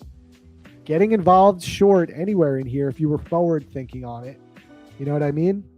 Stop above that high, target lows. Like that's a setup for sure using the IB break. That's a setup. I'm not taking it. It's Friday. I just want to chill. But this is a trade, man. This is definitely a valid trade. You have an unmitigated 5-minute gap down here. I think you could probably at least draw into that. Looks like you're going to draw into this 5-minute gap. Trade Debate has the worst fills this month? Really? I've had no issues with Trade Debate, man.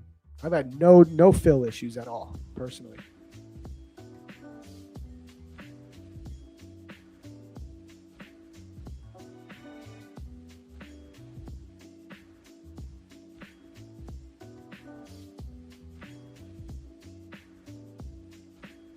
Come on, guys. Oh, shit. I just hit my bike. 30 more likes. Or not 30 more. I'm sorry. 8 more. At least 8 more likes, and we'll run the giveaway. 8 more. Let's go. 2 more accounts to give away. Shout out to our sponsors, man. Shout out to Lucid, our newest sponsor. 50% off with code MATCH. Top One Futures still running their 60% off promo for your first 2 purchases. After that, it goes down to 50, I think.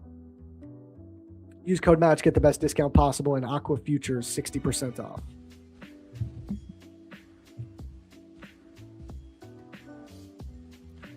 Those are all the accounts that we're giving away too.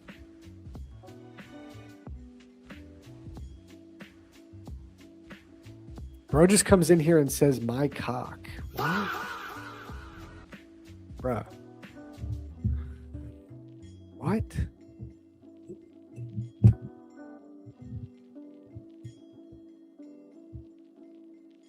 Jesus Christ.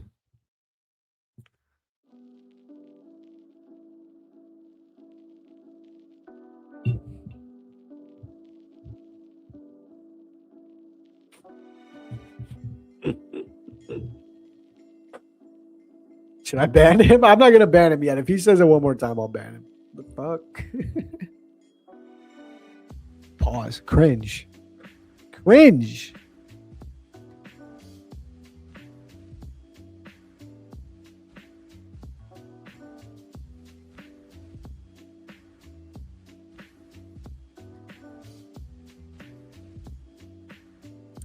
This is a short setup. But I ain't taking it. What does it look like on the 1 minute? I don't know, man. I just think we can come for these highs.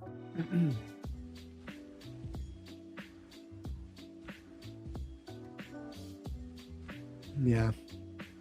I just think at some point we're taking the highs today, fellas. And by highs, I'm just talking about the 9:30 a.m. high right here.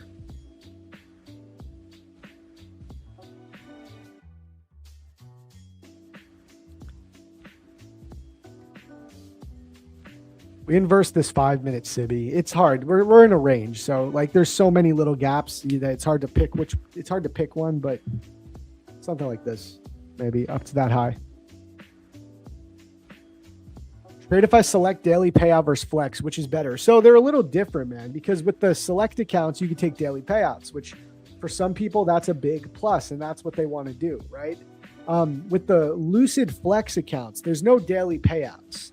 But you can get paid out in 5 days. You need 5 winning days, depending on your account balance. Like it's like $100, 5 days of $100. What's cool about the flex plans is you have a lot of freedom. You have no daily loss limit. You have no consistency rule, no profit target. Okay, 5 winning days and take your payout. With the Tradeify Select plan, you have a consistency rule.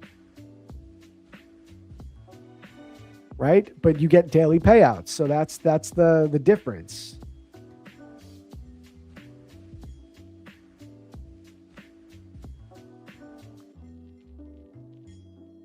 The select plans, it's also more expensive. So like a Tradeify Select plan, how much is the 50K? It's select plan 100K, select plan 50K is $111, right?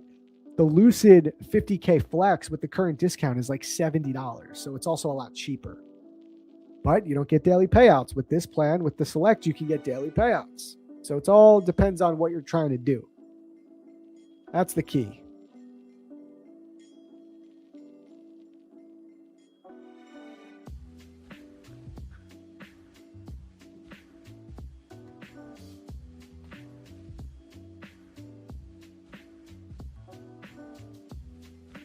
One hour bearish fair value gap was hit. Oh, yeah. Look at that. I didn't even notice that. Good spot, man. You have a daily Sibby right here, or an hourly Sibby. That's a good spot, man. I wasn't even paying attention to that. Yeah, that's going to be a higher time frame zone that, like, if we're going to keep this momentum down, this really has to hold. It's a good spot to pay attention to. Nice call, man. So we're rejecting from that hourly gap. Okay, we're just so overextended. I just don't want to get caught shorting the bottom on a Friday, man. Not for me, not my style. 11:46, guys. Did we hit 430 likes? 425. Come on, give us 5 more so we can run this giveaway before we got to go. You guys want the accounts, don't you? Let's go. I'm going to check my email again. I want to see if I'm waiting for Apex to approve my payout, man.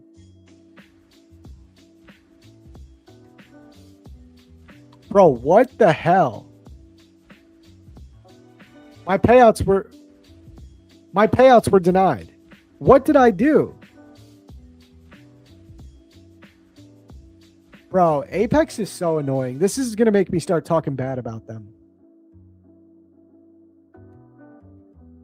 Are you fucking kidding me, bro? So the first account, the one that they said I can't take a payout from, that's the same on the rest. So I still need to make 700, which I thought that was the case, but they let me request on the other 3. Bruh. Apex is fucking annoying. I'm about to trash them right now. I'm kidding. I'm not going to trash them. I'm not going to say anything, but bro, like, I know I'm trading the legacy accounts. So like they have all the stupid rules and it's more complicated. And if I was doing the new plans, I wouldn't have any of these issues. But like, my dude, like, figure it out. Don't let people request payouts. Here, I'll show you guys the email. We received your payout request, but unfortunately, after review, we are not able to approve the request at this time. Your payout was denied for the following reason. Minimum requirement for payout outlined in prior violation email. So I broke the MAE rule back on March 6th. So they don't even give you the like example on it here. Like,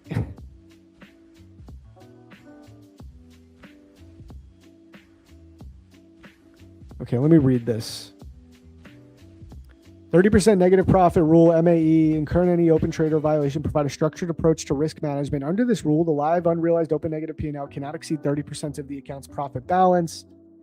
This is not a daily loss limit, but a control to prevent excessive loss. Okay, we know that I broke this rule. That's fine. Adjustment based for growth. If end of day profit balance doubles the safety net, traders may use 50% drawdown limit. Okay, I know I broke this rule. But so that what they say is all of the profits need to be new. So you need to make like if you're requesting $2,000, you need to make a full 2,000 from where your account balance was the day of when you broke the rule. It's just so stupid. But okay, fine. But why did you let me request on 3 out of 4 of my accounts? Why? Don't let me request then. Why is your dashboard not updating correctly? You know what I mean, dude? Like, don't let me request. Yeah, dude, they denied me. So remember I told you, Alex, I was like, for some reason, they're not letting me request on one of my accounts, but they're letting me request on the other 3. So the thing is the same for all the other ones. Fine, but why did you let me request on 3 of them then?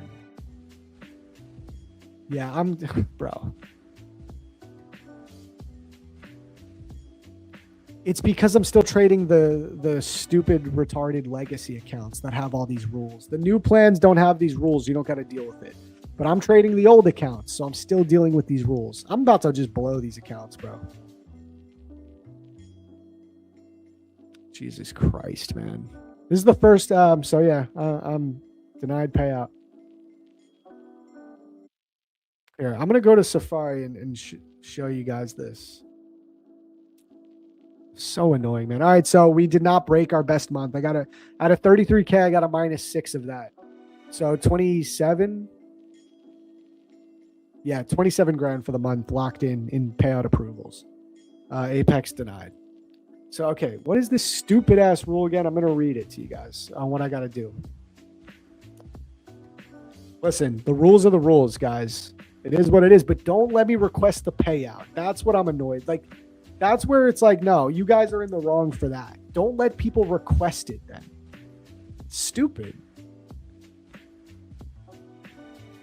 Okay, let me find it. So, because this one is the same rule. So when I try to request, if I do 2,000, it says, at this time, due to a rule violation, your request amount may only consist of profits earned after the violation. The maximum available about $1,300. Yeah, so I need to make $700 more, guys. If I make $700 more, I'll be able to request. But now what I'm worried about, because I requested, I think the whole thing gets reset. So I'm going to need to do 8 days and make 30% consistency. Oh, stupid. So I need to try to make like $200 a day. It's just like all this stuff you got to deal with. It really does get to the point it ain't worth it. But again, if I was doing this on the new accounts, I wouldn't have this issue. So ridiculous, man. So ridiculous. Okay. Whatever, guys. It's Friday. I'm not gonna fume about it. But it is mad dumb. Like, I'm sorry. Sorry, Apex. It's mad. It doesn't make any sense. Bruh. Okay, let me get back to the chart. I think we had 430 likes, so we could do the damn giveaway.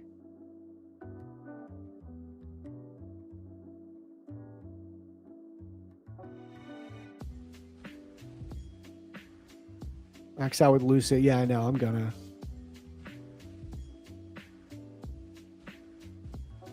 I don't want to blow him, Sakuna, because I'm still so close to an $8,000 payout. You know what I mean? All I got to do is make $700. So there's no reason for me to blow the accounts. But I will say this headache has been like not worth it.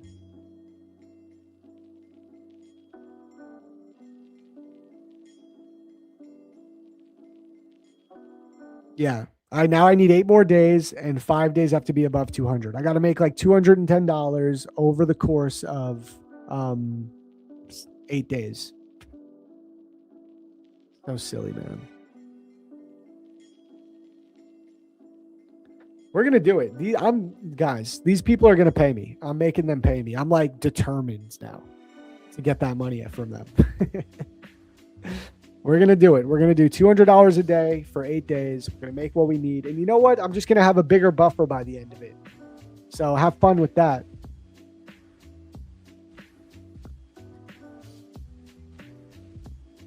Yeah, it's stupid. All right, let's do the giveaway, guys. Whatever. I just wish I didn't this is why I'm annoyed. This is why I'm annoyed. Because now that I requested, I need to do 8 more days. Whereas if they told me I wouldn't, like, if they didn't let me request because they said it's not enough, then my 8 days wouldn't get reset and I could make that 700 in like 2 days. So I'm going to do a support ticket. I'm going to open up a support ticket. And I'm going to tell them, hey, that's fine that this is the rule, but you should not let me request my payout on the accounts. Because why do I deserve for my days to be reset and now I need to do 8 more days? Does that not make sense? Like you shouldn't let me request because now I have to do 8 more days because your dashboard didn't tell me that I'm not eligible. My dashboard told me I'm eligible. You know what I mean? Listen, I'm always going to be real too, guys. Sorry if I shouldn't be saying this, but it's just the reality. Hey, they pay. They've already paid me multiple times. Okay. When I didn't break any rules. The moral of the story here is just trade the new plans. I still have the legacy accounts. If you have them, trade them, but I can't wait to get on the new plans. But does that not make sense? I'm going to open a support ticket for that. And because I don't think I should have to be reset. Fair enough. If they're not eligible yet, fair enough, but I shouldn't have to be reset for another 8 days.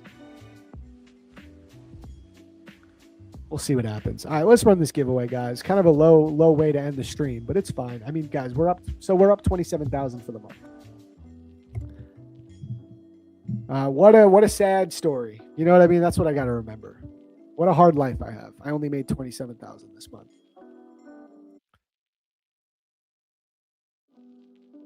Yeah, this is the thing. Like, I'm talking all this smack right now, but I'm trading the old plans. So they know that people are annoyed by this, which is why they made the new plans.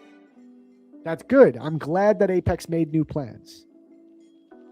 But like, it's kind of annoying that you're kind of still making the people who don't blow their accounts every other day, like me, deal with this, you know? But it is what it is, dude. It's going to be 8 days unless they fix it for me. It's going to be 8 days. I need to log 8 trading days. So yeah. All right, let's do this giveaway. We got to get this done. All right, let me open up Discord. I'm starving. I got to eat. It's really like I'm mad in the moment, but this is not something that is going to bother. It doesn't really bother me that much. It's more like in the moment. It's just silly. But it's not something I'm going to, think about all weekend or anything. It's the weekend. Okay, let's create this code, guys. Okay, the code is going to be denied. So go to Prop Firm Match Discord, go to the stream chat, enter the code in the entry portal. The code is denied. Click submit to enter.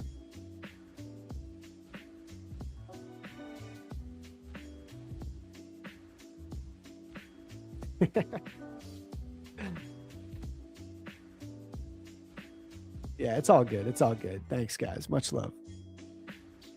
Are you planning to trade your own personal capital and use props as a stepping stone, or will you continue with props? I have my own capital. I trade a personal cash account on the side. But the thing is, man, like the leverage you can get with props is still just unbeatable. It's just unbeatable. Like, unless I wanted to put 50 grand into a cash account, but that's not where I'm at in my life. Like, I can't put 50 grand into a cash account. I can put 10 grand in there, 15, and trade that, and that's cool. But the leverage I get with prop firms, it's still well worth it to trade prop firms. I think you should use both, though. If you can do both, you should do both. Yeah, where else are you going to make 27K in a month with no college, something you can learn on YouTube? Complain for what? Exactly. I always do it in all caps, but I don't think it needs to be in all caps. But just do it anyway, just to be safe. Will you teach your son to trade from now or after school? I have a daughter. But honestly, bro, I'm like, when people ask me, hey, teach me how to trade, like personal people in my life, I always tell them, you don't want to do this. Trading is not for most people. It's really not for most people. So I always tell people, like, if you want to learn how to trade, you're going to do it on your own. You don't need me to help encourage it, because most people should not do this. Truly, it's a really hard thing to do. So no, I would not like my kid to trade, personally. I think there's way other things to do, especially like I didn't go to college, man. So I figured it out, and I love trading, but I had to figure stuff out. Hopefully my daughter will go to college and she could do something else.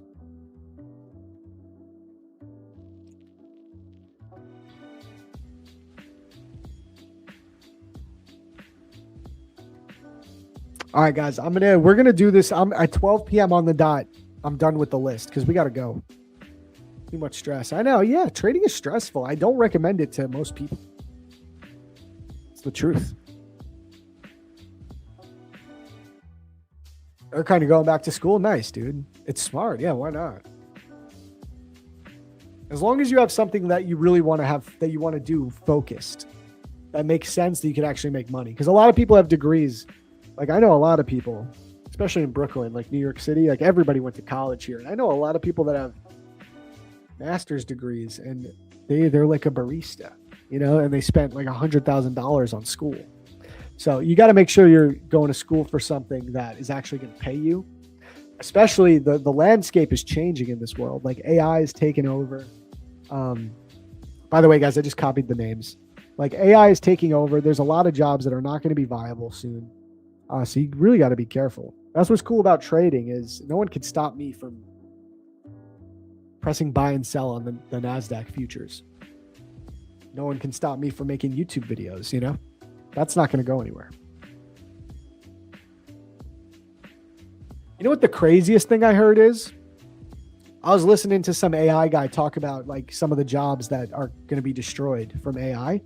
This really surprised me, but it makes sense once he explained it. Apparently lawyers.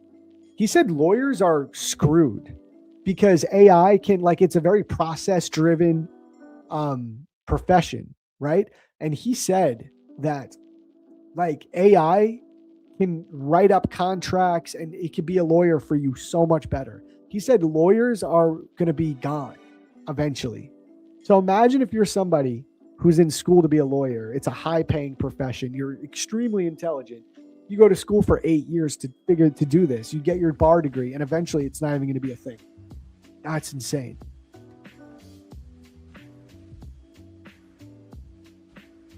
Okay, guys, here we go. Let's run this. 2 more giveaways, 2 more codes. I'm streaming on ASFX TV at 1. I don't even want to. I want to just chill. But yeah, I am going to be there at 1. Mrs. Wright, 1001. Dude, you know what's annoying? Like James Bruce and Austin and them, they do not like Apex because of these like denial things. And I'm always talking good about Apex. And I know they're going to give me shit for trading Apex. They're going to like laugh at me because my payout got denied. I know it's going to happen.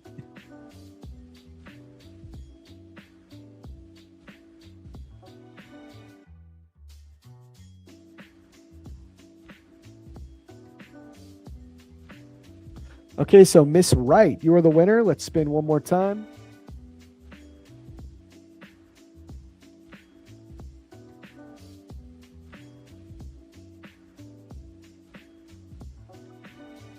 Don Lee. Don Lee, congratulations. Bam. Bam. All right, guys. That's going to do it for the giveaways. Hey, much love to everyone who tunes in every single day here on Prop for Match TV. We couldn't be this stream would be nothing without the chat, without you guys watching every day.